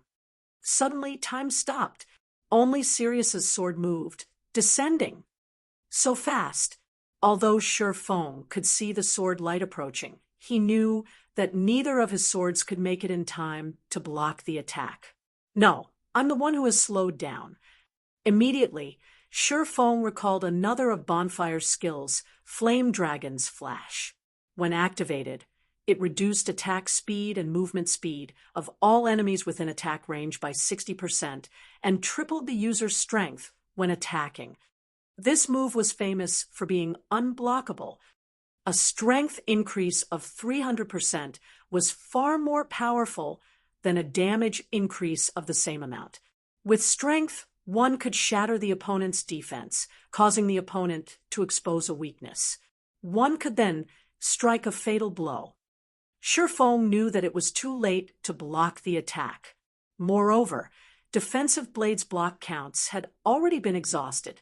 He had no defense against this attack at all. Hence, he had no choice but to use silent steps, evading the sword light and appearing behind Sirius. However, just as Shifeng was about to strike the Berserker, Sirius spun, as if he had expected the move, and swung the greatsword in an arch towards Shifeng's right side. The greatsword's oppressive strength even suppressed the air around them. Even though Shifeng's strength attribute was also very high, his movements felt so restricted under Bonfire's massive pressure that he even struggled to breathe. With no other choice, Shifeng activated Thunder God's Descent and Heavenly Dragon's Power. Sirius's attributes were extremely high. The Berserker had even tripled his strength. Being hit by Sirius's greatsword was no laughing matter.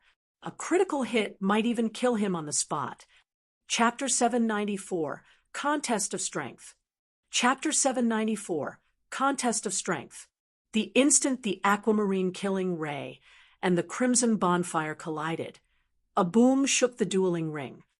With the two swords at the center, the stage's stone floor shattered, dust clouds filling the air. As soon as the shockwave passed, a figure flew through the dust clouds, slamming into the ground. As soon as that figure landed, however, it stood. I made it, Shifeng muttered as he got to his feet. Glancing at his trembling hand, he smiled bitterly as he said, "He has so much strength." God's Domain's 36 famed swords each had their own strengths. Among them, Bonfire was famous for its destructive power. Its skills were incomparably violent. In the hands of a berserker, the weapon could topple a city.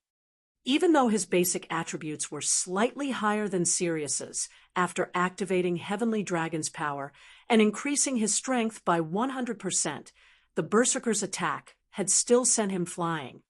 Fortunately, however, Heavenly Dragon's power had increased both his HP and defense by 300%. Thunder God's Descent also had a damage reduction effect. Hence, even after receiving the attack, he had only lost a little over 200 HP. Fortunately, with Heavenly Dragon's power, Shifeng's maximum HP reached more than 48,000. Even without the Thunder God's Descent, Sirius's attack could barely scratch Shifeng.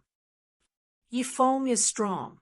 Even after Leader used Flame Dragon's flash, he took so little damage. Blood Sun was almost speechless after seeing Shifeng mostly unharmed.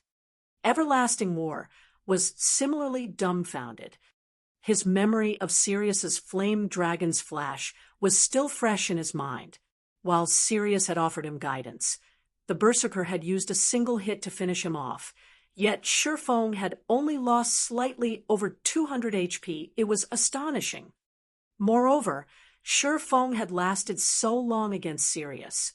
Shifeng was the first person he had ever seen capable of such a feat.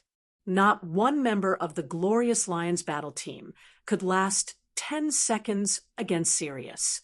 Activating their berserk skills had not changed that. Sirius could still end their lives in 10 seconds without relying on a berserk skill himself. The difference in combat techniques between Sirius and his subordinates was like the difference between heaven and earth. I had never realized that Yifeng had held back so much of his strength. He can actually contend with an old monster. It feels as if he is even stronger than Martial Dragon. A light shone in Blue Phoenix's eyes. She couldn't help but admire Shifeng's strength. If she had been the one to fight Sirius, the match would have ended by now. Indeed, Yifeng is stronger than Martial Dragon. However, this is only in terms of skills and attributes. It really is a wonder how Zero Wing has obtained so many epic weapons and equipment. Phoenix Rain fell into deep thought as she watched Shifeng, who stood proudly in the dueling ring. After watching this match, she finally had a relative understanding of Shifeng. Sirius's strength spoke volumes for itself. Yet, despite facing a monster like Sirius, Shifeng could rely on his basic attributes to compensate for his shortcomings. One could just imagine how powerful his basic attributes were. One could not rely on dark gold equipment to gain attributes like this. Epic items were the only explanation. However, how precious were epic items? Even now, the Dragon Phoenix Pavilion only had a few. Yet, among the Azura battle team, more than one member wore or wielded their own epic item. By her estimations, Aqua Rose and Fire Dance should both possess at least one epic item. As for Violet Cloud, the cleric had yet to fight, so she did not know. However, this insight was frightening enough. After all, Phoenix knew very well that these epic items originated from Zero Wing. After Shifeng activated his berserk skill, he would not waste time. Immediately, he charged at Sirius, going in for the kill. With his HP and defense, he didn't need to worry about Sirius's attacks. He could afford to trade blow for blow. As Shifeng was about to arrive before Sirius, he jumped into the air. He then raised Killing Ray, the power of fire and lightning gathering around the blade. Thunder Flame Explosion. Immediately, the attack suppressed the space around Sirius. The spatial suppression would reduce all enemies' movement speeds. With the skill's wide range, Sirius had nowhere to dodge. Sure enough, Sirius showed no intentions of avoiding the attack. Instead, he crossed Bonfire in front of his body, fully intent on receiving the descending elements. Boom! Fire and lightning devoured the Berserker whole. However, the instant the elements came into contact with Bonfire, the famed sword absorbed them as if it were a black hole. This skill sure packs a punch. Sirius revealed an excited smile after Bonfire finished absorbing the flames and lightning. More cracks had appeared beneath his feet. However, thanks to you, I finally have a chance to use this skill to its limits. The Berserk skill he had learned was somewhat unique. The skill's name was Baptism of Fire. To display the skill's might, he needed to absorb a certain amount of damage from a single attack. Furthermore, he could exert more of the Berserk skill's strength depending on the damage he received from the one attack. In the past, he had been lucky if his opponents allowed him to display 50% of the skill's might. However, Shi Feng's attack allowed him to exert 100% of the skill's effects. Currently, Baptism of Fire's strength bonus reached 120%. His attack speed increased by 100%, and his HP jumped by 200%. 6 blades of fire also appeared around his body. Meanwhile, Baptism of Fire lasted 1 full minute, which was more than enough time to end the match. Shi Feng had a bad feeling as he heard Sirius's words. However, before Shi Feng could react, the 6 flaming swords shot towards him. So fast, seeing the rapidly approaching swords of fire, Shi Feng instinctively brandished Killing Ray and the Abyssal Blade. Pung, pung, pung. 6 brilliant fires scattered around him as he repelled the fiery weapons. However, the attack had also sent Shi Feng flying across 10 yards, 3 damages of over -300 points appearing above his head. How is this be possible? Every member of the Azura battle team was shocked when they saw Shi Feng fly through the air. They knew full well how strong Shi Feng's basic attributes were. This was the first time they had seen anyone or anything throw Shi Feng after he activated Heavenly Dragon's power. Heavenly Dragon's power increased Shi Feng's strength by 100%.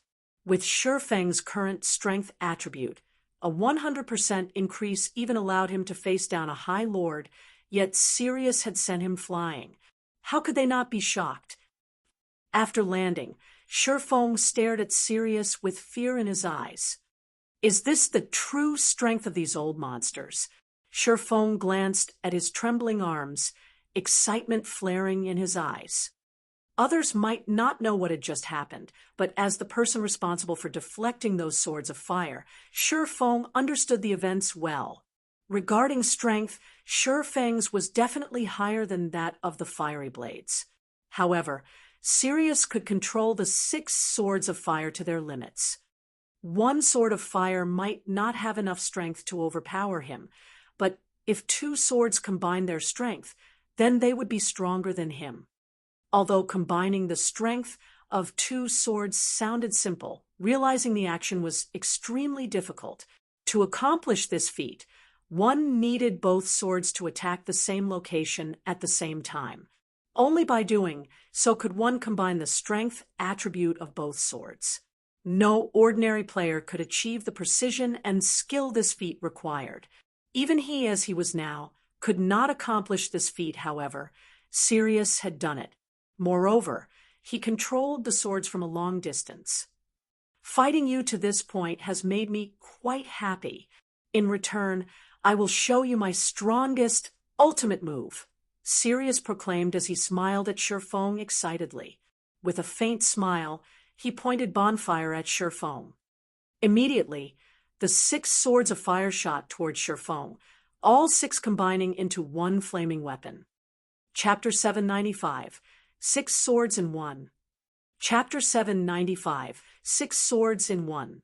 When the 6 swords of fire merged into one, the crimson flames turned a brilliant white.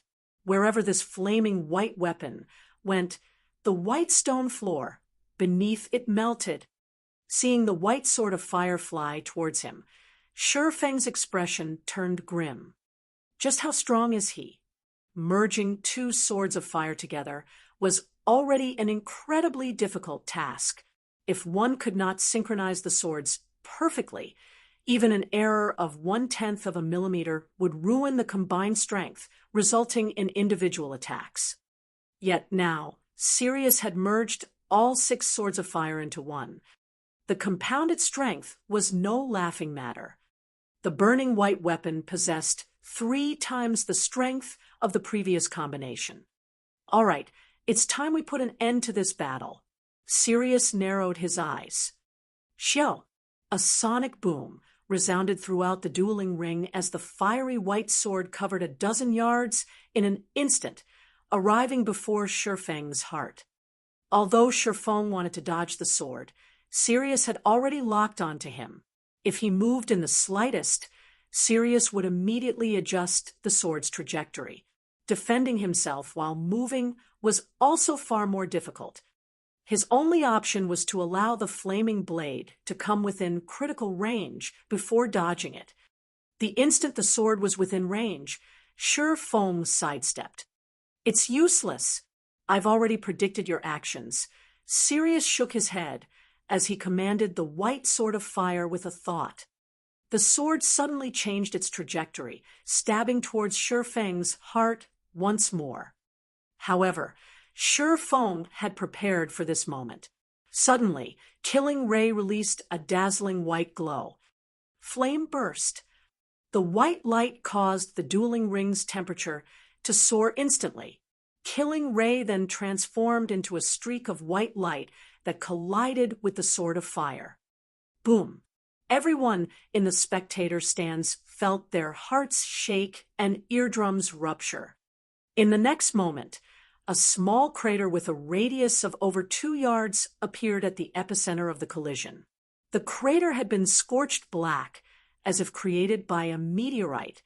Meanwhile, like a cannonball, Shi Feng flew over 20 yards away.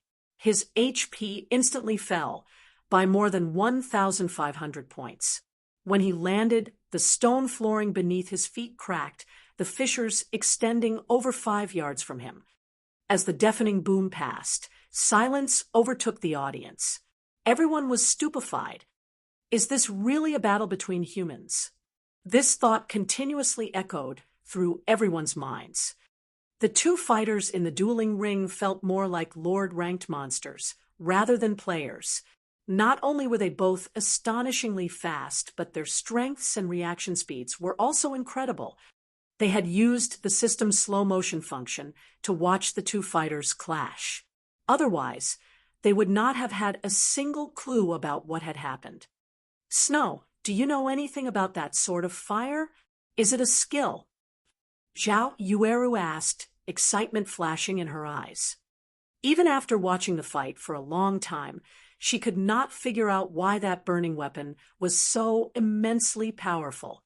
Previously, it had only dealt Shi Feng around minus 300 damage. Now, not only had it dealt over minus 1,500 damage, but the strength it contained had also increased tremendously. However, she had only seen the 6 crimson swords of fire merge into one. If she could similarly combine her spells, just how devastatingly powerful could her spells become? Gentle Snow simply shook her head in response to Zhao Yueru's question. This was the first time she had ever seen something like this. The thought of combining attacks to improve the strength of a skill had never crossed her mind before.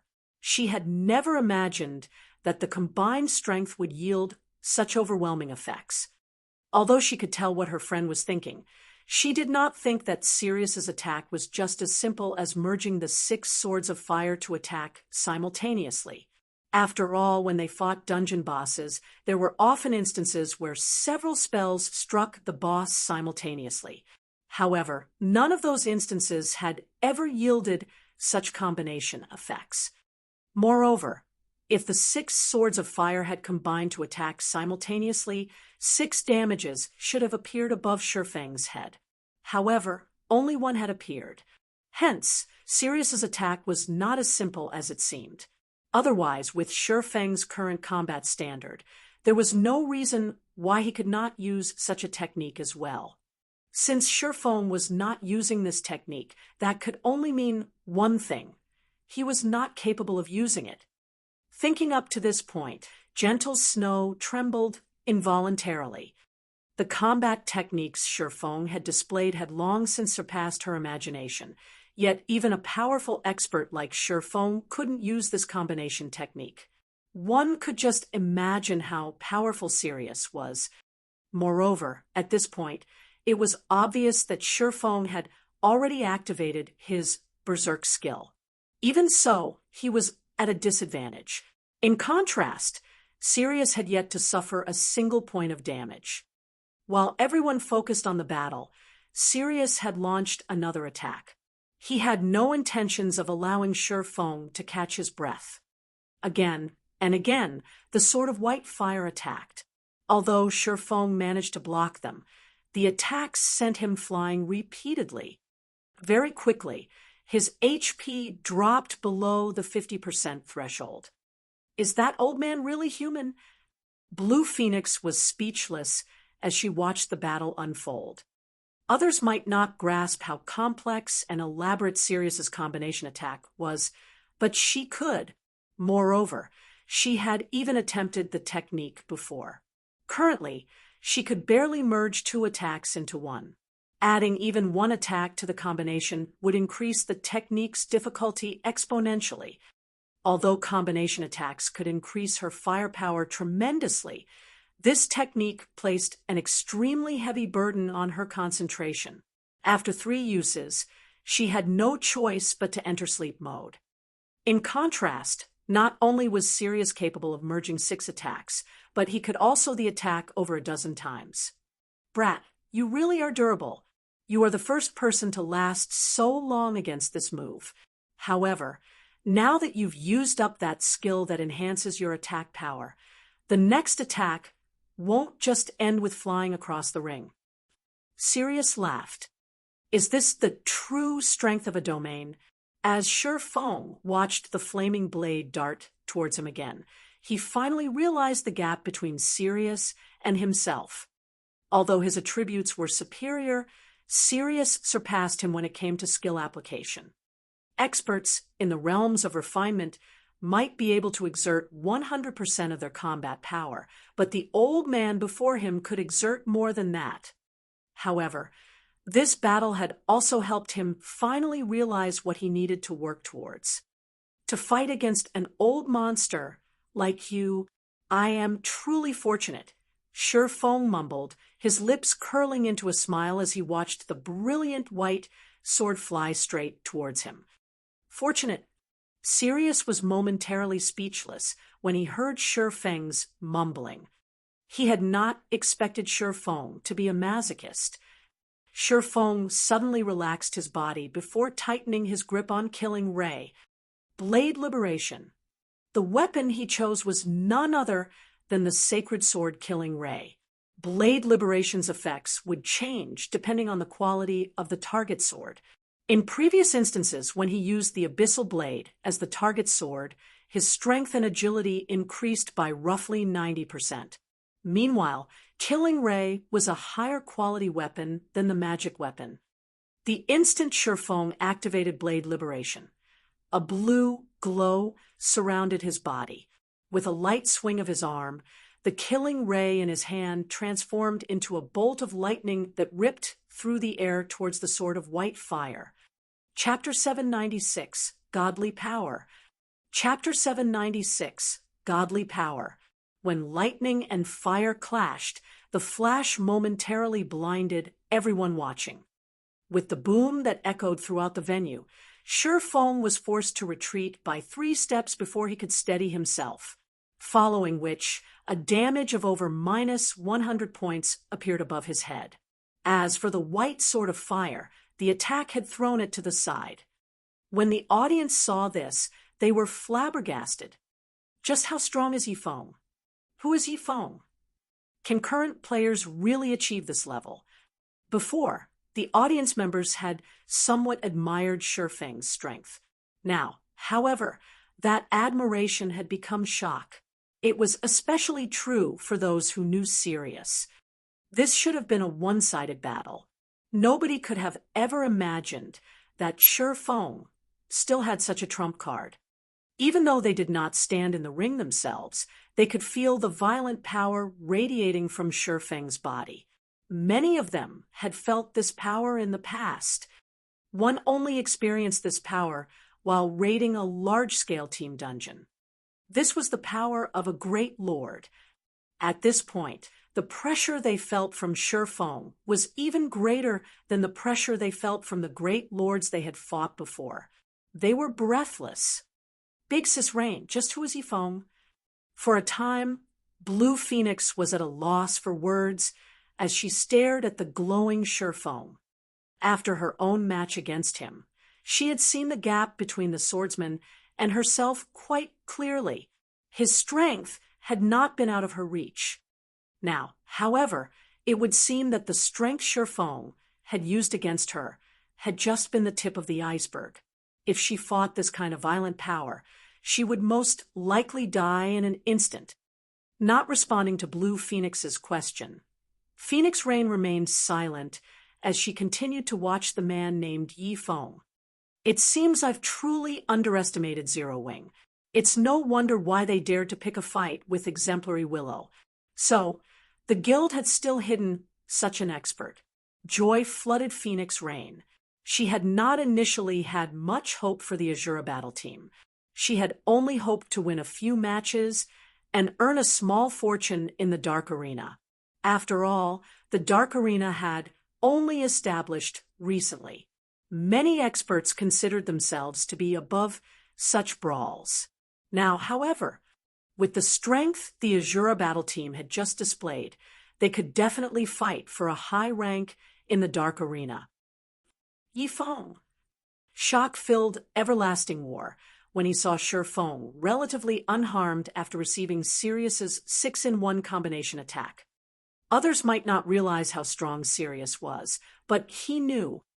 To obtain the rights to host the Dark Arena, Hua Qiushui had paid an extremely high price, convincing the Battle Wolves to lend the guild's several epic items to the Glorious Lions battle team. Blood Sun only possessed one epic item. Sirius, however, had two. The Berserker even had a precious sword of undetermined quality. The treasured sword's attributes were even slightly higher than an epic weapon. In other words, Sirius had the equivalent of 3 epic items on him. Purely in terms of attributes, particularly strength, Sirius was by far the strongest Berserker he had ever seen. Yet, even after combining the strength of 6 swords, Sirius had only been able to repel Shifeng. The swordsman had only received a small amount of damage from the resulting impact. At this point, Everlasting War could not fathom just how high Shifeng's strength was. Previously, he had thought that Shifeng's strength was roughly equal to his own. Looking back at it now, his assumption was laughable. Equal? He overestimated himself. Meanwhile, in the dueling ring, the new development also surprised Sirius. So, this is why you were so confident about facing me. At this moment, even Sirius took this fight seriously. However, you are still a fool if you think you can defeat me. Saying so, Sirius directed the fiery blade to strike at Shifeng again. That attack is so hard to block even after activating twofold Berserk. It seems I can't proceed with brute force alone. Seeing the white flames fly towards him once more, Shifeng took a step forward and abruptly charged at Sirius. From an outsider's point of view, he had only lost around 100 HP. He currently had 48,000 HP, so 100 points of damage were negligible. However, only those who had experienced Sirius's 6-in-1 combination attack knew how powerful the attack was. If not for the 300% increase to his defense, as well as the damage reduction effect from Thunder God's descent, he would have lost far more HP. Meanwhile, Blade Liberation did not only improve his strength, the skill also increased his agility. Hence, he had received a massive boost to his movement speed, attack speed, and flexibility. Although Sirius's combination attack could multiply the strength behind his attack, it could not increase his attack speed. Now, that Shifeng's speed had increased once more. Evading the sword of white fire had become much easier. In the next moment, Shifeng easily avoided the fiery weapon, which he had not been able to dodge before. Shifeng then approached Sirius with flying speed. The swords of fire were quite strong. However, to control this strength, one needed to invest much of their concentration, even more so after combining the strength of 6 swords. Hence, Sirius had been forced to stand in place while directing the burning blades. As Sirius had focused his concentration into controlling the 6 swords of fire, the man had no combat power at the moment.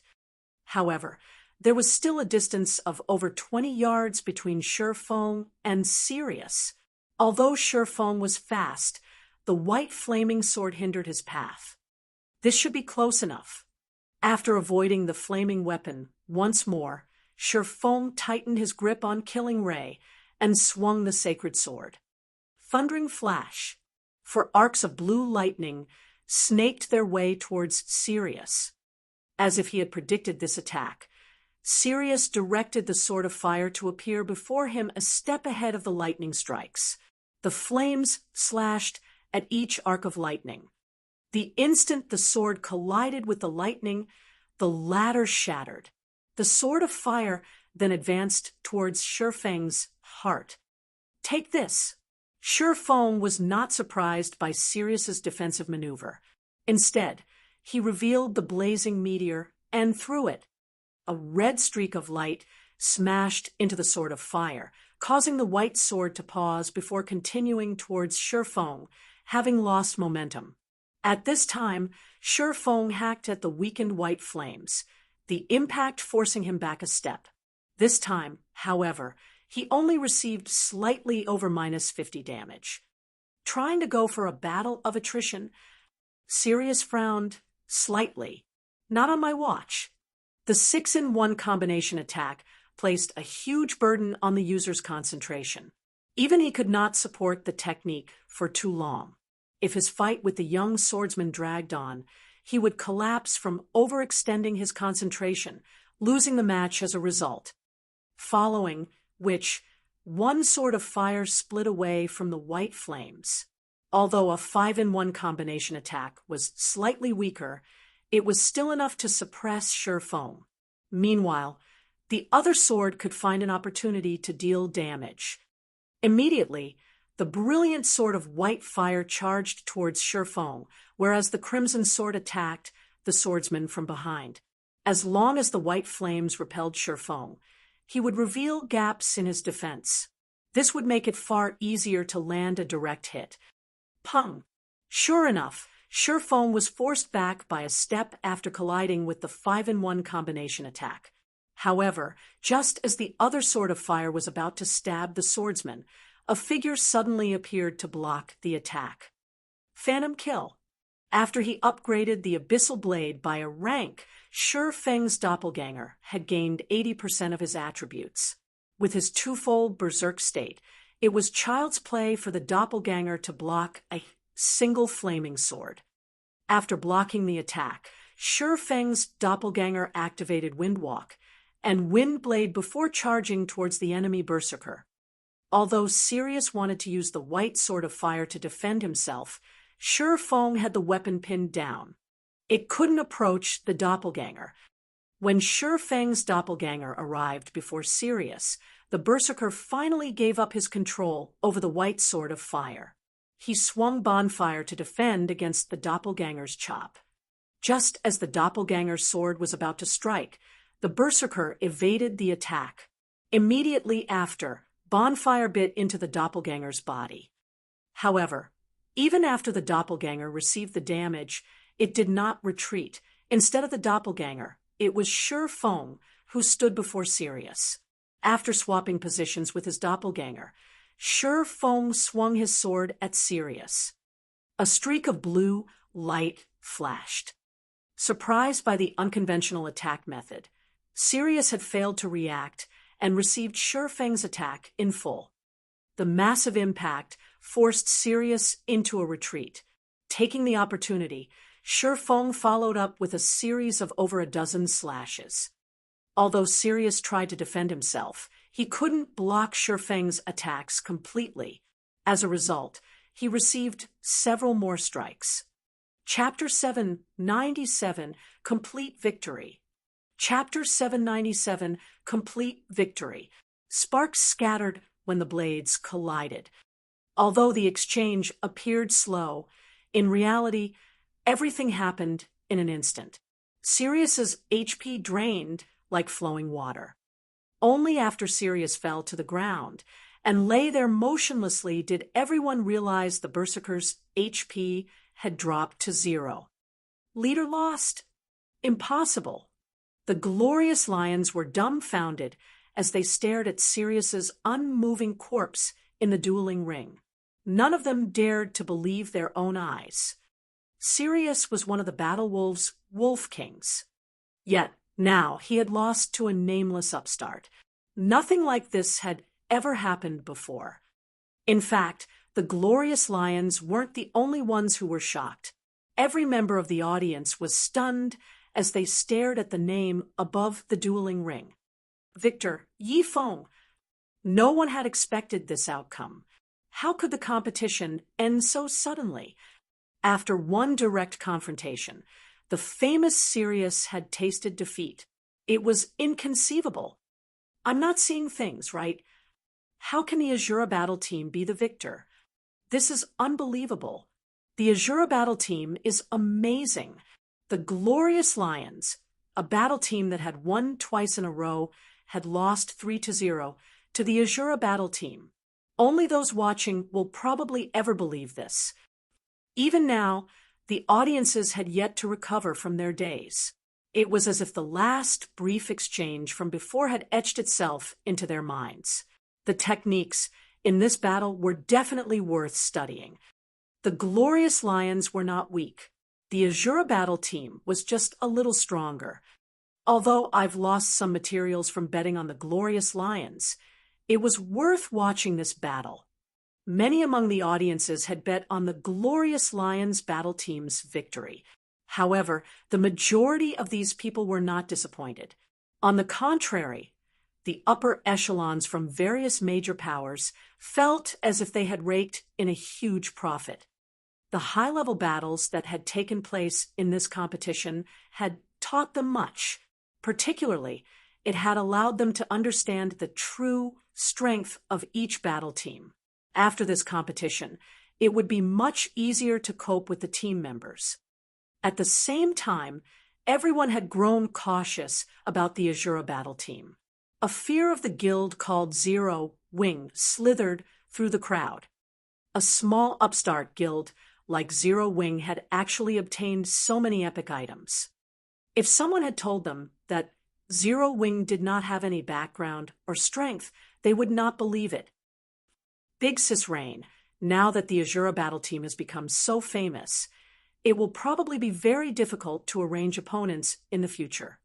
Although Blue Phoenix was happy for Shifeng, in the Dark Arena, the stronger a battle team was, the more difficult it was to find an opponent. Every battle team in the Dark Arena fought to gain the arena's hosting rights. However, that was not an easy goal. Firstly, a battle team needed to participate in 10 games, winning 8.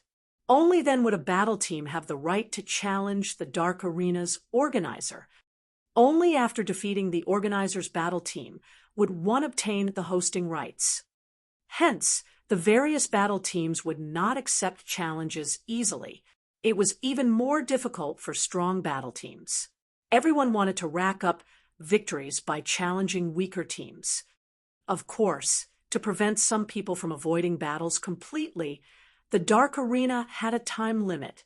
If a battle team could not find an opponent within 10 days, the Dark Arena would choose an opponent randomly. Hence, the stronger teams in the Dark Arena did not need to fear a lack of challengers. They just had to wait a relatively long time before they could complete all 10 required games. Much would change in God's domain after 100 days. It doesn't matter, Phoenix Rain said, as she shook her head. Previously, I worried that the Azura Battle Team would lose miserably.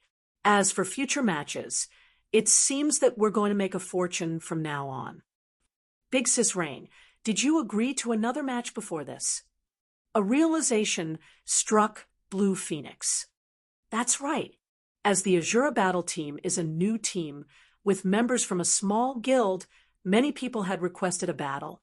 A few had even promised to bet favors and a certain number of materials. It's a pity that each battle team can only compete in 3 matches every 10 days. It would be great if we could arrange a few more matches. Phoenix Rain laughed. When she thought about the next 2 battle teams they had to face, she could not help but pity those teams. Chances were that the players from those teams held a deep resentment for her right now. Every one of them had assumed that the Azura battle team was quite weak. None of them would have imagined that the team was actually a dark horse. Only finding opponents for the last 7 matches would give her a slight headache.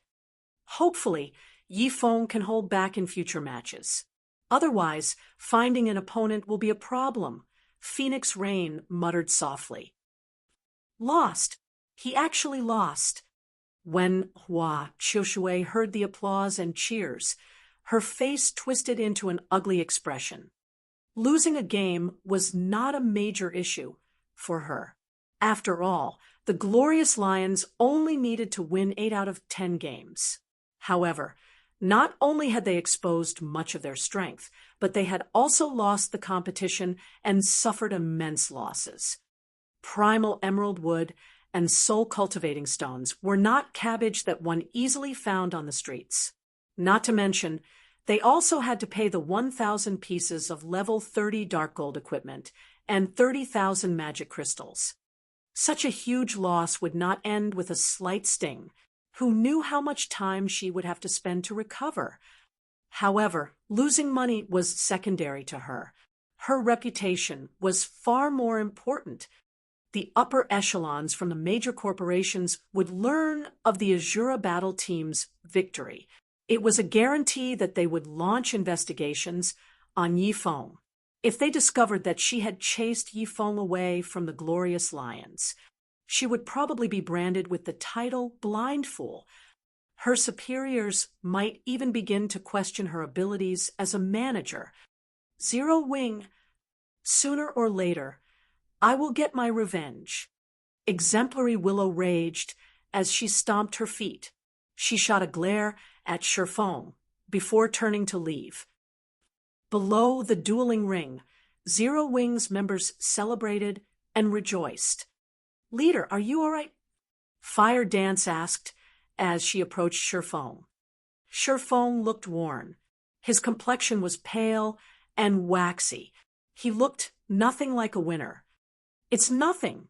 I just expended too much of my concentration, Shifeng replied as he shook his head. This battle had been truly dangerous.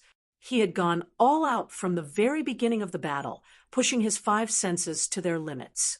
He had remained on full alert throughout the match, fearing that a moment of carelessness would lose him the fight. Sirius's combat standard was simply too high. If this match had taken place 2 or 3 weeks from now, he definitely would have lost. Although Sirius's equipment was already impressive, the old man even possessing several epic items, at the end of the day, he did not have a fragmented legendary item. He also had not learned any super skills. These 2 aspects could improve a player's combat power by leaps and bounds. Even Sirius would have a hard time trying to bridge the gap by relying on techniques alone. In front of absolute strength, all manner of trickery was useless. This was the cruel reality of games. Hence, regardless if they were experts or ordinary players, all players prioritized improving their weapons, equipment, and skills. While Shifeng rested, Sirius revived below the dueling ring and marched straight over to Shifeng. Kid, you sure know how to hide your strength. However, you might be able to beat me now, but it will be a different story in the future, Sirius said, a warm smile appearing on his stern face. All right, I've said enough. As per our agreement, I'll give you this. With this information, you should be able to improve yourself further and reach my level a little sooner. However, whether or not you obtain the item will depend on your own abilities.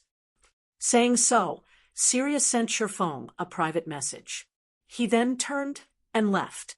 As he walked away, he could not help but glance at Fire Dance, shaking his head and sighing. His reaction creeped Fire Dance out. Seeing Fire Dance's reaction, Shifeng chuckled. The 2 had discussed their bet through private chat. Nobody knew about their conversation. If Fire Dance knew that Sirius had wanted her as his disciple, she would probably feel quite awkward. However, although Shifeng admitted that Sirius's guidance would open many doors for Fire Dance in the future, He did not think that she would have any fewer achievements if she remained by his side. He also would never allow the battle wolves to poach one of his experts, following which Shi Feng opened the files Sirius had sent him, intending to glance through the information he had won from the old man. Just what kind of information could actually give him the possibility of advancement? Chapter 798, Deterring Force. Chapter 798, Deterring Force. Like a wildfire, news of the Azura battle team's victory in the Dark Arena spread throughout God's domain. Practically minutes after the competition ended, information regarding the Azura battle team had reached the hands of God's domain's various major powers. The reports were so detailed that it even included information on the acquaintances of the Azura battle team's members. Starmoon Kingdom, Maple City. Maple City had already become Overwhelming Smile's main headquarters. With Underworld's hidden support, the Guild had solidified its position as the city's overlord. At the same time, Maple City had become the second largest city in the Starmoon Kingdom's eastern region. The city's player population was over 1 million. Although it was still far from the grandeur of White River City, it was superior to other cities within the kingdom. Yulan, why have you called me here all of a sudden? Feng Xianyang demanded, annoyed as he entered the residence's meeting room, his gaze locked onto the charming, elegantly smiling Yulan. He should have had the most authority in Starmoon Kingdom's eastern region. However, due to Yulan's successful management of Maple City, Underworld's higher-ups designated Yulan to handle everything in the region. This enraged him. He had expended all of that effort to deal with Zero Wing, yet Yulan sat back and enjoyed the fruits of others' labor. Without an enemy to deal with, it had naturally been easy to develop Maple City. If it were up to him, he wouldn't have had any issues handling the task either. It's nothing major. I just wanted to tell you to withdraw Overwhelming Smiles members from White River City immediately and have them develop elsewhere. Yulan instructed, paying Feng Xuanyang's rude behavior no heed. And why should I do this? Feng Xianyang said, his expression darkening as he grew somewhat indignant. You know how high of a price I've paid to solidify my position in White River City. Although Zero Wing is very strong, White River City's overlord isn't set in stone. Don't even think about ordering me to withdraw Overwhelming Smile from White River City. Many of Overwhelming Smile's members were focused on all sorts of quests, including guild quests, in White River City. As long as they completed a certain number of quests, Overwhelming Smile's status in White River City would improve. Afterward, they could accept all sorts of rare, high-level quests. They might even receive epic quests. With epic quests, it would be extremely easy to obtain all sorts of top-tier weapons and equipment. They might even find new, strategic tools for war. The guild's recent promotion had even triggered an epic guild quest. If they completed this epic guild quest, he could obtain a tool of war. When they started another war with Zero Wing, even if Zero Wing had an abundance of experts, he did not think he would lose against the guild. If they pulled out of White River City now, then all of the White River City quests they had already completed would be for naught. He couldn't give up on the city now. Feng Xianyang, this is not my decision. The higher-ups made this decision. You have no say in this matter. In any case, you have 3 days to transfer all of our members to other cities, Yulan stated coldly. That is not possible. Feng Xianyang was dumbfounded. The higher-ups had hoped to obtain White River City, investing manpower and resources into the endeavor. Yet, now, they had decided to give up on the city, no matter how he thought about it. Such a thing was impossible. I also considered the decision foolish. However, after seeing the information they provided, I changed my mind. I don't disagree with the decision, Yulan said. She then threw a file at Feng Xianyang, saying, have a look at it yourself. This is... Feng Xianyang boiled with rage when he saw the folder's title, Zero Wing Report. Zero Wing was Feng Xuanyang's sworn enemy. If not for Zero Wing interrupting his plans again and again, White River City would have been his by now. He wouldn't have suffered under Zero Wing's oppression as he did now.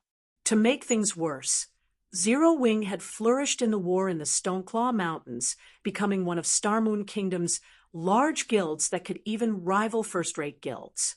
This had also weakened Overwhelming Smile's position in the city significantly. Now, Overwhelming Smile's members had to tread carefully when encountering Zero Wing players on the city streets. This humiliated Feng Xianyang. However, he endured because he knew that this was still not the time to pick a fight with Zero Wing. Now, after striving silently for a long time, he had finally obtained an opportunity to seize White River City. Hence, no matter what, he could not give up in this competition for dominance. As long as he obtained White River City, the favor Yulan received from Underworld's upper echelons would also vanish. At that time, he would become the absolute leader of Underworld's branch in Star Moon Kingdom rather than playing underling to a greenhorn wench who had only been a member of the organization for a short time. However, after Feng Xianyang read the Zero Wing report, his excited expression froze, his eyes widening with shock. He paled as if he had seen a ghost. How can this be? Feng Xianyang couldn't believe his eyes. How has Zero Wing appeared in the Dark Arena? They even defeated a battle team that has the backing of a super guild. Currently, Underworld was considered one of the virtual gaming world's major powers. The organization was stronger than most first-rate guilds. Over the years, it had nurtured plenty of experts. However, there was still a vast gap between them and super first-rate guilds like the Dragon Phoenix Pavilion, not to mention super guilds. Yet, an upstart guild like Zero Wing had actually managed to defeat a super guild's battle team. This was simply inconceivable. Super guilds had too many experts to count. They even had monster-like existences. The powers supporting them were also profound and complex. Only other super guilds and super first-rate guilds could shake the foundations of such giants. No one else should even consider trying, unless Zero Wing had a super guild behind it. A super guild? Feng Xianyang suddenly felt his body grow cold. That's right. The higher-ups have reached the same conclusion. Hence, we can't provoke Zero Wing anymore. There is no reason to continue wasting our time in White River City. In truth, Yulan doubted that Zero Wing had the support of a super guild. However, the Mana Pulse Cannon in the Stoneclaw Mountains and the various magic array scrolls. Now, they also had to consider the performance in the Dark Arena. A mere upstart guild was not capable of achieving these feats. Hence, it was quite possible that a super guild supported Zero Wing from the shadows. Even though it was only a possibility, Underworld would not take this risk. I understand. I'll transfer the majority of our members to other cities. However, I still have a quest I need to complete. Feng Xianyang nodded. Fine, but make it quick, Yulan stated before standing and leaving the meeting room. Elsewhere, Shi Feng had led Fire Dance, and the others back to White River City. On their way back, Shi Feng browsed through the information Sirius had given him. So this is the case. After reading through the files, Shi Feng was so happy that he found it difficult to hide his smile. Guild leader, what has made you so giddy? Aqua Rose asked curiously as she moved to Shi Feng's side. It's nothing. I've just found something that can help you improve your combat standards. Shi Feng laughed. Guild leader, what is it? Can I have a look? Violet Cloud sent Shi Feng a yearning look. Fire Dance had already reached the refinement realm. This development placed a weight on the rest of the team. Violet Cloud felt particularly pressured. She was incredibly anxious to become stronger. There is no need to rush. We happen to be on our way there, right now."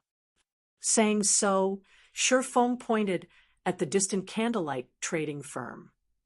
Chapter 799, Secrets of God's Domain. Chapter 799, Secrets of God's Domain. The candlelight trading firm, special forging room. Guild leader, here are the items you requested. After Melancholic Smile entered the room, she stacked materials onto the stone table, creating a large mound of items. If the upper echelons of other large guilds saw this, they would be shocked. Every material was extremely valuable. Some were even used to construct a stable. However, among these materials, there was one item that was particularly eye-catching: a fragment of a silverstone tablet. This fragment was clearly not a raw material. Shifeng picked up the stone tablet while transferring the materials into his bag. Including the materials he had won in the Dark Arena, he had enough to begin the guild stable's construction. Currently, the various large guilds were occupied with raiding dungeons to collect the stable design and required materials to construct the building. However, no one would have imagined that a small guild like Zero Wing had both. The only thing left to do was to construct the stable itself. Shifeng could not contain his excitement. In the past, Shadow had invested a lot of time to construct its stable. By the time the guild stable was complete, God's Domain's mainstream players had surpassed level 50. Many ordinary players even had their own mounts. On the other hand, this timeline's mainstream players had only reached level 30. Yet, Zero Wing could begin constructing its own stable. Zero Wing would be the first guild in God's Domain to reveal its guild mount to the public. Ordinary mounts cost 40 gold. However, guild mounts only cost 25 gold. Although the difference was only 15 gold, no ordinary player could afford that, even if they sold everything they owned. Even guild elite players would have to save for a long time to accumulate so much. Due to this 15 gold gap, guild players could obtain their mounts ahead of ordinary players. The only problem guild players faced was that they needed to a certain amount of guild contribution points before they could purchase a guild mount. GCPs were automatically rewarded after one completed a guild quest. The amount of GCP varied depending on the quest's difficulty, with higher-leveled quests awarding more points, and ordinary and daily quests awarding very few. In fact, one could say that the GCP requirement wasn't a major issue. Money was the only thing guild players truly needed to purchase their guild mounts. Guild leader, is this stone tablet related to your earlier mysterious actions? Fire Dance knew of their plans for the guild stable. However, she was more concerned with Shifeng's previous statement. After reaching her combat standard, it was extremely difficult to advance further. If there really was an item that could improve a player's combat standards, it must be heaven-defying. That's right. This stone tablet is the item that can help everyone grow stronger. Shifeng nodded. The information he received from Sirius stated that there were all sorts of skills in God's Domain. There were ordinary skills, general skills, taboo skills, and an extremely rare type of skill known as a secret technique. Secret techniques were unique in God's Domain. Moreover, learning a secret technique was different from learning ordinary skills, whereby players could learn a skill with a click of a button. Secret techniques were also different from taboo skills, where players were only required to reach a certain completion rate. To learn a secret technique, players had to comprehend it. One's comprehension depended on the player as to how one used the secret technique. That also depended on the player. Unlike the usual skills, a secret technique would not appear in a player's skill menu even after learning it. Secret techniques also lacked a cooldown. Players could use the secret technique whenever and however they desired. The only resource consumed when using a secret technique was concentration. Shifeng had learned a secret technique before. In truth, a secret technique was just a unique method of utilizing combat techniques. Void steps was considered a footwork-type secret technique.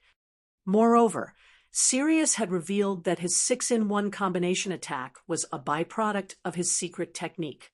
Although he had known how to use such a technique for quite a while, he had not been able to use the 6-in-1 combination attack. However, learning the secret technique had allowed his combat standard to reach a whole new level, allowing him to execute a 6-in-1 combination attack. Without the secret technique, even with his domain, such a complex technique would have been beyond him. Meanwhile, when speaking of secret techniques, Shifeng immediately thought of the secret sword technique he had obtained during his promotion to Blade Saint. At the time, he had not realized what this item's purpose was. The stone tablet's introduction simply stated that it held some kind of divine power and that he needed to collect all the stone tablet fragments to restore the engraved pattern. Hence, he had not bothered with the secret sword technique. After all, obtaining this single fragment had nearly cost him his life. How difficult would it be to collect all 6 pieces? Of course, the secret technique stone tablet the Battle Wolves had obtained was also incomplete. Even so, players could still learn from the fragment. However, they needed to meet a specific requirement to learn the secret technique it hid. The requirement was magic crystals. One needed to inject a significant amount of magic power into the stone tablet to activate the secret technique once. Moreover, this secret technique was not complete. If one wanted to learn the complete secret technique, they had to collect all the necessary fragments. Although Sirius had kindly told him how to activate the secret technique stone tablet, the old man had not told him where to find one. This was also the first time Shifeng had ever heard of secret techniques. This was the tragedy middle and low-class players faced. Unless one was extraordinarily lucky, many of God's domain's secrets were beyond people like him. Secret sword technique. Violet cloud blinked as she looked at the stone tablet in Shifeng's hands. Guild leader, can't only melee classes learn this? No, any class can learn a secret technique. However, some are more suitable for certain classes. Fortunately, there is no limit to how many players can learn it. Take Void Steps and Sirius's 6-in-1 combination attack, for example. These combat techniques are not necessarily suitable for our classes. However, if utilized properly, they are still significantly effective, Shifeng explained, smiling.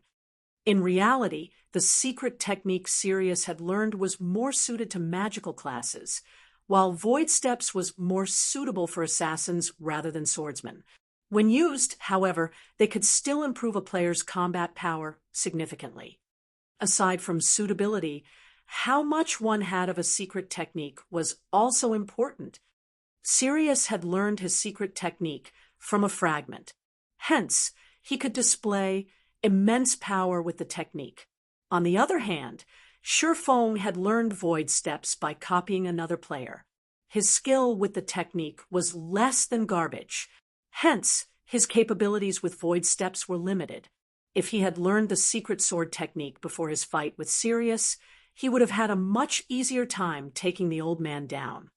Hearing Shifeng's explanation, his companions were speechless. They had all seen Sirius's 6-in-1 combination attack. They had never imagined that the stone tablet before them was actually something so amazing. If they could learn such a combat technique as well, they would have a higher chance of winning their battles, even against more powerful opponents. Chapter 800 Restrictions. Chapter 800 Restrictions. Shifeng could not help his smile when he saw the yearning and desperation in everyone's eyes. He could relate. Although the secret technique stone tablet is an excellent item, there are many restrictions. There are even restrictions while one is learning the secret technique itself. This is not an easy endeavor, Shifeng explained. The secret technique stone tablet help players learn how to better utilize their combat techniques. While learning these methods, they might even discover a breakthrough and advance their combat standards.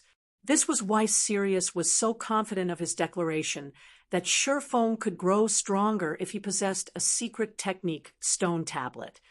If every member in a guild could learn the secret technique, their strength could defy heaven. Naturally, the main god system would not allow such a situation.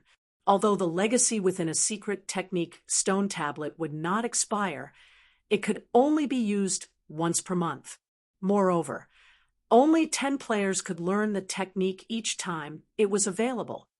In addition, because he only possessed a fragment, he needed to create a stabilizing magic array to use it. Magic arrays were incomparably precious.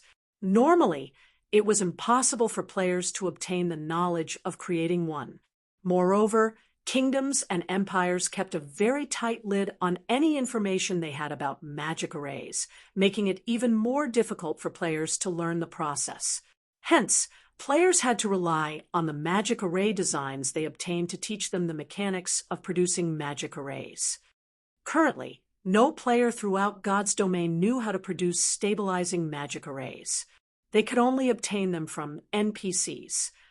Although God's domain had countless NPCs, not all NPCs knew how to produce magic arrays. Even powerful magical class NPCs rarely knew how to produce more profound arrays. The stabilizing magic array just happened to be a particularly profound, twofold magic array. Even Tier 3 magical class NPCs would find it extremely difficult to produce an array of such caliber. This wasn't the only issue they faced. These magic arrays also required something of each player. To learn a secret technique from a stone tablet, players also needed to know how to produce magic arrays. Of course, they didn't need a complete understanding of the topic, but they did need the ability to produce a simple intermediate magic array. This was why Shurfeng had led his team to the special forging room. The simulation device in the Candlelight trading firm's special forging rooms had already recorded all of the information Zero Wing possessed about magic arrays. Even the designs for the 9-star polar domain and teleportation magic array had been recorded. Players could easily rehearse the production process without needing to waste precious materials. They only needed to spend some magic crystals. When Shurfeng thought about how the Battle Wolves lacked a special forging room of its own, he imagined how many materials they Super Guild had spent to allow 10 players to learn to produce an intermediate magic array. The thought was staggering. However, the Battle Wolves was capable of such a feat precisely because it was a super guild. A first-rate guild could never afford to learn a secret technique without a special forging room. If you wish to learn the secret technique, you'll have to learn to produce intermediate magic arrays. All of the necessary information can be found inside the simulation device. Learn the technique as quickly as possible. Once you can produce intermediate magic arrays, you can learn the secret technique, Shurfeng explained as he pointed towards the flowing ball of water inside the forging room. Learn to produce intermediate magic arrays. Aqua Rose repeated with a frown. This task would be very difficult. As a cursemancer, she relied on incantations and runes to cast her spells, so she had little understanding of the subject. In reality, when magical class players cast a spell, they drew runes or chanted incantations to guide the surrounding elemental mana to form a magic array. Of course, higher-tiered spells required more runes and incantations. As she understood it, a Tier 1 spell's magic array was the equivalent of a basic magic array, while a Tier 2 spell's array was the equivalent of an intermediate magic array. Moreover, when constructing a magic array, the system would not offer any assistance or guidance. Players had to draw the runes or chant the incantations themselves. Hence, the requirement was quite strict. In other words, without any assistance from the system, she needed to complete a relatively complex Tier 2 spell in a set period of time. Furthermore, The magic array she needed to craft would be far more complex than any of her spells. It would be very difficult for her to produce an intermediate magic array. If a magical class player already had such troubles, this would be a nightmare for physical class players. This is mandatory. Even I can't do anything about it. You have to rely on yourselves for this task, Shifeng said as he spread his hands in a helpless gesture. He could not help them. He had only been able to produce the 9-star polar domain so quickly because of the understanding he had gained in his previous life. Hence, it would take a relatively long time for the others to produce an intermediate magic array. Fortunately, he could use this opportunity to deal with the guild stable. Following which, Shifeng left the candlelight trading firm and headed towards the Adventurers Association. Meanwhile, Fire Dance and the other physical class players began to learn all they could about magic arrays. As for Aqua Rose and the other magical classes, they began to experiment with the process of producing basic magic arrays. As the number of guild residences in the city rapidly increased, the number of players who visited the Adventurers Association in search of their daily guild quests increased as well. Currently, the association enjoyed a constant stream of players entering and leaving the building.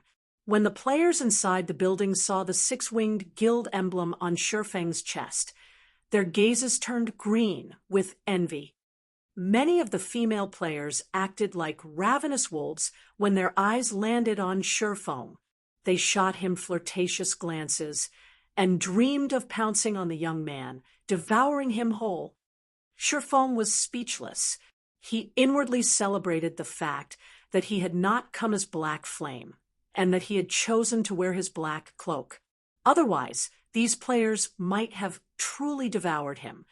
However, when he saw the players lined up to accept their daily quests, he could not help but feel nostalgia. In the past, he too had often come here to receive his daily guild quests. Guild quests fell into 2 main categories. The first category consisted of the daily guild quests that players could accept at the Adventurers Association, while the second consisted of the NPC-commissioned quests that were sent to guild residences. Any guild member could accept a daily guild quest. However, the rewards were mediocre at best. Very little EXP was awarded as well. Meanwhile, NPC-commissioned quests were different. Even the most ordinary commissioned quest provided decent remuneration and EXP reward. Some even rewarded relatively good weapons and equipment. Unfortunately, guild residences did not receive enough NPC-commissioned quests to supply every member within a guild. These quests were also directly related to a guild's popularity. The higher a guild's popularity was, the more well-known it was among NPCs. After reaching a certain level of popularity, even NPCs from other cities and towns would commission a quest. Currently, Zero Wing had the highest popularity among all of the guilds in White River City. Every day, Zero Wing's guild residents received more than 1,000 commissioned quests. Among them, there were over 100 high-level quests. Aside from its high popularity, Zero Wing received so many quests because of its residence's smithy. Every day, the smithy would provide a certain number of quests. Hence, Zero Wing received far more commissioned quests than other guilds. Large guilds like Overwhelming Smile only received several hundred commissioned quests each day, with only several dozen high-level quests. Zero Wing walked the path of the elite, so it had far fewer members than its competitors. As a result, the percentage of players within the guild that could accept commissioned quests each day was relatively high. On the other hand, due to having too many members, other guilds' ordinary members even found it difficult to receive an ordinary commissioned quest, not to mention high-level commissioned quests.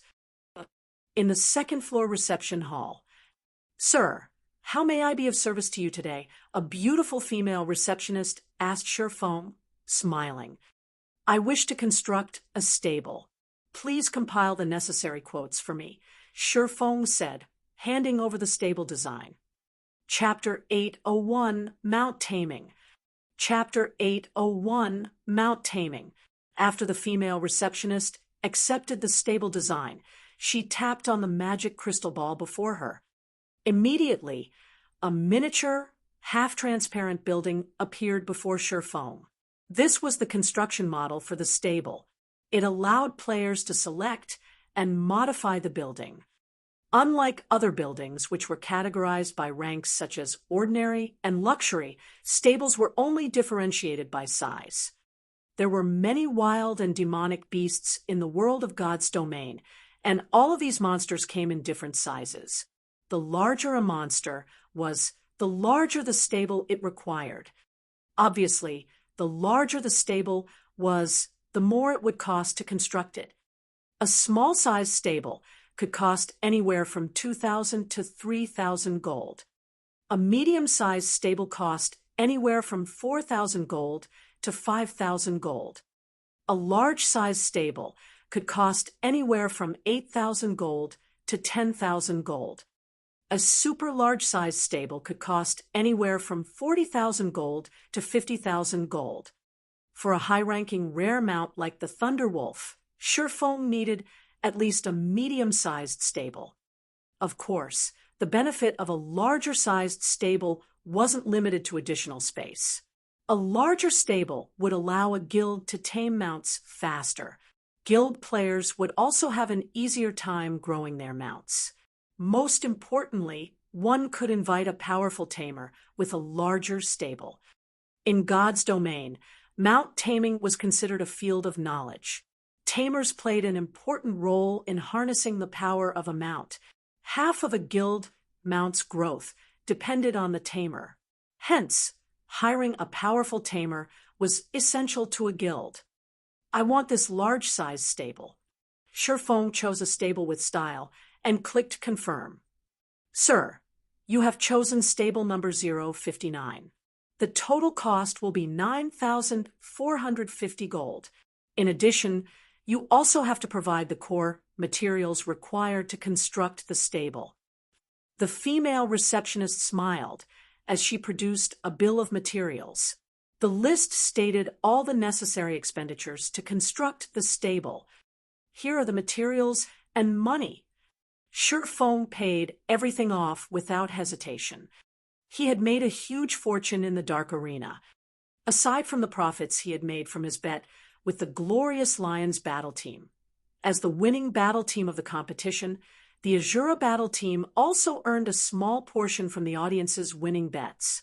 Moreover, due to the audience underestimating the strength of the Azura battle team, many people had gambled on the Glorious Lions. As a result, even after splitting half of the profits with Phoenix Rain, he still walked away with a hefty income.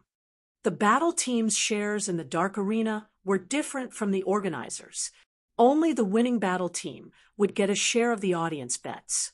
The loser received nothing. Moreover, the winning battle team would earn 3% of the shares, 2% higher than the organizer. Only, as Feng did not own the Azura battle team's participation rights, he needed to split the 3% with Phoenix Rain. Among the 5% of winnings that Feng had obtained, he had sold the materials and equipment that he did not need. Although Feng had only received 5%, his earnings had not been meager. Every member of the Dark Arena's audience was a wealthy big shot. Their bets made involved several hundred gold of materials at the very least. Since so many people had placed generous wagers on the Glorious Lions, Feng's earnings had naturally been impressive. From this single competition, he had earned over 7,000 gold. He had also obtained the stable materials from the Glorious Lions. After obtaining what he had needed, he sold excess materials to Phoenix Rain, selling each primal emerald wood for 75 gold and each soul cultivating stone for 60 gold. Overall, he sold 20 logs of primal emerald wood and 12 soul cultivating stones, earning him another 2,220 gold. including the money he had on hand before the competition. He now had over 11,000 gold on him. He could easily afford the large-sized stable. After Shifeng finished paying the bill, the female receptionist passed him a stable certificate. In the future, if he wanted to modify the stable, upgrading it to a super large-size stable, he could simply present this certificate to make the necessary modifications. He would not need to obtain another stable design. After Shifeng confirmed the stable's construction, a group of NPC architects entered Zero Wings Guild residence in White River City and began building the stable. Suddenly, a large space within Zero Wings residence, which had been vacant, transformed into a construction site. Players were barred from the area. What's going on? We're constructing a new building. What is it going to be? Zero Wings members grew curious upon seeing groups of NPC architects enter the construction site. They had been ecstatic when the guild had constructed a smithy. Not only could they save money on repair fees, but they could also maintain their weapons with the weapon maintenance function, extending the amount of time they could spend out in the fields. Players from other guilds were particularly envious of this benefit. Now that their guild had begun constructing a new building, how could they contain their excitement? Elsewhere, Shifeng hailed an advanced horse carriage in front of the Adventurers Association and headed towards the Commoners District. Based on Shifeng's knowledge, there were a total of 3 master tamers in White River City. If he relied on a basic tamer or advanced tamer, it would take a very long time to finish taming a 5-star mount. As to how much time was needed, even Shifeng had no idea. However, he did know how long it would take to tame a 3-star mount. A basic tamer required a month to finish taming a 3-star mount, while an advanced tamer needed 20 days. Master tamers only needed 10 days to complete the job. A master tamer was 3 times as efficient as a basic tamer. Moreover, basic tamers could not tame 5-star mounts. Only advanced tamers and above could do so. If even a master tamer needed 10 days to tame a 3-star mount, Shifeng could not imagine how long it would take to tame a 5-star mount. He would be surprised if it only took double the time a 3-star mount required. If he left the task to an advanced tamer, the required wait time would be even more frightening. Hence, he needed to hire a master tamer to tame the Thunder Wolf. An hour later, Shifeng arrived before a large courtyard in the Commoners' District. Many beasts lounged on the courtyard's lawn. The lowest level beasts were at level 100, with the more powerful ones being level 150. Shifeng could also see a level 150 High Lord. This beast was even stronger than an ordinary level 150 Tier 2 class. This is the residence of Master Owen. Master Owen does not wish to meet with outsiders, so please leave.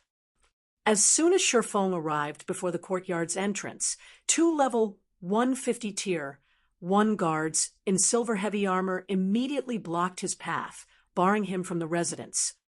Although tamers were not as reputable as forgers and alchemists after becoming a master, their statuses were slightly higher than ordinary nobles. Hence, although Owen was only a commoner, he still had 2 level 150 Tier 1 guards protecting his home.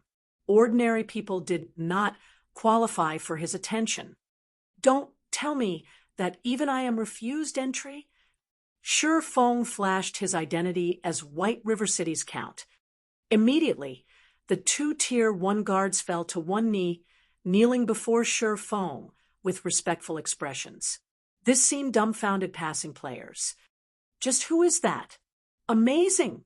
He can actually force Tier 1 NPCs to kneel before him. Normally, these Tier 1 guards thought very little of players, yet now they knelt before one. How could they not be shocked? Huh, Yifeng, why are you here? Immediately after Shifeng revealed his true appearance, a crisp voice sounded from beside him. turning towards the voice. Feng noticed a beautiful girl in deep purple mage robes approaching him. This girl was accompanied by a white-haired old man. Chapter 802, Silver Legend. Chapter 802, Silver Legend. Upon seeing the old man, one of the two level 150 guards hurriedly stood to greet the old man, while the other quickly opened the large metal gates. "Master Owen, welcome back," the guard said respectfully. Feng was slightly surprised by this sudden development. Of course, his surprise was not due to the old man's identity. After all, this was not the first time he had met Owen. The true source of his surprise stemmed from Thoughtful Rain, the purple-robed beauty beside the old tamer. Although Owen was not a noble, he had a higher status in White River City than ordinary nobles. He was an advanced NPC that current players could not meet easily. Only a major noble like himself might be able to arrange a meeting with Owen. Thoughtful Rain, on the other hand, had yet to become a major noble in White River City, yet she had obviously become acquainted with the old man. It seemed that the girl was more capable than he had initially thought. "I've come to make a request of Master Owen," Feng explained as he watched Thoughtful Rain approach. The last time he had met Thoughtful Rain was when she had introduced him to Everlasting War. Back then, Thoughtful Rain had only had the level and equipment of an elite player. However, after this short time had passed, not only had the girl reached level 35, but she also wore equipment that elites would envy. She was almost fully geared in level 30 fine gold equipment. The deep red staff she held was known as the Elemental Requiem, and it was a level 30 dark gold rank staff. In addition, she had a slightly more daring temperament than before. Moreover, as she walked towards him, her footwork was both light and natural. Her actions lacked any excess movement. Even if Thoughtful Rain had not yet reached the half-step refinement realm, she was not too far either. Feng found it truly hard to imagine that the girl had grown this much in God's domain in such a short period. "A request for Master Owen? Did you receive the quest as well?"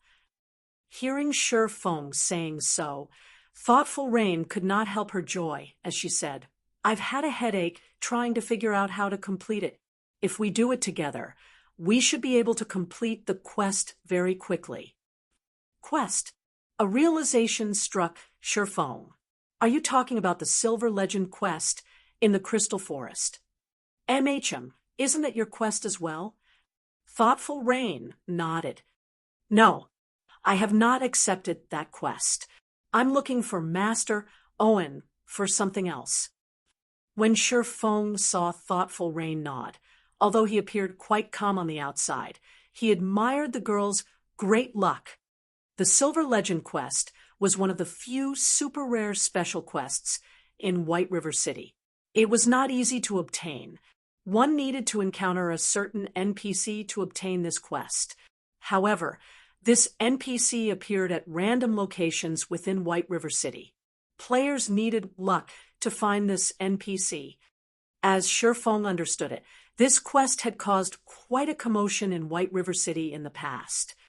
After this quest had been completed, players received a mount as a reward. However, the quality of the mount depended on the player's quest completion rate. The higher their completion rate was, the higher the mount's quality would be. To players, even obtaining a common mount was a massive expenditure, not to mention a high-quality mount. Back then, this quest's discovery had led White River City's players to a frantic search for that NPC. Unfortunately, very few players had found that NPC, not to mention those who achieved a high question completion rate. What a pity! Thoughtful Rain sighed lightly when she heard Feng's words. She had been working on this quest for a long time now. The next part of the quest was even more difficult than the previous parts. With her strength alone, this quest was difficult to complete.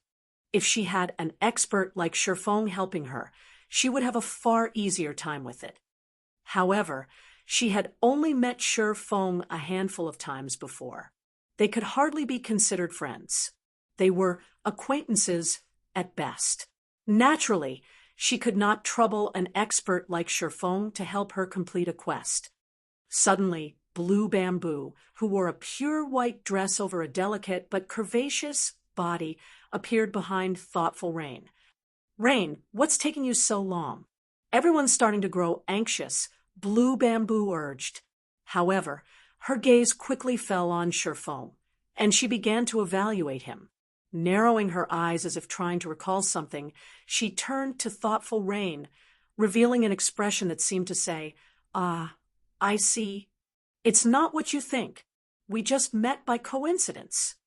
Thoughtful Rain explained hurriedly, "Doesn't our party just so happen to be missing a member?" Blue Bamboo grinned at her friend. She then turned to Shi Feng, smiling sweetly as she asked, "Big brother Yifeng, won't you please help us? After we complete the quest, I'll have Rain treat you to a meal at Morning Dew Restaurant. I heard the food there is even better than the food of a 7-star hotels." Blue. Thoughtful Rain could not help her embarrassment, miffed that Blue Bamboo was always trying to poke fun at her. "If you two can wait 2 hours, I can go with you," Shi Feng offered after giving it some thought. Currently, Thoughtful Rain was already an elite member in Zero Wing. Since they were allies, he would naturally lend a helping hand, if he could. Moreover, the Silver Legend quest was very special. If the quest completion rate was high enough, Thoughtful Rain might become a powerful force in Zero Wing in the future. "It's only 2 hours. Since this quest isn't particularly urgent, we'll meet up at the Flame Bar later," Blue Bamboo answered before Thoughtful Rain could react. Following which, Thoughtful Rain and Blue Bamboo departed from Owen's mansion, while Shi Feng entered the courtyard alone. Led by the Tier 1 guards, Shi Feng reached the courtyard's central garden. Owen already sat comfortably inside a gazebo, waiting for him. A count ranked at the top of White River City's social pyramid. Owen was merely a master tamer. His status was not as high as a master forger's. Hence, he still showed Shi Feng some respect. If any other player stood before him, he'd only show them a cold shoulder. Seeing Shi Feng approach, Owen took the initiative to greet the swordsman, bowing slightly as he said, "Lord Count, how may I be of service today?" "Hello, Master Owen. I'm here to invite you to become Zero Wing's Tamer Consultant. I wonder if you can agree to this request." Shi Feng asked, "In God's domain, guilds with stables generally sought to hire a tamer, having the tamer work in the guild at all times. However, hiring a master tamer was very difficult. It was impossible to tie a master tamer to a single guild. Hence, one could only hire a master tamer as a consultant. Moreover, there was still no guarantee that the master tamer would agree." This, Owen hesitated for a long moment, unsure of how to respond. "Take a look at this." Shi Feng took out the stable certificate and handed it over to the old man. To hire a master tamer, a guild must first possess a large-sized stable. Otherwise, the effort would be futile. Even with Shi Feng's status, a master tamer would refuse. This was the main reason why he had opted to construct a large-sized stable. Only after Owen saw the stable certificate did he agree to Shi Feng's request, saying, "It would be my honor to accept Lord Count's invitation. We can see to the formalities immediately." Following which, Shi Feng signed a contract with Owen, in return for Owen becoming Zero Wing's Tamer Consultant. Zero Wing would pay Owen a monthly retainer of 200 gold. After the contract was official, Shi Feng led Owen to Zero Wing's guild residence. Meanwhile, a huge commotion tore through the guild residence. Chapter 803, New Expansion Pack. Chapter 803, New Expansion Pack. After the stable appeared within Zero Wing's residence, news of it spread at the speed of light. Even first-rate guilds have yet to construct a stable, yet Zero Wing has theirs already. This is insane. Zero Wing's members are so lucky they can purchase a unique mount as soon as they reach level 40. On the other hand, we have to ride horses. I've heard that guild mounts only cost 25 gold. That's 15 gold cheaper than common mounts. This won't do. I need to join Zero Wing. I want to buy a guild mount, too. For a time, the official forums exploded with threads about Zero Wing's latest development. Many guild players drooled over the image of Zero Wing's stable. Field battles in God's domain were growing more difficult. Not only had the monsters become far more of a challenge, but the burden these monsters placed on durability also added a hefty expenditure to their daily budgets. If they could purchase a guild mount, not only would they save 15 gold, but they could also obtain a growing mount. Once they managed to nurture their mounts to bronze rank, their mounts could assist them in battle. Field battles would become easier to take down. The consumption of equipment durability could also be decreased significantly. At the same time, the various large guilds throughout Starmoon Kingdom also felt an immense weight drop onto their shoulders. To obtain the stable design and the necessary materials to construct the stable, they had spared no effort. Yet, not only had they failed to obtain the stable design thus far, but they had also only collected a small stock of the materials. On the other hand, Zero Wing had already finished its own stable. How did Zero Wing construct a stable so quickly? When Feng Xianyang heard the news, jealousy overwhelmed him. At the same time, he was somewhat relieved. Now that Zero Wing had revealed this trump card, no other guild would have a chance of dominating White River City. This incident also confirmed for Feng Xianyang that a super guild did indeed back Zero Wing. Otherwise, how could the guild have possibly constructed a stable so quickly? Shortly after Zero Wing's stable was complete, a system announcement reached every player in God's Domain. System announcement: God's Domain's new expansion pack, Abyss Battlefield, has been activated. All players can now register at the War God's Temple in the various cities to participate in the war. System announcement: God's Domain's new expansion pack, Abyss Battlefield, has been activated. All players can now register at the War God's Temple in the various cities to participate in the war.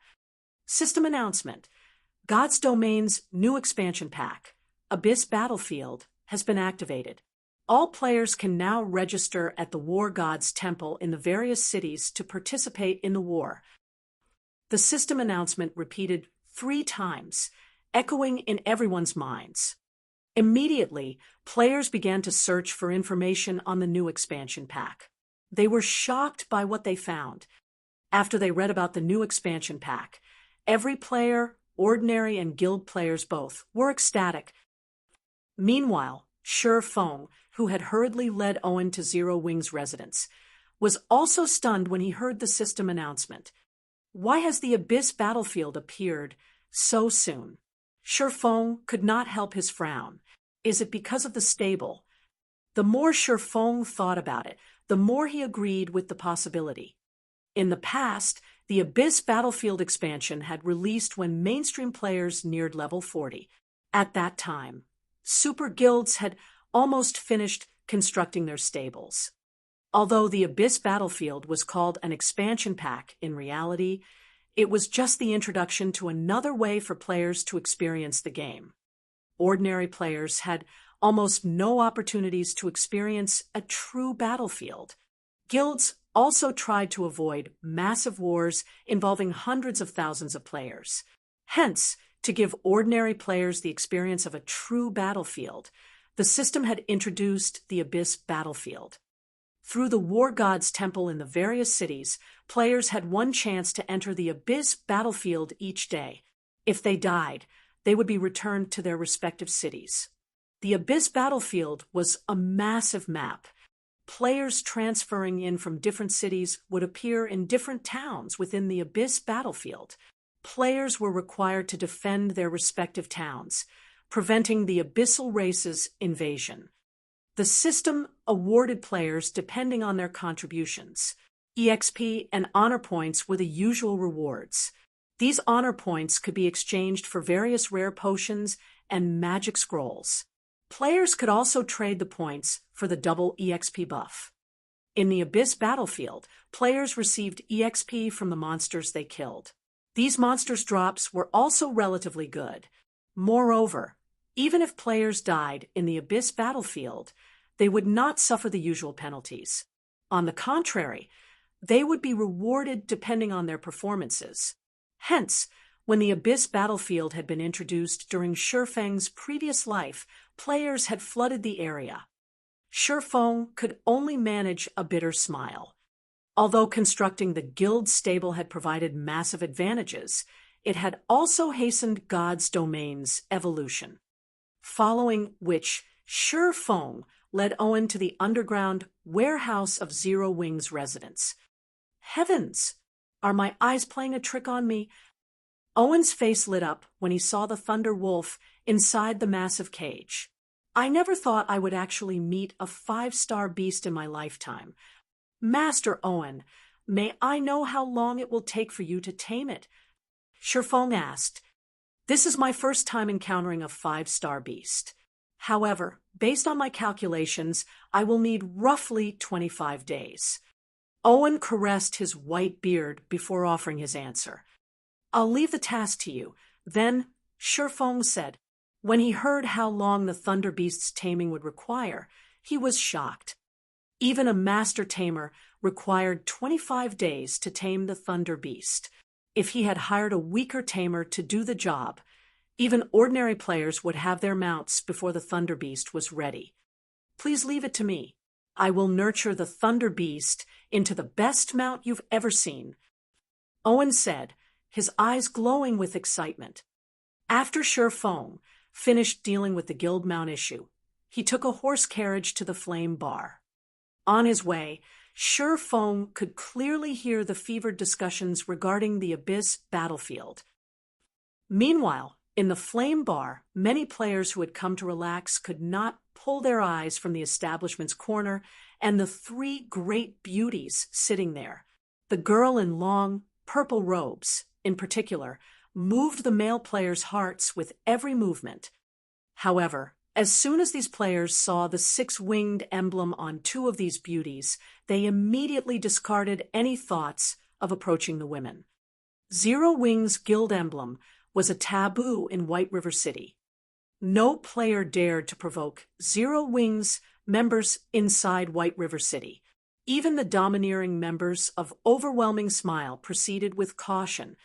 Blue, is this person really that strong? A female berserker in deep blue heavy armor could not help but ask. This female berserker had a graceful body and pearly white teeth. Of course, he is one of our guild's experts. Blue Bamboo said pridefully. An expert. The female berserker smiled. Even the 2 men beside her smiled. Ordinary layers might think of guild players as experts, but to them, guild experts were a joke. They had killed well over 100 guild experts in the fields by now. Look, he's here, Blue Bamboo said as she pointed towards Shifeng after he entered the building. Chapter 804, Wind God Spear. Chapter 804, Wind God Spear. Is he the person you were talking about? The female berserker and her 2 male companions shifted their gazes towards Shifeng. The young man wore a black cloak and silver armor. From his waist hung 2 exquisite longswords, 1 white and 1 black. Every one of his movements felt natural and graceful. His actions lacked any awkwardness, so much so that if they did not focus on this young man, their minds might ignore him altogether.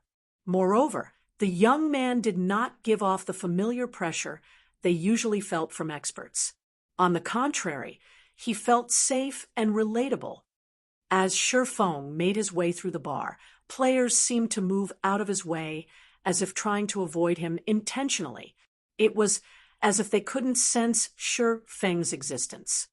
It did not take long for Shi Feng to move through the crowd and reach the party. "Big brother Yifeng, you finally arrived. We were just talking about you," Blue Bamboo said, giggling. "Let me introduce you. This great beauty is Autumn Goose. This gentleman with the beard is called Death Wind, and this handsome man is Gunfire. They are members of Wind God's Spear." "Hello," Shi Feng said, smiling as he looked at the three people. Inwardly, however, he was surprised. He was familiar with the name Wind God's Spear. The name belonged to an independent organization similar to the famous Midnight Tea Party, and it based its operations in the Dark Knight Empire. Independent players that disliked the restriction of guilds and preferred adventure would usually form independent organizations to conquer certain quests that could not be completed alone. Among the independent organizations in the past, Wind God's Spear had been relatively famous. This organization had once completed several legendary quests. Legendary quests were difficult enough to give even super guilds pause, not accepting one unless they were extremely confident in succeeding. However, the Wind God's Spear contained countless players who would not hesitate to take up the challenge. To put it simply, they were a bunch of lunatics with no fear of death. When everyone had believed that the organization would fail, the Wind God's Spear shattered these naysayers' beliefs, completing one legendary quest after another. Aside from those who loved to challenge deadly quests, the Wind God's Spear also contained players with a furious love of battle. Every member within the organization was a battle maniac. They had often challenged God's Domain's experts in the past. These players would even hunt down the older monsters from super guilds for a duel. Unfortunately, Shi Feng was not privy to the outcome of those fights. However, seeing as the Wind God's Spear had still been around after a decade and had even become a legend in the eyes of many independent players. As for the three people before him right now, Shi Feng had heard of two of them before, the Shield Warrior Deathwind and the Berserker Gunfire. Both of them had taken part in a legendary quest in the past. Even an apex expert of God's Domain would not have more than a 20% success rate against a legendary quest. Meanwhile, these two had completed a legendary quest before. Their abilities were unquestionable. They were extremely powerful. Shi Feng had thought that Thoughtful Rain would, at most, have a few ordinary elite players accompanying her. He had never imagined she knew such experts. If an elite party tried to complete the Silver Legend quest, even if they succeeded, their completion rate would not be high. However, with this group, achieving a high completion rate would be a piece of cake. Just who is this girl? Curiosity overwhelmed Shi Feng as he shifted his gaze towards the quiet, thoughtful Rain. The first time they met, Shi Feng felt as if he had seen Thoughtful Rain before, but he couldn't recall meeting her elsewhere. She felt both familiar and unfamiliar to him, yet he couldn't remember an expert named Thoughtful Rain in God's Domain during his previous life. Meanwhile, now that he met Thoughtful Rain again, both her aura and strength had undergone a heaven-defying change. If she continued to develop at this pace, she would definitely become more than an ordinary expert. Moreover, with the fact that she knew members of the Wind God's Spear, it was even less possible that she had been an unknown entity in God's Domain in the past. "Hello," Autumn Goose and the others returned Shi Feng's greeting. It seems that Blue hadn't been exaggerating. If we can have an expert like you with us, we should be able to complete this quest with ease. They had not expected that Zero Wing also had someone like this in its ranks. To ordinary players, Shi Feng was an ordinary young man. However, they were neither ordinary players nor ordinary experts. After hundreds of life and death battles and overcoming their limits, again and again, not only had they cultivated a beast-like intuition, but they had also gained the ability to distinguish the strong. True experts would only reveal their domineering auras when displaying their strength. Normally, their auras would remain hidden. Their auras would appear to be as calm as the great ocean, unperturbed regardless of what was thrown at them. Others would find it hard to generate hostility against someone with such an aura. Without a doubt, they noticed this about Sherfoam. Sherfoam was a true expert. He was far beyond the ordinary experts they usually encountered. Big Brother Wind, who is this guy? Why haven't I heard of someone named Yifeng in Zero Wing before? Autumn Goose could not help but ask the Shield Warrior through a private chat as she evaluated Sherfoam. I'm not sure, but based on our information on Zero Wing, aside from Black Flame, the guild's experts are subpar at best. However, I expect no less from the upstart guild that defeated the Star Alliance. The guild has even constructed a stable. Zero Wing's strength is truly unfathomable. Deathwind laughed. It is good that Rain has joined such a guild. Indeed, while we still have a headache over our mounts, both Rain and Blue can obtain a guild mount of their own as soon as they reach level 40. Autumn Goose responded enviously. What's so great about guilds? The Berserker Gunfire snorted. How can they compare to the freedom we enjoy? We can move about God's domain unrestricted. We also don't have to work under anyone. Weapons, equipment, rare skills, or mounts, whatever these large guilds can get their hands on, we can, too. After they had joined God's domain, guild players had often sought them out to cause trouble. The various large guilds occupied all of the valuable leveling areas. Hence, they had formed the Wind God's Spear. Not only had they fought the various large guilds in the Dark Knight Empire, but they had also made these guilds suffer abundant losses. Pampered guild players could not compare to the hardships they faced. Neither Deathwind nor Autumn Goose refuted Gunfire's words. Their hatred of guilds had been precisely the reason they had joined Wind God's Spear. Now, they would never bother with joining a guild. Since everyone's here, let's head over to the Crystal Forest, Thoughtful Rain said, as she invited Sherfoam to their party. Moreover, she had even passed the party's leadership to Sherfoam. Gunfire was not pleased.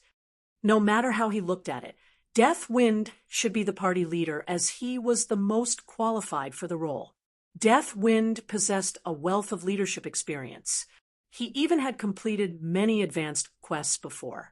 He was the best choice. However, since Thoughtful Rain had invited them, it was up to her to choose the party's leader. Arguing against it would be inappropriate. Following which, Sherfoam and the others headed to the teleportation hall and teleported to the Crystal Forest. The Crystal Forest was a small level 40 to level 50 map. However, the terrain was complex.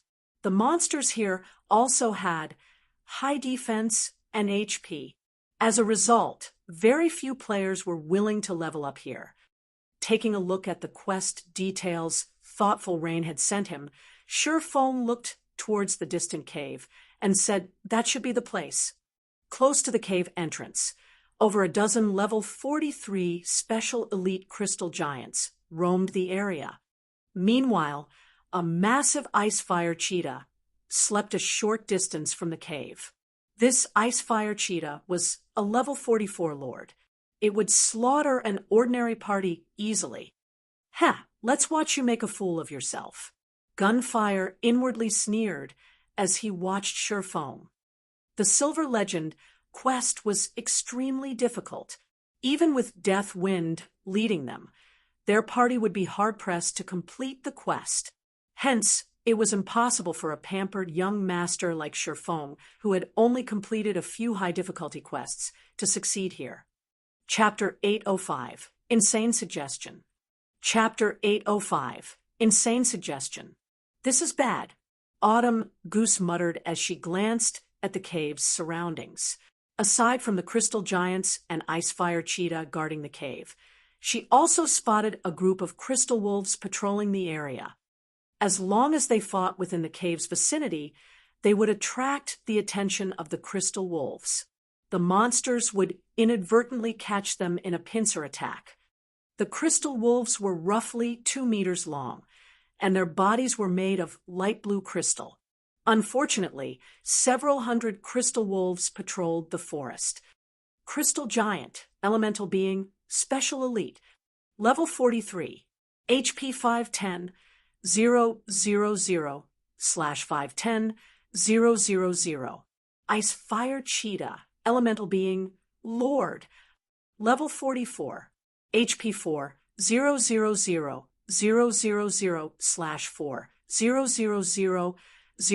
000. Crystal Wolf, Elemental Being, Common, Level 41, HP 48, 000/48, 000. If they took on so many monsters at once, it would be extremely difficult for them to make it to the cave. Furthermore, there were large level gaps between them and the cave's guardians. They were only level 35, yet they had to face a level 44 Lord and over a dozen level 43 special elites simultaneously. This would not be an easy endeavor. As a monster's level increased, not only would its HP increase, but its attributes also increased. A level 44 Lord dealt no less damage than a level 30 High Lord. The level 44 Lord might even be slightly stronger. Facing down a level 30 field, High Lord would be suicide. Not to mention, they would also have to fight so many crystal giants and crystal wolves. Every one of these monsters had high HP and defense. Without a team of at least 50 level 40 elite players, defeating these monsters would be incredibly difficult. Thoughtful Rain frowned at this situation. Why don't we clear away those crystal wolves first? Thoughtful Rain suggested after a moment of thought. MHM, I think it would be wiser to take out the crystal wolves first as well. If we trigger a battle while trying to enter the cave, with a speed-type boss like the Ice Fire Cheetah chasing us, we won't be able to avoid a pincer attack. Deathwind nodded in agreement. After we get rid of those crystal wolves, I'll hold back the boss while you guys enter the cave. With the Ice Fire Cheetah's size, it should not be able to get in. Even if he were strong, with only one healer in the party, he could not tank a level 44 Lord for very long. After all, there was a vast difference between his attributes and the boss's. Moreover, the Ice Fire Cheetah was a speed-type boss, the bane of MTs. It was extremely difficult to avoid the attacks of a speed-type boss. The level gap only made the situation worse. Leader, what do you suggest? Gunfire asked as he turned to the silent Surefoam, grinning. The members of the various large guilds were accustomed to using Zerg tactics to solve their problems. Regardless of what kind of problems they faced during a quest, they just needed to send a large group of players to deal with it. Now, however, they only had the strength of a party. Moreover, this quest was located in such a high-level map. Unlike Deathwind, who had long since grown accustomed to high-level monsters and could remain cool-headed in such a situation, Surefoam would have no idea what to do here. However, their quest was quite difficult. Normally, they would challenge monsters that were, at most, 5 levels higher than them. Even then, the fight would be risky. Now, they had to face a level 44 Lord. The slightest mistake could cause a party wipe. Surefoam glanced at the crystal wolves before shifting his gaze back towards the Ice Fire Cheetah. I suggest that we charge for the cave. There is no need to waste time on the crystal wolves. Once we enter the cave, the Ice Fire Cheetah won't be able to follow us. Afterward, we just need to deal with the crystal giants and crystal wolves. Moreover, the cave is cramped inside, so the crystal wolves won't be able to use their wolf pack tactics. It should be fairly easy to annihilate them. In truth, Surefoam wasn't overly worried about the Ice Fire Cheetah or the crystal giants. His biggest worry was the crystal wolves. Thoughtful Rain and the others had no idea just how scary those crystal wolves were. Wolves love to hunt in groups. Naturally, this was the case for the crystal wolves in the crystal forest. Although they could only see a few hundred in the area once the battle began, these crystal wolves would call for reinforcements. If they could not finish the crystal wolves off quickly enough and allowed the monsters to use their summon skill, they would have to fight far more than just a few hundred crystal wolves. If the crystal wolves summoned the Crystal Wolf King, tragedy would befall them. The Crystal Wolf King was the Crystal Forest's ruler. It was also a level 50 Great Lord. In Shifeng's previous life, countless players who had ventured to the Crystal Forest in search of ores had died under the Wolf King's paws. Hence, after the general populace learned of this beast, many players had tried to avoid provoking the Crystal Wolves. If their party attacked the Crystal Wolves, they would find death waiting for them. Charge for the cave. Autumn Goose was dumbstruck. How are we supposed to shake off the crystal giants and enter the cave? Although Death Wind could pin down the Ice Fire Cheetah for a short time, if the others wanted to enter the cave, they had to deal with the crystal giants. The crystal giants were level 43 special elites, not common monsters that even noobs could defeat. They were not easy opponents. The crystal giants would flatten them under their fists if they made the slightest mistake. Meanwhile, the crystal wolves would have enough time to join the fray while they had their hands full with the special elites. In the end, they would be caught a pincer attack with no path of retreat. Leave the Ice Fire Cheetah to me. Death Wind will attract those crystal giants.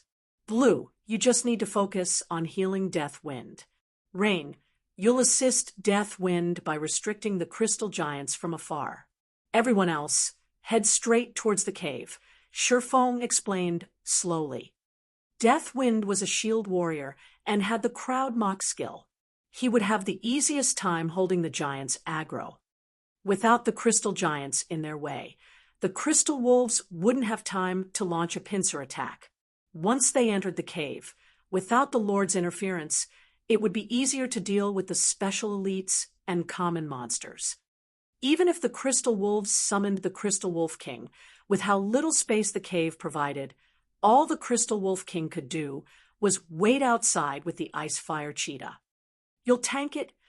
Thoughtful Rain, and the others turned to Shifeng as one. Shifeng was only a swordsman, although he had hidden his level with the black cloak. Even if he were the same level as the level 44 Ice Fire Cheetah, its claws would rend him to death with 2 or 3 attacks. Furthermore, he wouldn't have a healer on him. At most, he could hold off the Lord for a brief moment. That certainly wasn't enough time for them to make it into the cave. Rain, are you sure that there won't be any issues? Autumn Goose quietly asked thoughtful Rain. It was not that she did not believe in Shifeng. However, this plan was simply too dangerous. The slightest mistake could compromise their lives. If they lost a level, it would become far more difficult to complete the quest.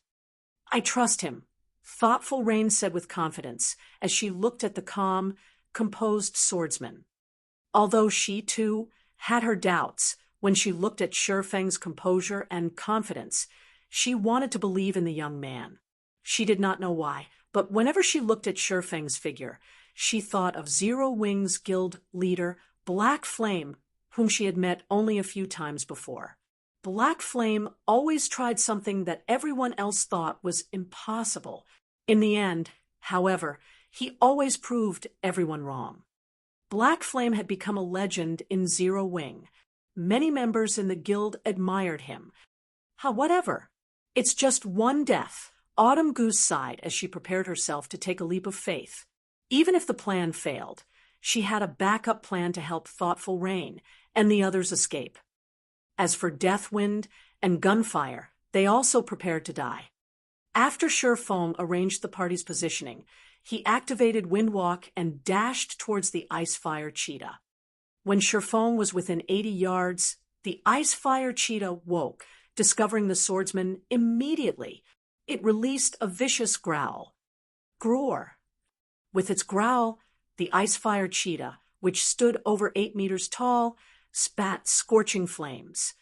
Immediately, Over a dozen massive fireballs bombarded Sherfong. "It's over!" When Thoughtful Rain and the others saw the dozen or so fireballs, their hearts sank. Sherfong could never dodge all of those attacks. However, before they could sigh, they saw a streak of blue light cut across the space before Sherfong, slicing the massive fireballs in half. Chapter 806, Difference in Weapons. Chapter 806, Difference in Weapons. This surprise flashed in everyone's eyes as they watched Sherfong. The Lord-ranked monster's fireballs were extraordinary. Even from this distance, they could feel the power contained within those massive fireballs. If they encountered one of those fireballs, the blast from the impact would definitely send them flying. Yet, in front of Sherfong, these massive fireballs were as fragile as glass. With one hit, Sherfong sliced apart every fireball sent at him. The Ice Fire Cheetah's attack hadn't slowed Sherfong in the slightest. In the blink of an eye, Sherfong was only 30 yards away from the Ice Fire Cheetah. Grr! Seeing the impudent human approach, the Ice Fire Cheetah released an angry, deafening roar. Rather than attacking with its fire, its paws pushed off the ground. Instantly, the level 44 Lord transformed into an afterimage as it pounced on Sherfong. A Lord-ranked monster's attributes were frightening enough. To add to the terror, the Ice Fire Cheetah was a speed-type boss. It would only take the Ice Fire Cheetah an instant to cross the 30 yards. The Ice Fire Cheetah loomed like a 3-story building as it appeared before Sherfong. It swiped its razor-sharp claws at Sherfang's head. Boom! The hard, rocky ground beneath the swordsman shattered and exploded, sending dust everywhere. Even Thoughtful Rain and the others, who stood roughly 100 yards away from Sherfong, could feel the ground tremble. Such high strength! Autumn Goose was shocked when she saw the flying rocks. Is that a level 44 Lord-ranked monster? Death Wind's expression grew serious. Previously, he thought he could, more or less, cope with the Ice Fire Cheetah's attack. Now, however, even with a healer, he would only last a few hits. Moreover, not only was the Ice Fire Cheetah's strength absurd, but its speed also astonishing. He would have an extremely difficult time trying to dodge the Lord's attacks. Death Wind, hurry and attract the Crystal Giant's attention. Everyone else, head for the cave as quickly as possible. Sherfang's voice suddenly burst into the team chat. The team was shocked to hear it. They had not expected Sherfong to still be alive after taking the Ice Fire Cheetah's attack. How did he evade that attack? When the dust settled, Gunfire's eyes nearly fell out of their sockets. Sherfong actually stood beside the Ice Fire Cheetah's claws, completely unharmed. The Lord's attack had only created a massive crater beneath its feet. The Ice Fire Cheetah was incredibly quick. Even Gunfire had failed to catch a clear look before the Lord's claws landed. If even his eyes had trouble keeping up with the monster, he would have no hope of evading its attacks. Yet, without a doubt, Sherfong had done just that. At this moment, however, everyone shoved away their shock as they charged towards the cave. Death Wind immediately cast Crowd Mock on the Crystal Giants, attracting the dozen or so special elites aggro. The Crystal Giants were not speed-type monsters. Rather, they relied on their strength. Their movements were relatively slow, although ordinary players would still find it difficult to evade the Crystal Giants' attacks. An expert like Death Wind could easily evade simultaneously the attacks of 2 or 3 Crystal Giants. Even if he could not dodge, he could block them with his shield. Meanwhile, Thoughtful Rain cast ice walls and ice spheres to limit the giants' movement, allowing the others to shake off the special elites and head into the cave. Such immense power! There were too many Crystal Giants. For a time, even Death Wind struggled to cope with the attacks he was receiving, and he was forced to defend with his shield.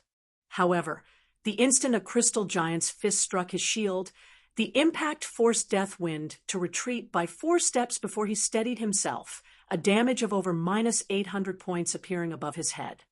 Why are these crystal giants so strong?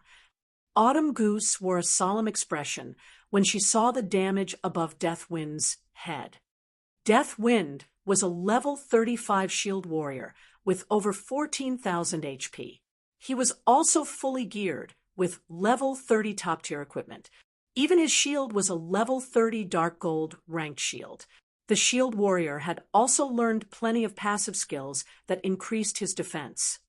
Deathwind would lose around 200 HP when he blocked an attack from a level 35 special elite with his shield. Now, the level 43 crystal giant dealt over -800 damage with one punch. Its strength could rival a level 35 chieftain. If Deathwind failed to block or dodge the attack, the shield warrior would only last 3 or 4 hits. Autumn Goose's gaze shifted towards the distant Shurfeng once more. Currently, Shurfeng was tanking a level 44 lord. If even a level 43 special elite was so strong, just how horrific was the lord? However, even now, the Icefire Cheetah had yet to land a single hit on Shurfeng. If she or anyone else tried to tank the lord, the Icefire Cheetah would have long since claimed their lives. She never thought that there was such a massive gap between them.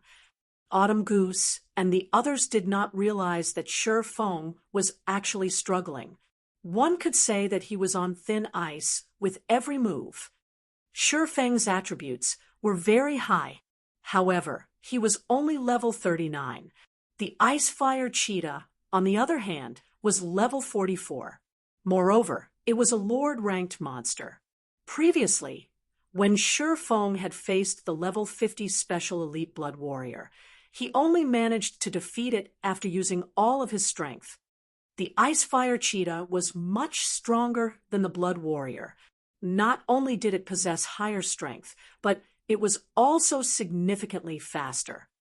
If not for his reaching the Void Realm and accurately predicting the cheetah's attack trajectories, the level 44 lord would have already shredded Shurfeng to pieces. Of course, Shurfeng had the ability to suppress the Icefire Cheetah. He just needed to activate his Berserk skill. Unfortunately, Berserk skill's cooldowns were too long. On the off chance that they encountered danger later on, without the trump card of a Berserk skill, they would be easy prey. Aside from Berserk skills, he could also summon a Tier 2 demon with the Bible of Darkness. With a Tier 2 demon acting as a meat shield, killing the Icefire Cheetah would not be a problem. However, doing so would reveal the Bible of Darkness to outsiders. He could not use it casually. Moreover, as a veteran gamer who had adventured in God's domain for over a decade, he knew how important it was to maintain his peak state. Currently, his job was to hold the Icefire Cheetah back, not to kill it. He had no reason to go all out. This should be enough. While dodging, Shurfeng glanced towards the other party members, noticing that they had almost reached the cave. He then began to move towards the cave as well. After everyone entered the cave, and Shurfeng shook off the Icefire Cheetah, Deathwind blocked the crystal giants and the quickly approaching crystal wolves. The rest of the party members then launched their own attacks. The cave was cramped, so only 3 crystal giants could attack the shield warrior at a time. Even if Deathwind blocked the attacks with his shield, the cleric Blue Bamboo could heal him in time and keep his HP full. So hard! Autumn Goose felt her hands numb as she hacked her greatsword at a crystal giant. Meanwhile, the crystal giant she attacked only received around -1,300 damage. This defense could rival a lord-ranked monster's. As for gunfire, his damage was around the same as Autumn Goose's. His normal attacks only dealt around -1,200 damage. Only with his skills could he deal over -2,000 damage. Among the party members, Thoughtful Rain was the most awkward. As these monsters were elemental beings, their magic resistance was quite high. Despite her top-tier equipment, her spells dealt less than -1,000 damage. Only Tier 1 skills were slightly more effective. Pung! The crack of crystal echoed throughout the cave, and the players shifted their gazes towards the sound's origin. A damage of -5,458 points appeared above the head of a crystal giant. A deep groove had appeared on the Special Elite's hard crystal exterior. Chapter 807, War Spirit Possession. Chapter 807, War Spirit Possession. How can his attack power be so high? Autumn Goose and the others were momentarily stunned. Despite wearing top-tier equipment, their attacks barely scratched the crystal giants. These monsters' defense was so high that their weapons couldn't injure the Special Elites. Yet, not only had Shurfeng's attack dealt a frightening amount of damage, but it had also wounded the monster, decreasing its combat power. However, before Autumn Goose and the others could recover from their surprise, Shurfeng executed Chop on the crystal giant. 3 arcs of blue sword light converged to a single point and flew towards the crystal giant. The attack even sliced apart space, a black seam appearing along the sword light's trail. When the black seam encountered the crystal giant, the Special Elite's crystal exterior shattered. Shurfeng's sword passed through the crystal giant's body as if it were air. Without any resistance whatsoever, the weapon cleaved through one side of the monster's body. -9,462. This damage hadn't been the result of a critical hit. This damage was simply from Shurfeng's skill. Immediately, a large chunk of the crystal giant's HP vanished. Moreover, due to the injury from the attack, the crystal giant's movements became somewhat sluggish. After a brief fight, the crystal giant, which had 510,000 HP, fell to the ground, dropping a piece of equipment and several materials. Everyone in the party also received a bounty of EXP. Meanwhile, the crystal giant that Deathwind and the other party members fought still had over half of its HP. The difference between Shurfeng's damage and theirs was obvious with a glance. Is he even human? How is his damage so high? Autumn Goose exclaimed when she glanced at Crystal Giant. Shurfeng's damage was several times higher than theirs combined. Moreover, he easily defeated the Crystal Giant without receiving any help at all. Even in the Wind God's Spear, they would be hard-pressed to find such a strong player. I told you that Big Brother Yifeng is very strong, yet none of you believed me. You get it now, right? Blue Bamboo said proudly as she puffed her chest, acting as Shurfeng's achievement were her own. Seeing her friend's behavior, Thoughtful Rain shook her head and smiled bitterly. However, Shurfeng's performance had been satisfying. Previously, Autumn Goose and the others had continuously advised her to leave Zero Wing. Moreover, they had insisted that she would improve slower in the guild than if she joined the Wind God Spear, and that their organization's experts were far stronger. However, Shurfeng's performance proved them wrong. With this, Autumn Goose and the others would most likely stop trying to persuade her to leave Zero Wing.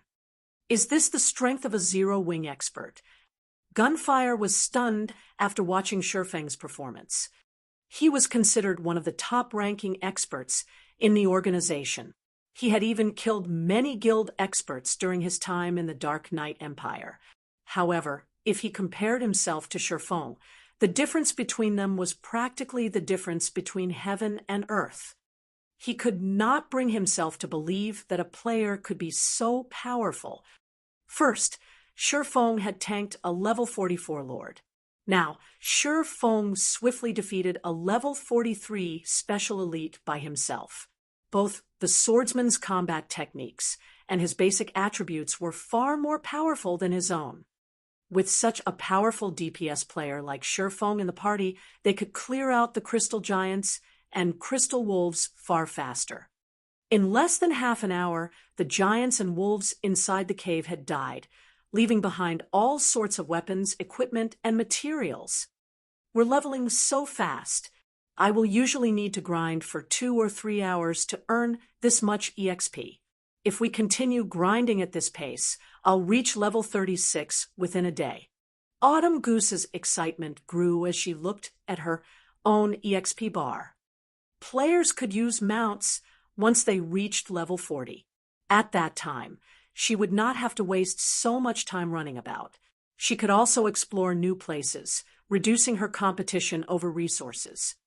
The other party members also received a huge boost to their EXP bars. Their leveling speed here was at least 2 or 3 times faster than their usual leveling speed. To Shurfeng, however, the EXP he obtained from killing the crystal giants and crystal wolves was not nearly enough. He was level 39 already. Moreover, he required double the normal EXP to level up. The EXP these special elites and common monsters provided barely moved his EXP bar. There's a skill book here. Deathwind stated when he noticed a thick, glowing golden book on the ground. Picking it up, he exclaimed, "A berserk skill book! We've hit the jackpot." The main method to learn skills in God's domain was by visiting NPC instructors. Players also learned skills by purchasing them with legacy skill points or obtaining skill books. The skills that instructors offered were general. Their strength was also subpar at best. However, one could learn a large variety of skills with this method. Meanwhile, although the skills one purchased with legacy points were very powerful, it was extremely difficult to obtain legacy points. Normally, players only obtain them by leveling up. As for skills learned from skill books, they were generally quite powerful. Some were even stronger than legacy skills. In the current God's domain, a player's strength did not only depend on weapons and equipment. Skills were very important as well. It was especially true for berserk skills. If an elite player learned a berserk skill, they could contend with expert players. They might even be able to defeat them. If an expert player learned a berserk skill, they could defeat top-tier experts who lacked their own berserk skill.